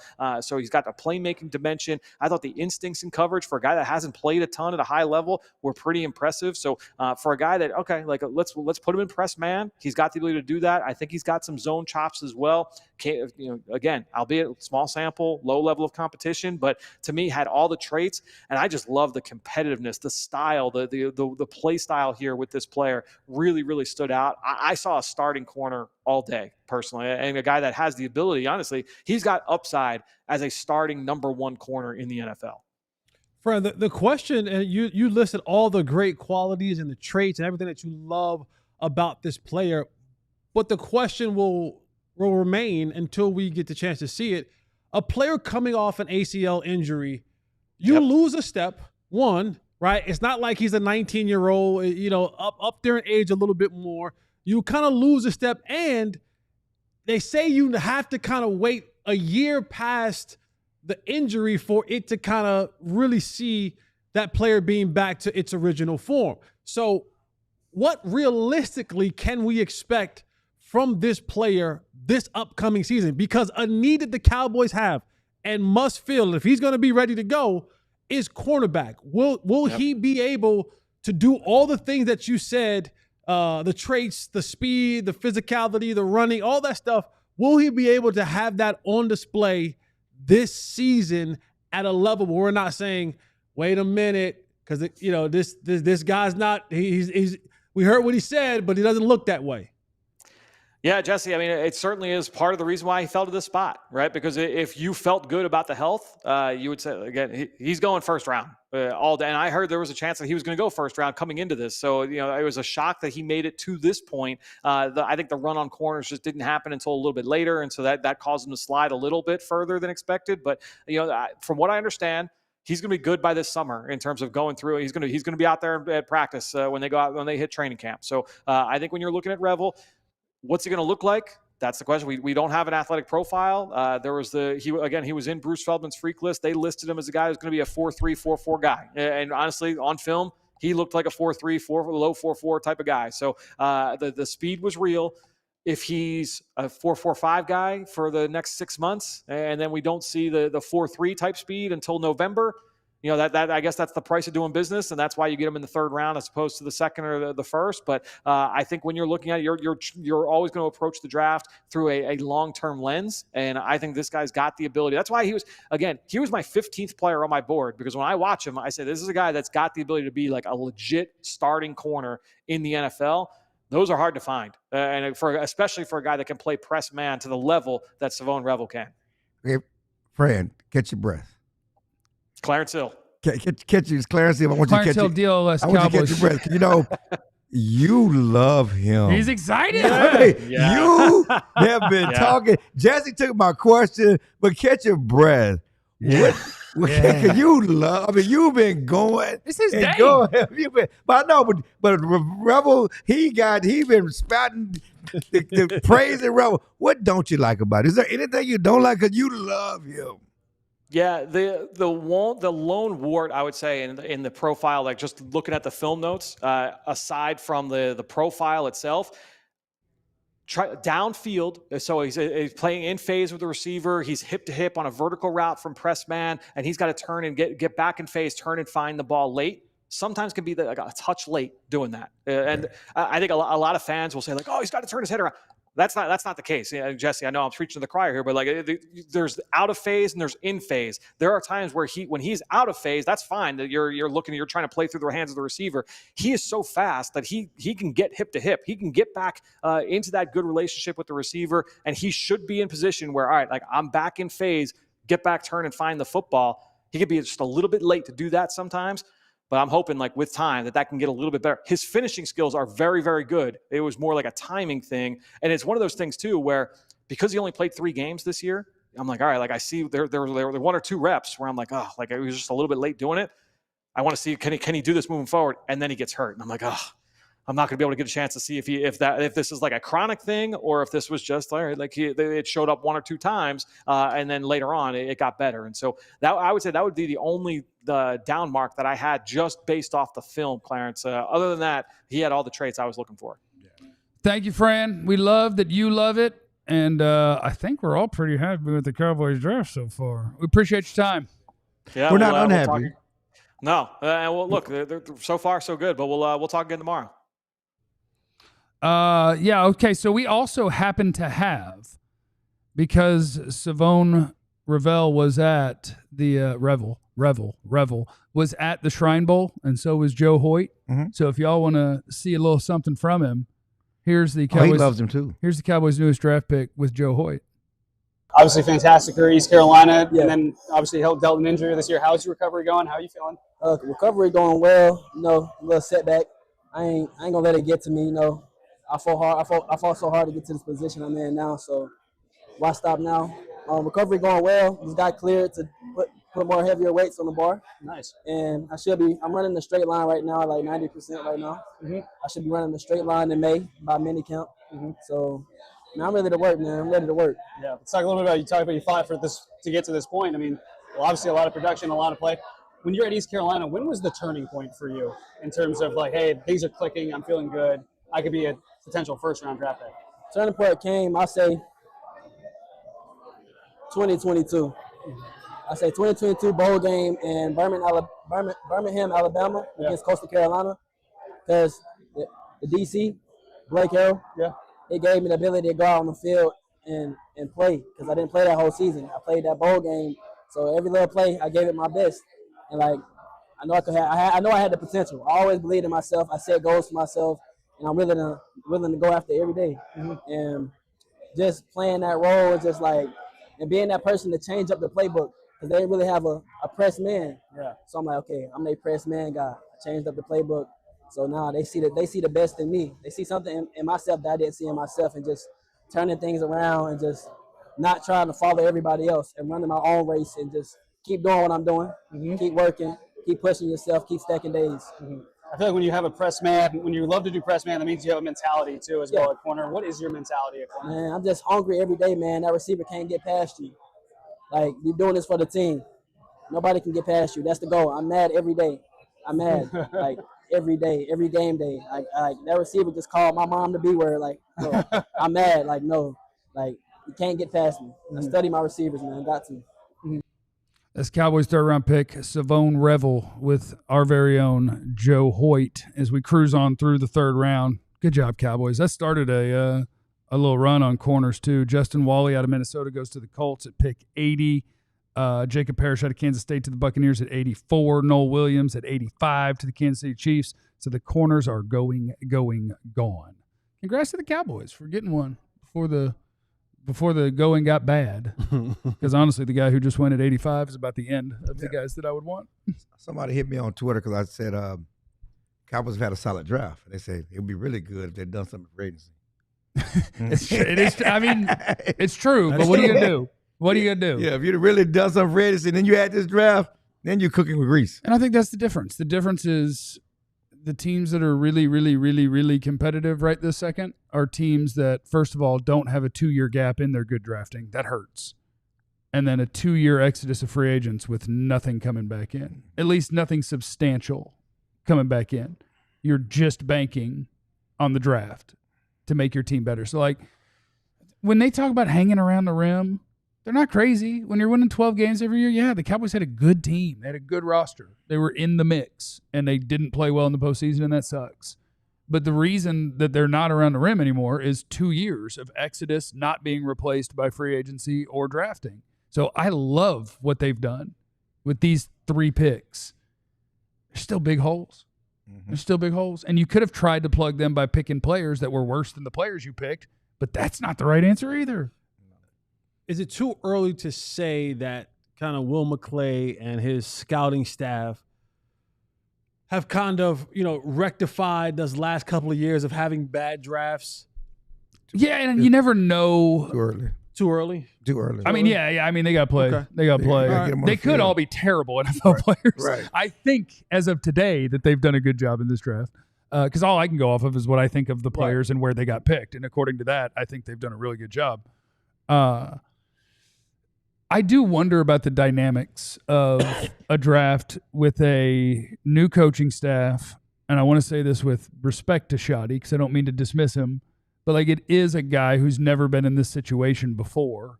And I'm sure he communicates well, it seems like, with Will McClay, with the scouting staff, and, like, what I want to see from different players. But I wonder if when you have a brand new head coach who has never done this before, if it's easier to have a kind of pure process where the guys who do this, there's not much in their way. When you bring up Shoddy, like I said, I was talking to Dak today, and then we talk about so much. He talked about using it as fuel, talking about Shador. We're going to always talk about Shador in this slide, how you got to use this as motivation. He talked about Shoddy's motivation of wanting to win, not people not believing him and wanting to win for his dad. He comes from a football family, and his dad never really got the brass ring and never won a Super Bowl and got there. And he's like, that's part of Shoddy's story. And he's burned up to want to win for him and his family as well. Does that we added credence to any of that? I don't want to be dismissive of it, but I think that's true of everybody. Well, I know, but some people. Right? But I mean, it's here. It's it's in your gut for, like we talk about people who play it's like the game. A family legacy. Yeah, but we talk about people who play the game, who people love the game. Yeah. The desire matters.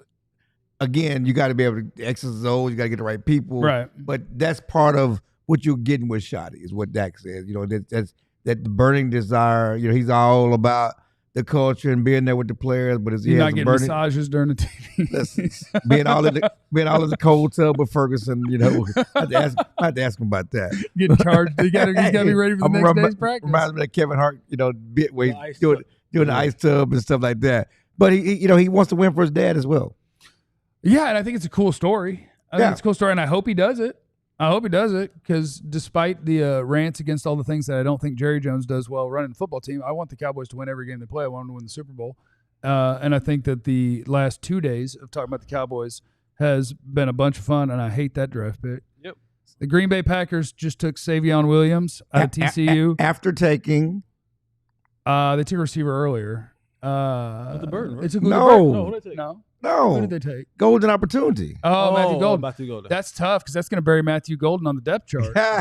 Yeah, Matthew Golden's going to be behind they got Shavon two Williams. receivers, 2 guys from the state of Texas. Yeah. Shavon Williams is the most fun player I watched. Like, he is not a polished route runner. He will drop passes, but I mean, to just be like, hey, our running backs aren't any good. Do you want to try it? And he's unstoppable as a wildcat and as a running back. And when he does run a route with crispness, he can separate, and he's impossible to tackle. Oh, he is so fun. All right, let's check in with it. We got another friend. We got another friend joining the broadcast. Let's check in with Matt Mosley, who his future is obviously bright. It's Matt Mosley with us. How you doing? How you enjoying your Cowboys draft? Oh, it's fine. It's fine. I just I hate to hear y'all ripping on the TCU kid. I mean, he was the entire team last year. I just praised the hell out of him. Shavon, what's his name? I mean, he's an excellent player. He single-handedly almost took down the Bears. Couldn't quite do it, but he had a strong run. But good to be with you guys, man. This is a good operation, and I've really enjoyed watching this. So I'm glad to be a part of it. I think obviously your numbers will spike now. Yeah. And you're doing a much better job than Ed did of making sure that your face is actually in the frame to start the show. You got to kill Ed. He was like half the screen, and 30% of his face was on screen and 70% was off for the beginning of his chat. I did not give Ed permission to do that. He is one of my employees, and so I will be talking to him, okay? But I'm glad he joins you guys, and Ed is acting like he has gotten a hold of Bill O'Brien and this pass rusher out of Boston College. Ed has some insight on, so I'm glad he's sharing it with you guys. He certainly hadn't been sharing it with me. Well, he didn't share that with us. He didn't? Okay. Oh, no, he sure did. Clarence clearly wasn't listening. Yeah, he definitely did. I was maybe it was the part where he was talking to you when he was off screen, and I was trying to get him on screen. Yeah, Matt, which head coach of one of the Cowboys' first 3 picks did you talk to give us some insight on what's going on? Yeah, no, I've basically talked to them all.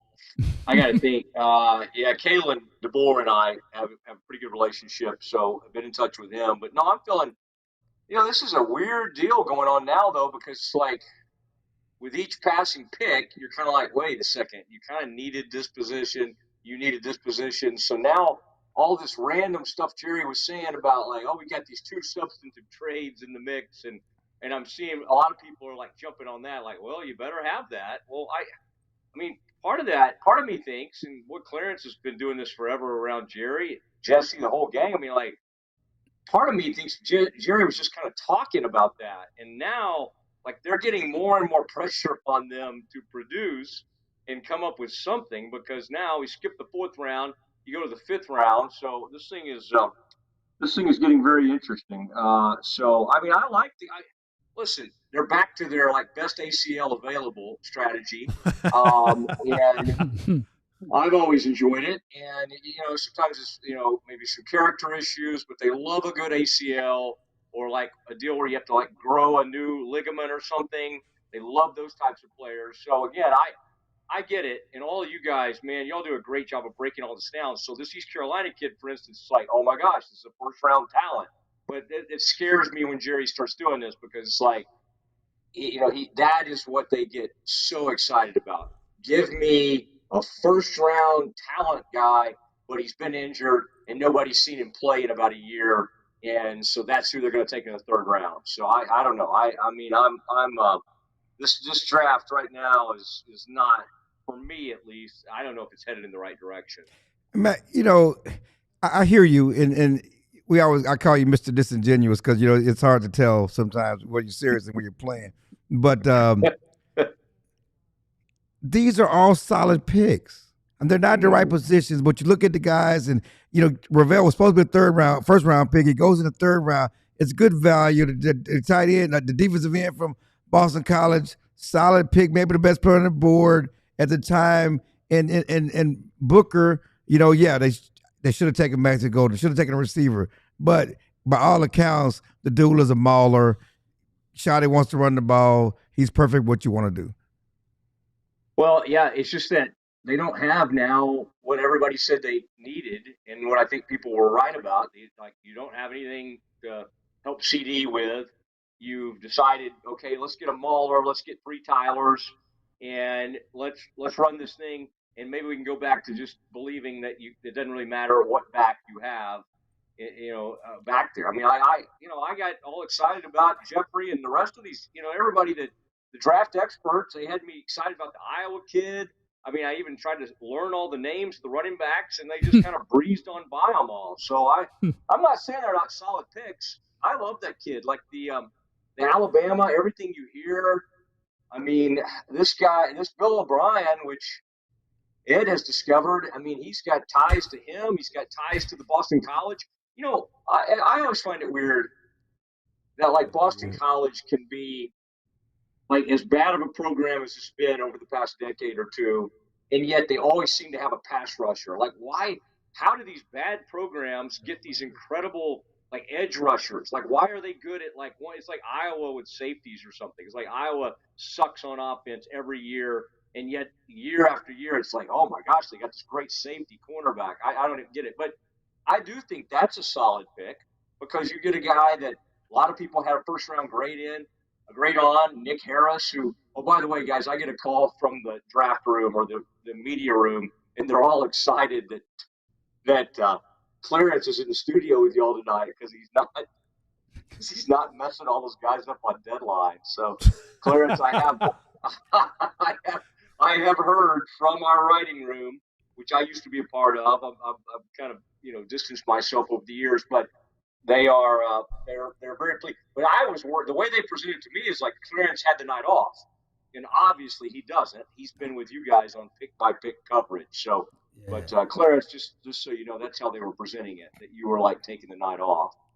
Just know that Clarence is right where he wants to be. Once Clarence discovered this microphone, he ain't trying to write nothing. He ain't trying to write nothing. Matt Mosley, thank you.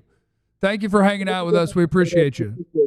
Guys, I feel like that was one of my shorter appearances ever, but it's okay. I feel like I got in, delivered some punches, and Jeff's ready for whoever studied a little more film than I have. I understand. It's okay. It felt long to us. Dude, it felt like I told you, Mr. Disingenuous. You said, yeah. Thank you, man. Appreciate you. Who'd you have on before me? Who was on before me? I mean, we had George Teague. We had Machota, we had Ed Werder. Well, the whole point that what's happening though is that Todd Archer is waiting, and he has texted me personally, and he said, "Could you get Mosley the hell off so that I can talk?" He's not that entertaining. Let's be honest, he's not. Is that I could barely see. I had this beautiful equipment all set up, and I could not. Tell Meredith I said hi and kiss the baby for me. Yeah, can we just cut Matt off? Yeah, just cut him off. Hi, brother. Just go cut Love you. Yeah. There's Todd. And Todd has the perfect reaction to the dismount with Matt Mosley. Todd, what do you want to ramble about? Up with the JV, bring on the varsity. Let's go. That's what I'm talking about. So now you've got you have a 3rd round pick to talk about. You have we had and a 2nd round pick. We got a 2 and a 3 to talk about. First round pick. We talked to him yesterday. Solid Cowboys, right? Sure. I mean, they lit up the running back room, the receivers. They addressed their speed needs on offense. They're ready to take on the Eagles now. Ready to contend in this division. Why not? So no, hold on. Todd, I like that you said that. And I love that you said that because, some people are pushing back on you, Jeff. That's okay. Some people are pushing back on you because, and I was sitting here listening and I'm thinking about this because there is this difference between the analytical people who look at this from a drafting board and numbers and what players, and there's a contingent of people who look at this from need and what players should be in these certain positions. Yep. And so I'm not saying that Todd's right because there are still holes that are needed. I'm not saying that you're right because you're saying, well, they took 3 players, the best available players at that particular position, even though they didn't really address maybe now into the need of a cornerback. But again, this is the ACL, guy coming off ACL. There's still a lot of needs that they have to fulfill as we head into this season with not many quality picks left. Let me say that I like what they've done draft-wise. I like the players that they've picked. Tyler Booker was their highest-rated offensive lineman. Regardless of position, he was their highest-rated offensive lineman. I like the Ezeiruaku guy. He was a guy they had at the top of the second round. He's a pass rusher. We can throw the line out. You can never have enough pass rusher. And this Revel kid, I asked him if you weren't hurt, would you have been the best cornerback in the draft? Absolutely, no doubt. So I like what they've done there. Now it's incumbent upon Stephen Jones, Jerry Jones, Will McClay, and these guys to live by the premise of it's 24/7, 365 to get your team better. I love what Jerry you just said. I can't say the word. Clarence, help me out. Substantive trades. Yeah, where they at? Make one now. Yeah. Go get a guy. No, Figure it out. I love. Back, I don't care. Figure it out and help Dak that way. Yeah. Because right now, I like Jalen Tolbert. I think he's a pretty good player. I think he's a number 3. He's a number 2.5 receiver. Maybe he's not a 3. Maybe he's not a 2. He's maybe a 2.5. Ferguson, you better have another rebound year like you did a couple of years ago. I like the offensive line, what they've done. The running back room, they're banking on Miles Sanders and Javonte Williams. When I talked to you guys yesterday, I think I said if Dowdle was the starter the whole year, he would have been a 1,400-yard rusher. They're showing us what they think there again, too. So, but I'm on Jerry and Steven now. It's like, hey, now show us it's 24/7, 365, and go find some pieces because whoever you get in the 5th, 6th, 7th round isn't going to appreciably make the Cowboys better in 2025. Yeah, I'm just going to co-sign everything you said because I think that's where you're not wrong when you get to this point in the draft. You go, well, where the hell is your second wide receiver? Where the hell is your running back? Like, you're not wrong about that. But I don't think forcing position picks over better players is the answer to that because if you do that, you deserve your Mozzie Smith, your Tyler Guyton, your Taco Charlton. And when you don't force that and you pick the best player, you deserve your Micah Parsons and your CeeDee Lamb. So, like, the premium picks, I want you to do the best things you can with them. And the rest of it, your job is general manager. Right. Make trades, sign dudes. And so, yeah, my response to that is just co-sign. So go ahead, Clarence. Ty, first of all, I got these wings here. I really didn't want to eat these wings because people are going to try to associate me with another reporter who had a wing little controversy. Oh. Wow. You should have said that to Mosley. He'd have played that. Get some lotion on those things. You see what I'm saying? I hate white guys. I was talking about ass, but he don't put no lotion on anyway. So tell me something. What does Revel and this pick mean for Trevon Diggs? The future, because they can walk away after this year. Right. And yeah, you just hit on what I was going to say. Trevon Diggs, if you don't come back and you're not the player that you were before the injury, I don't think you'll be a Cowboy in 2026. Not because of Shavon Revel, but because just what your salary is going to be and what you've not done the last 2 years. But it's insurance, and in case you have to walk away, you have a corner or drafted corner that could step in. Right, and let's not forget, like, Deron Bland is also in a contract year. Right. They didn't replace Jordan Lewis yet. I guess if you believe that Kalen Carson can make a jump in year 2, you got something. Corner's a pretty big need. We had the kid on the conference call. He said he should be ready by the time the season starts, and maybe even in training camp. We know the Cowboys are pretty conservative when it comes from these to these things. That he might start as an NFI guy in training camp, but then get him going as training camp goes along and ease him into the lineup that way. But yeah, this is he can help in 2025, but he can really help in 2026. Jalen Milroe just went before Shador. I told you he might. Wow. So I'm pulling a Clarence from last night where I forgot my question, and I'm sober. I was sober too. No, you weren't.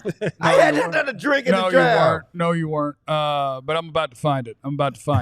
Is Todd Archer sitting there, and he's I like, found Jeff, my question quickly. Jeff, what is the question that you had for me? And I'm like, I got that. I found it. I'm like, Clarence found it. So, like, the offensive linemen, they signed a bunch of guys. None of those guys would you have wanted in your starting lineup on an NFL field. And I feel like they did the same at a lot of different spots in the offseason, and they wanted credit for that. But the guys they signed on the offensive line weren't going to stop them from drafting Tyler Booker. The trade for Kyer Elam is not going to stop you from drafting Shavon Revel. Signing Dante Fowler, I do think, is a real signing, but like wasn't going to stop you from picking a premier pass rusher. Any of the guys they brought in this offseason through trade or free agency, do you think there are any of those guys that they're viewing as this guy will actually make us better, not just fill roster spots because we were empty? Linebackers. Yeah, Kenneth Murray was the first guy I thought of. Like, he'll make them better, but he'll make them better because they don't have anybody else. So that still makes you better. You know, they liked him coming out of Oklahoma. He played really well against them when he was with the Chargers. You know, I think he can help. Elam, we'll see if they're betting on that talent that he had that they thought highly of a couple of years ago. He was a first-round pick of Buffalo. See if a change of scenery helps him. And if you talk to people in Buffalo, it wasn't the front office that didn't like the kid. It was the head coach that didn't like the kid. Right. So a fresh start there with in a new scheme, that'll help. Yeah, I mean, look, I do think there's a balance of you shouldn't need 3 first-round picks in your offensive line to win games. We've seen teams win a lot of Super Bowls without that sort of configuration on the line. But clearly the Cowboys, this is 2014 all over again on the offensive line, right? That's how they set this thing up. Ultimately didn't get them past the divisional round then either, but it allowed them to have protection for Romo. Remember, they drafted Zach. Tony had the back injuries, coming back from all those sort of things. Now they got these guys because Dak's coming back from this injury, doesn't move as well. And then whenever Dak is done, they theoretically have a ready-made line to help whoever the rookie quarterback that would come in 2027 or 8 or whatever year that would be. So I think, yeah. But back to your original question, I would guess Murray helps them, makes them better. I guess Robert Jones is better than TJ Bass? I don't know. Yeah. Brock Hoffman. Yeah. Better than Brock Hoffman. Hey. He better than You're ankle not biter. allowed to disrespect Brock He's better Hoffman. than ankle biter. It's not allowed. People like him because he's Harris Campbell's better than old Jalen Brooks. Oh, he's definitely better than Jalen Brooks. Is he better than an old Amari Cooper? No. Brandon Cooks? Brandon Cooks. Brandon Cooks. My guy. Wow, Clarence is throwing the guy under the bus. I just the asked guy the who he hoorah'd with the last 2 years. That's my He's guy. out of the building. He calls him old. He is older. Stop it. He was old when he got here. What did Dez used to say about these people? You know, he called me say, dirty. He was talking about David Moore. He was talking about especially David Moore. He wasn't talking about me. I got jokes. Mosley didn't think Todd was going to have jokes. Hey, man. Mosley, it's nothing but jokes. I got to come up with something. Hey, get some work done, man. I'm not in the room, man. Go start writing. I'm already done. Oh, see, Clarence ain't out there. Deadlines are they met. talk about this deadline. They know it's a digital age. They know deadline. Ain't no newspaper deadlines out there. Work gets done faster when Clarence is not in the room, doesn't it? That is true. So you guys Why you have him out bother there everybody? tomorrow. They love me out there. See you, Stop Todd. it. Thank you, man. Thank I'll you. be there tomorrow, baby. Why Okay. you bother everybody? Because I'm fun loving. We have fun. The room is fun. That's why. What Jon Machota tell you? Hey, He misses me. We have fun. I keep it going. you guys ready for a real question I have for you? Yeah. Shedeur Sanders still hasn't been drafted. Yeah. I mean, it's crazy. We're almost at the end of the third round. It took And Jalen Milrose. And I want to ask, look, I'm the crazy person who I think Jalen Milroe has a chance. The starting point that he has of just cannon, throws a good deep ball, and holy hell, you can't tackle him when he takes off running. It's a good starting point for a third-round quarterback. Shedeur, I'm thinking about this because He has to go to Cleveland right of here. the tweet from Dion this morning. Oh, my. Where, is it a quarterback? It's a different quarterback? Oh. Yeah, who's the quarterback? Dylan Gabriel's my guy. Oh, my God. Dylan Gabriel's my guy. Gabriel. Dylan Gabriel's my guy. Dylan Gabriel's the most accurate thrower in this class. Shador's second. No, so I'm dead serious about this. Like, there was a tweet from Dion this morning because during the draft, Dan Orlovsky was talking about Shador. And, like, if he doesn't go early in the first round, like, here's some of the plays and some of the things about his play style of why. Yeah. And somebody quote tweeted that and was like, oh, he turned into a hater. Yes. And Dion quote tweeted that and was like, yep, sure did. Yep.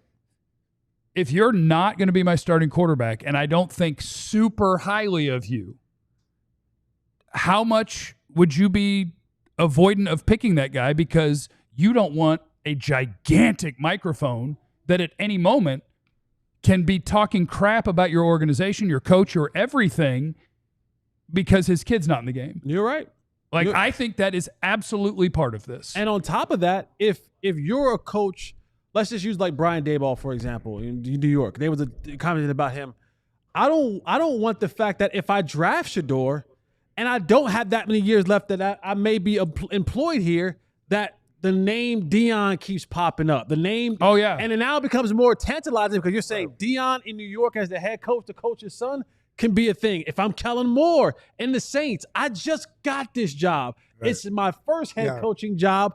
I don't want the noise to come in here while I'm doing that. So there are the teams that we're talking about Shador potentially going to. A big factor, I think, is what you just said is, and Dion's not going to bite his tongue. Yeah. He's going to say what he wants. And if I'm a reporter, he just had basically a Trump tweet about Orlovsky. Right. Yeah. If I'm a reporter, if I'm a reporter and let's just say Shador plays Thursday night and Dion has a Saturday game and I get to watch that game, but I can get a quote from Dion on Saturday, guess I'm going to ask it about his son. So I'm with you. I'm with you 100%. I feel like you're about to carry some water. No. I'm going to do an old man quote. I've always said backup quarterbacks should be like kids. They should be seen and not heard. Right. If he's Clarence not Hill is a psychopath. If he's not going to be your, if Shador's not going to be your guy, I can see not wanting him on your team. I think that's been a problem. I remember when Vince Young, when you have all those issues, I think he could have been a backup quarterback in the league. But when you bring controversy, I don't want you in my locker room. Yeah. You know, you go to Colin Kaepernick, and he should have got a second chance. But the problem when you bring him on your team as a backup quarterback, it's not necessarily his fault. But as reporters, we're going to go to him, and he's going to be honest, okay? We're going to go to him. He's going to be honest. And so he's going to answer the question. It's going to cause a problem, whether he's trying to or not, but he's going to answer the question honestly. This same issue, Shador Sanders, he's going to answer questions honestly. He's got confidence. But as reporters, we're naturally going to talk to him about, you think you should have been started? You think you should have been drafted higher? What do you think about your play? And he's going to answer the question honestly. It's going to become a problem. Cooper Rush, for example, until he started the game, we never went to Cooper Rush. No. I ain't never go to interview Cooper Rush for nothing, okay? That's what you want your back. He should be seen and not heard. He should be in the cornerback in the corner, and nobody wants to talk to him. Yeah. But they're going to. It's a natural distraction.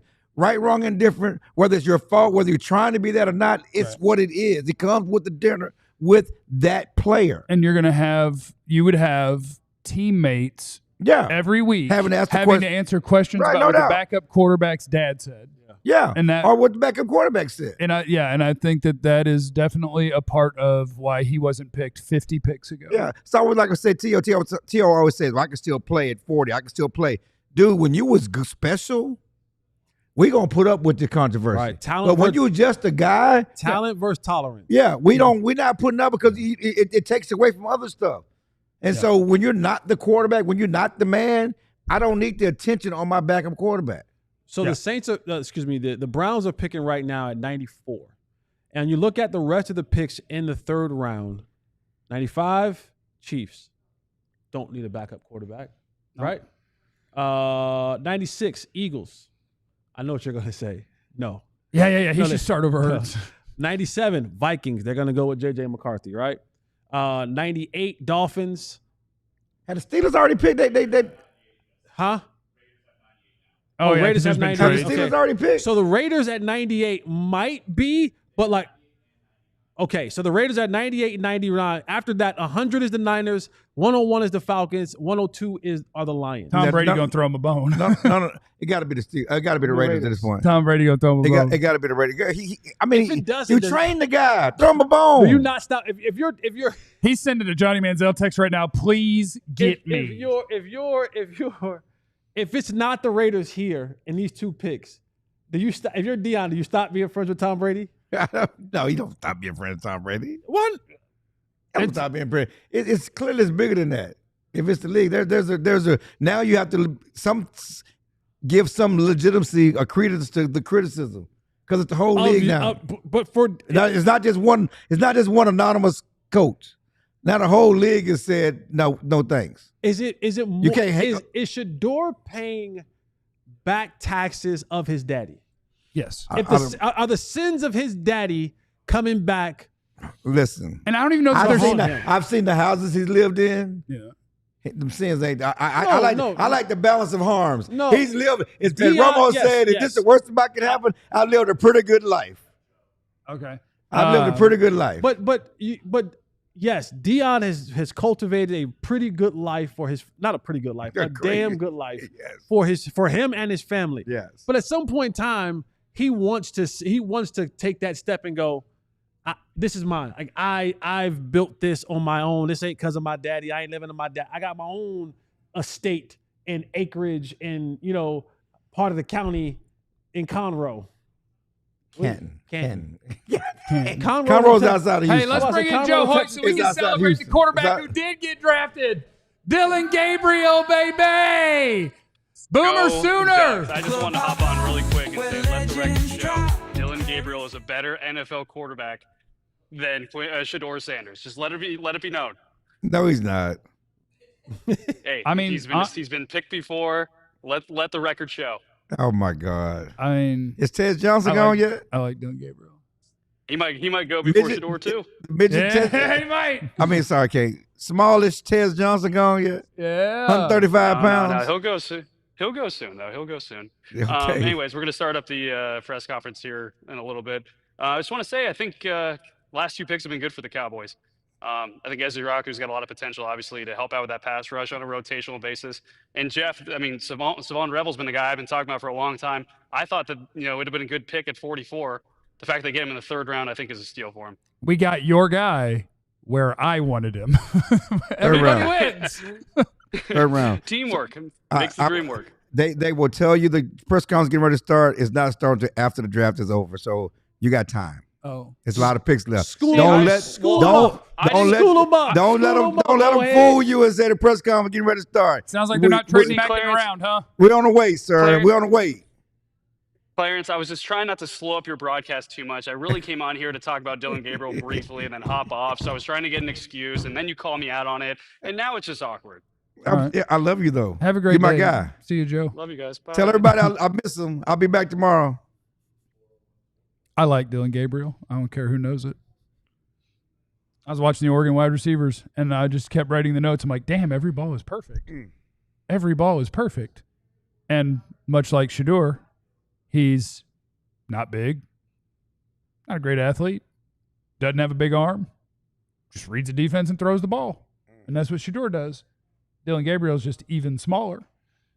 And nobody's worried about his daddy tweeting. Less distractions. Or coming to take the head coach's job. Oh, that is wild, though. I couldn't have imagined going through just about 3 rounds. I can't believe Xavier Watts got this far. The Atlanta Falcons just made a great pick. Xavier Watts at Notre Dame is a stud. It is. And I want to ask you something I didn't get to ask you last night. The fact that they traded a first-round pick to get Pierce. I think that's a terrible trade for them. Okay, I think that was a terrible trade. I think the Cowboys got a better player than Pierce after he was picked without giving up an extra first-round pick. I mean, that was crazy to me. I mean, people like him. There's, the guy who wins pass rushes very, very quickly has a lot of value. His girlfriend is smoking. James Pierce? I didn't see it. I think it's Rakia Jackson. It's the LA Sparks basketball player. Yeah, she's smoking. Yeah, LA Sparks basketball player. Nice. Why you looking at his girlfriend? They look happy? Because I got eyes. I know, but she like 19, Shannon. I can't look. I mean, a lot of the players who have been picked are also very good looking. 19. Okay. And I ain't 56. Clarence, She ain't 19 and I ain't 56. Clarence is about to be a whole 60. 60. 6-0, whole baby. 60. So in these days, Calvin Walker's son said he thought I was 44. He lied. I thought you I'm were, just telling you, he knows his dad's age. He I thought thought I was 70. He thought I was in 40. Michelle Montaigne thought I was in my 40s Well, yesterday. she lied to you. Man, I'm just telling you what they said, man. She's People thought I was being young. They thought I was young, man. You look 58, don't but you hate talk the- 75. Don't hate the player, hate the game. Don't let the smooth taste fool you, okay? Don't let the smooth taste fool you. No, another I'm corner. just tell you what they told me. Tell Jalen you Smith, USC corner to the Texans. Meh. Cowboys are kicking ass because a lot of these teams are picking players that aren't that good. Okay. Now there is something too, you know. But they're the shaking hands after they pick. Like we got him. We got one. Yeah. We got us one. The Cowboys do have a guy that's short a leg, but if his leg regrows, at least it's not a full Jalen Smith leg. But as long as his leg regrows, Why you gotta do people my being boy picked like that? around Revel. Why you gotta One do man's trash is another Why man's you gotta do trash. drop? Why you gotta do drop foot like that? What? Drop I didn't foot. say nothing about drop foot. You did drop foot like that. He gotta do drop foot like that. You just had it was a man with nerve damage and a hot boy chain and a sunglass hut or whatever. They had leadership. They had culture. They had brotherhood. I saw him doing media recently. He's Yeah. on some sort of No, TV. he does. I mean, he's great on media. He got He's a a great. handsome man. He got a great company too. No, the sunglass hut? I don't know. No. He does a lot of different things. He helps minority businesses. He got a good company. Okay. Angel investor? Yeah, no, angel investor. Okay, you guys ready for my stupid question of the night? Yeah, stupid. I think we're at that point in time of the show. 5th round. For Shador? Shador. He got to go fourth. If Cleveland he's on the board when the Cowboys pick in the 5th. they're not picking a quarterback. They're not picking a quarterback. No. They weren't picking. Hey, what were they not going to do in the first? Are the Raiders on the great. board? That would be content. It's content. king. It's out. Yeah. Prime every Monday. Boy, Yeah. Dak Okay, would have been listen. Tom Brady, do your What- boy yeah. solid. Tom Brady, do your boy solid. poor shoddy. Let's not got super chats. We're making our way towards the end of the 3rd round here. The truth. Typical Cowboys draft a corner with a bad knee. Maybe we can combine them both for 2 good knees. Jerry and Steven, cheap asses. I don't know what cheap asses do with the draft. Jeremy, do we know how much influence Flus has on Flus? Good track record of drafting, developing corners in Chicago. Have they said anything about that? Because I know Jerry is very open. Like, you're allowed to have an opinion. You're allowed to talk. Will McClay's here for it. Like, they're all here for it. But I don't know. A lot of coaches, I feel like, don't really want to. The pick Like, is in. whose pick? We ain't got it yet. I ain't that overly interested in the Raiders. Talk to me about what I'm talking about. I'm sorry. Shador, man. It's Shador Snade. Oh, you think Shador's going to get picked? Well, if he did- Thomas is in the super. Oh, wait, hold on. Yeah. Would you trade in the 5th round, right? Zach is K. in the super chat. Would you trade 2 5th round MF picks to go get Royals or Iomanor in the 4th? I would. I absolutely would. Yeah, I think there's 2 receivers that I'm very interested in that are still available in this draft. And Thomas, do you think Dallas is going to do Dallas things and draft Sanders? No. 5th round, baby. So Joe Milton ain't the answer to life after Dak. You're building a good line. If you put a good line in front of Shador and just ask him to read the field and deliver the ball, he can do it. Not as good as Dylan Gabriel. Is the our running back still on the board? No. The what? Caleb? Yeah. No, He's Caleb gone. Johnson's gone. He's been gone Okay, a because while. yeah. He's gone. Okay, go. Okay. He's been going a while. It's tootin' time in the 5th round. Get ready for tootin' time. Devin Neal. Devin Neal would be fine. And that's it. Like, I think there are guys. Scatterboo. I think there are 10 guys left at running back that you could draft. And maybe I'm really overshooting how washed he is, but that's what recent history tells me. They could be better than Miles Sanders. They could give you. What about Javonte? I mean, I think his recent evidence tells me that he's super washed, but I'm willing to be hopeful.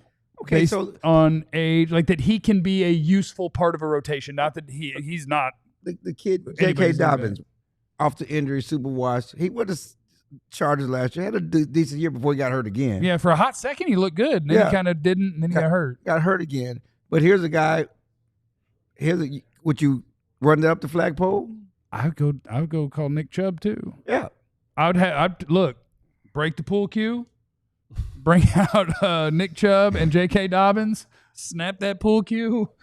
Let's see who's gonna be on his team. Let's see which one of y'all wants to be on his team. Ollie Gordon in the chat. Hey, you got Jaden Blue. I'll take Ollie Gordon in the 5th round. I'll take Jaden Blue in the 5th round. Right. I'll take Ollie Gordon and Jaden Blue in the 5th round. And Ollie Gordon at Oklahoma State, what's happening is if he were in a draft 2 years ago, he'd already been picked. Like, he's a good player. Right. He was just at a team that was awful, didn't block well. And so, like, you just have to find the plays where they give him a chance. And he's still a hammer. He's still, you let him get going and give him a chance, and he's a problem.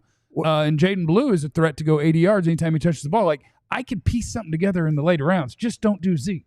What about Taj Brooks from Tech? Taj Brooks is another one. I think that he can be a part of a running back committee. Just as a steady Eddie sort of player. Come on. Oh, you cheering. He's cheering for Shador. Come on. GM Benz in the Super Chat. Content over everything. Draft Shador. Kid don't deserve a train wreck. Shador. Kid don't deserve a train wreck. That would be great. We would get. I mean, he got the blessings too. You know, he can get a little adversity. We do happy hours. We'll take What over happy if hours. Shiloh goes before Shador? What if Shiloh goes for Shador? Oh my God! How they didn't take it to that guard? No, But they come right back. What if they take him after that, and then Oh, 99, you have they to got live 99. knowing you had 2 picks and you picked the Tech guard with the one before me? Oh my instead God! of going the other way. Oh my God! That's I kinda messed remember up. when they beat Tech, they got into a fight. They on the sideline. He was showing his little watch up at Tech last year. I'm just telling you, if you're Shador and they were throwing tortillas. Yes. if they take Shador at 99, that even the team that picked him disrespected him on purpose. They're like, hey, take the Tech guard and then Shador, not the other way around. Go look back and see who the first 4th round pick the Cowboys took before that. Dorrance? No. Jamil Showers. No, it was the linebacker. It was a defensive end out of Oklahoma. I can't. Might have gone Oh, blank. it's Charles Tapper. Charles Tapper. They took Tapper before, so he wasn't even their first 4th round pick. No, They valued Charles Tapper over that. Tapper's a good dude though. Great dude. Yeah, so watch your mouth. Hey, play. No, Great dude. I love him. Yeah, he's a good I'm dude. just saying though. Now I'm with you. I'm with you. On keeping with the theme, they picked his guard over Shador. I mean, Cowboys disrespected Tech taking Charles Tapper over him. Well, that was a long distance. Like, this one is back to back, and you know you're getting both. Same 4th You round. know you're getting Same both. 4th. To do it in that order is Same messed 4th up. round. Same 4th round. If they take Shador, I'm telling you, it's disrespectful. Maybe they had Caleb graded higher on their Just- board. They just- said, hey, look, take him off our board before we have Shador on there. Oh All right, my we're God! here Come in pick on, number 99. Come on, bring it home, baby. If it's not, It's not? they're not taking him. They're not taking him. They didn't take him? Dro knows, DJ Gidden, Charles Grant, small school offensive William lineman. and Mary. William and Mary, baby. Yeah. Charles Grant's a good player. Oh my God! He's a good player. They took a guard and a tackle. He's a good player. Dro knows DJ Giddens in the 5th or 6th. Sure. Yes, that's what I'm saying. And I do hate running back. But Oh my God! we can piece this thing together. We can find some running backs. We can do it. We just can't do no. Yeah, let me get one of them for Shador. I'm gonna pour one out for Shador. Pour one out for Shador. Shador. I'm gonna pour one out for Shador. On the Empire Today floor. Pop, you need some nice whiskey? I don't really. I got whiskey. I got good whiskey. Oh, but your whiskey doesn't have flavor. All right. You don't like cinnamon? I don't. I don't like drinking Red Hots. Oh, okay. I know. I don't like drinking Red Hots. I don't like drinking Red Hots. I'll try 'em. Yeah, I don't you'll like do drinking anything for the company, though, right? Yeah, rip that thing open. Do it for the show. I'm doing it lifts all boats. That's right. It's all about That's right. content, Jesse.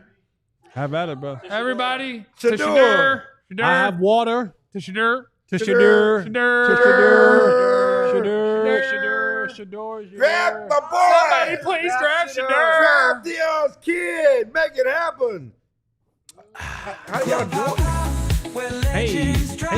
Clarence Hill just can't stop. Breaking news, you gotta hop in club pop. Somebody grab How you gonna laugh? You made Shador. Yeah, you're supposed to be proud. Hold on, Mo. You can't take shots at us and then type in all caps positive things. What'd he say? I guess you can. I'm gonna take one with y'all. He said the guests were being honest and we're carrying water about this draft. Oh, he talking about Todd. Am I caught up on Super Chats? Have I missed anything? Here we go. Victor, let's keep adding to the trenches. Let's solidify and dominate on both sides of the ball. Let's get Ty Robinson, D-tackle from Nebraska next. Not a bad idea. Good player. Guillotine, give away next year's 3rd for a 4th this year. All right, give away next year's 4th. And like a 6. Don't mess with my day 2 picks. It's my favorite day. Day two's my favorite day. It tastes like Red Hot's cough syrup. Brock Purdy's a bus driver, right? Put another bus driver behind him. Sure time. Can we run the Dak audio on Shador? Because he talked about dropping in the draft. You have it? He's like, I don't know. You can't just holler about. There is audio I want to play before we leave. No, though. it's good. It's a good time to play it because he talked about dropping in the draft. Damn. Hold on. Forget everything Clarence just asked because I know we have this one. I did it. I want Micah Parsons and the Bleacher Report guys talking to Tyler Booker. Oh, we got that too. Because it's the best thing I've ever heard. Yeah, I was just trying to be relevant with this. Yes, right? Yeah, hit that. You had one of my favorite quotes of the entire draft process. You said, quote, "I make guys not love football anymore." What does it feel like to see the love of football leave someone's eyes? It feels great, like football is a child's game. So like people wake up, be like, man. Yeah, he got me hyped. I ain't gonna lie. All right. Play after play, quarter after quarter. Hey, man, welcome to the team. Yeah, he had me ready to go there. Yes, sir. Micah wanted Teteroa McMillan, and when he got gone, he didn't like that until he started talking to Tyler Booker. He's like, damn. He's a fan, and I'm going to tell you, they've all seen that. Will Greer and Dak talked about that quote. So they've all seen that quote. Yeah. And they love it. Oh, it's amazing. It's the right way to say what Mozzie said. Yeah. It's the right way to say what Mozzie said. It's funny because they gave me that quote. I said, I remember when Mozzie said, I don't like football. I like to hit people. They ain't hit nobody yet. They looked at me. Oh, I'm sorry. I didn't mean to do that. You said that to Dak? Yes. I said, you know I'm going to be honest, right? You said that to Dak. I said, he ain't hit nobody yet. Mozzie might catch you in the locker room. Listen. Go ahead. Dak on Shador. Sanders is in the news. It's like people focus on him more than anybody in the draft. Whether you think he's a first-round pick or second-round pick. Just talk about your thoughts on how he's been handled by the machine, I guess, the draft machine. Yeah, I mean, you said it's machine. I don't think it's fair. I don't think it's fair in the sense of how much people are looking for and towards him being drafted. Because as I stated, it doesn't matter when you get in. I know he expected himself to go number 1 overall, and he would be wrong if he didn't expect himself to be there. So every pick after that has hurt, but every pick after that I know is fuel to the fire. A little bit of that I know from Shador, talking to him. This is only going to make him better. This is only going to push him. And as I said, it's all about when you get into this business. And when you get in, you can handle it. I know Shador can handle it. He's been through a lot. He's had pressure his whole life, so this will be no different. You in your draft process, you dropped a little bit because of off-the-field stuff, and it had nothing to do with your play. I mean, regardless, they look at a lot. I mean, they're investing in a big position in this draft, and you've got to respect and understand the business of that. And having been in the league, I do. So I know why I dropped in. For the guys who are dropping, whether it's off the field, whether it's on the field, whether it's he say, she say, accuracy talk, or he hadn't competed against people, it really doesn't matter. You've been playing the best you can with the hand you're dealt in the system that you're in, and that's all you can ever do. So just look forward to whoever it is, and obviously Shador and the rest of these guys is making the most of their opportunity when they get it. I love talking crap to you and going back and forth with you. I love broadcasting with you. I love the fact that you have the connections to go golf with Dak, not actually golf, just be on the cart for an entire round and make him stop at some point to do an interview. Not his caddy. You weren't his caddy? No. What a beast. Kevin became a diehard today. Let's go. Come on, dog. Let's go. I was trying. We're going to work on it. We're going to get it done. 5'8" Western Kentucky defensive back went before Shador. See? Did you wash his golf balls? I'm 59 years old, finna be 60. You think I'm washing anybody's balls? I will wash everyone's golf balls because those little machines are so fun. I'm not caddying for no girl. I'm not caddying. I always mess with Todd because I say because Todd actually caddied for Romo. That was his guy. Todd Williams? Archer. Todd Archer. I thought you meant Todd Williams. That's crazy. Todd was Romo's guy. Romo's, so he actually did around, and so we always kid him. I said, you caddied for Romo. You was his ring bearer in the wedding and all the other stuff. But that's our little going back and forth. But yes, I would not be caught dead caddying. Sure. Well, you can't caddy because you don't know the range on his clubs. You don't know how far he hits. I'm not carrying nobody's clubs. I'm not driving nobody's cart. I'm not your do boy. Oh, see, I want to drive people's. I want to drive the car for people. He was driving. I'm riding. You were and passenger princess with Dak? questions. You were passenger princess with Dak? Asking questions, okay? That's amazing. So it's just, 4.5 hours of just bothering Dak while he's golfing. His brother-in-law was out there, his life, man. He actually he said he had his best round he's ever had. Yeah. Credit to me. Well, yeah, I mean, you're good, not caddy. Not driver. Best round. He's somewhere between Charles Barkley and Steph Curry. More Steph Curry than Charles Barkley. Yeah. I saw his swing. Yeah, there's a little Barkley to it. There's a little Barkley. But the ball went where you want it to go. I'll take that swing. Yes. I will take that swing. Savion Judge, is 102 the last pick of the round? Yes. So we're about to be free? All right. It's got to be Shedeur. You can't not have him go in the second. To Minnesota? He can't be a day 3 quarterback. Minnesota? Yeah, he's going to take JJ's job. Yeah, he'd take JJ's He's job. officially a day 3 quarterback. He can back up JJ. That's crazy. I remember during the season, I thought he was the best quarterback in the draft. Does Does this shake your confidence? It should.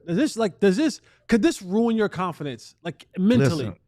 I think it depends on who you are. Like, is his confidence, or is his the young, cocky, arrogant, but it's actually secretly super insecure, and I don't know which one it is. But 72 hours ago, yeah, you thought that you was not going to. You Deion thought called that the you analyst would a not hater. make Did you see his out setup? the top You see 10. the setup he had for his breath? I mean, he had some drip ready.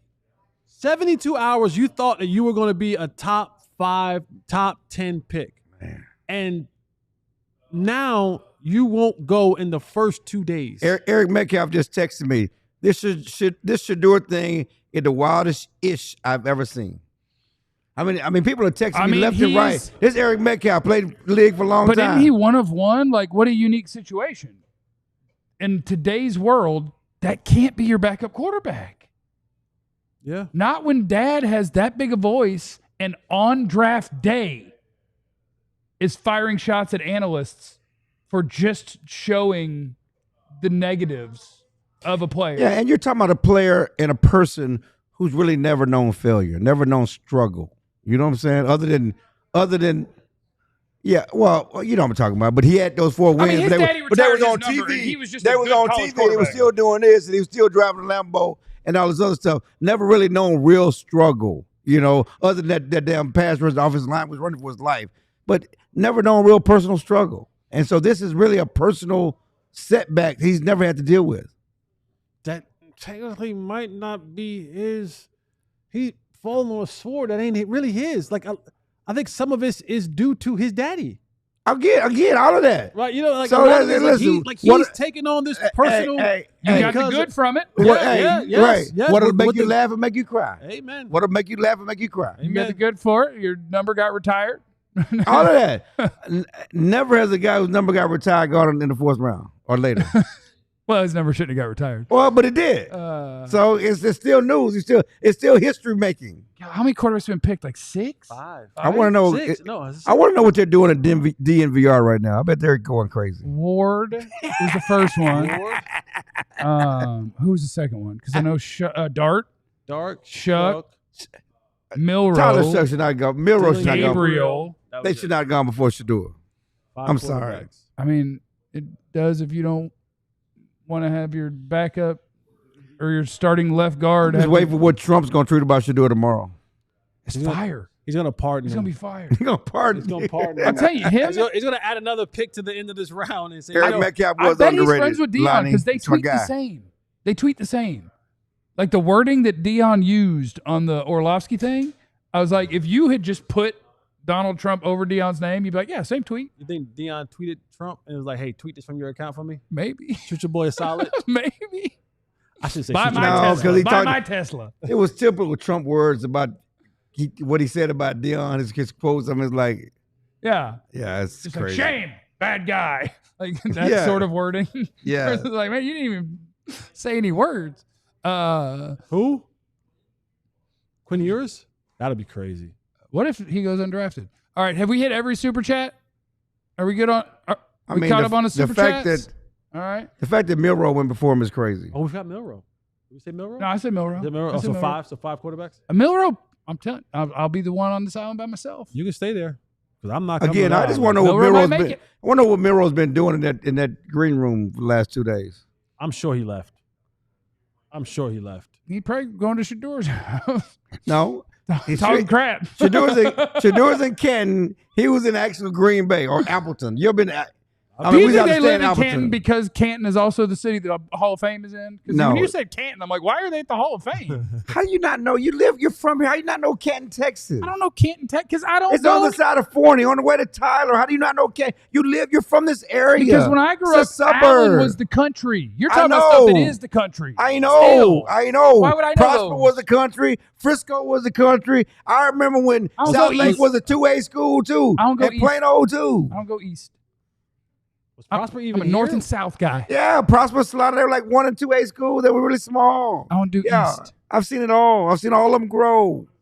All right. You guys ready to go home? I'm out. The draft's That's where Deion over for the lives. day, but we're glad you were here Yes. with us. Sign up to be a diehard. Make sure that you hit the like and subscribe button, It's the or else not a threat. Remember, you have no idea what anybody's going through. So be cool to everybody. We love you. What if Shiloh goes before Shador? Be easy. Eliminate the contingencies. Club hop hop, where legends drop. Clarence Hill just can't stop. Breaking news, you gotta hop in Club hop hop. We all silly like the mayor.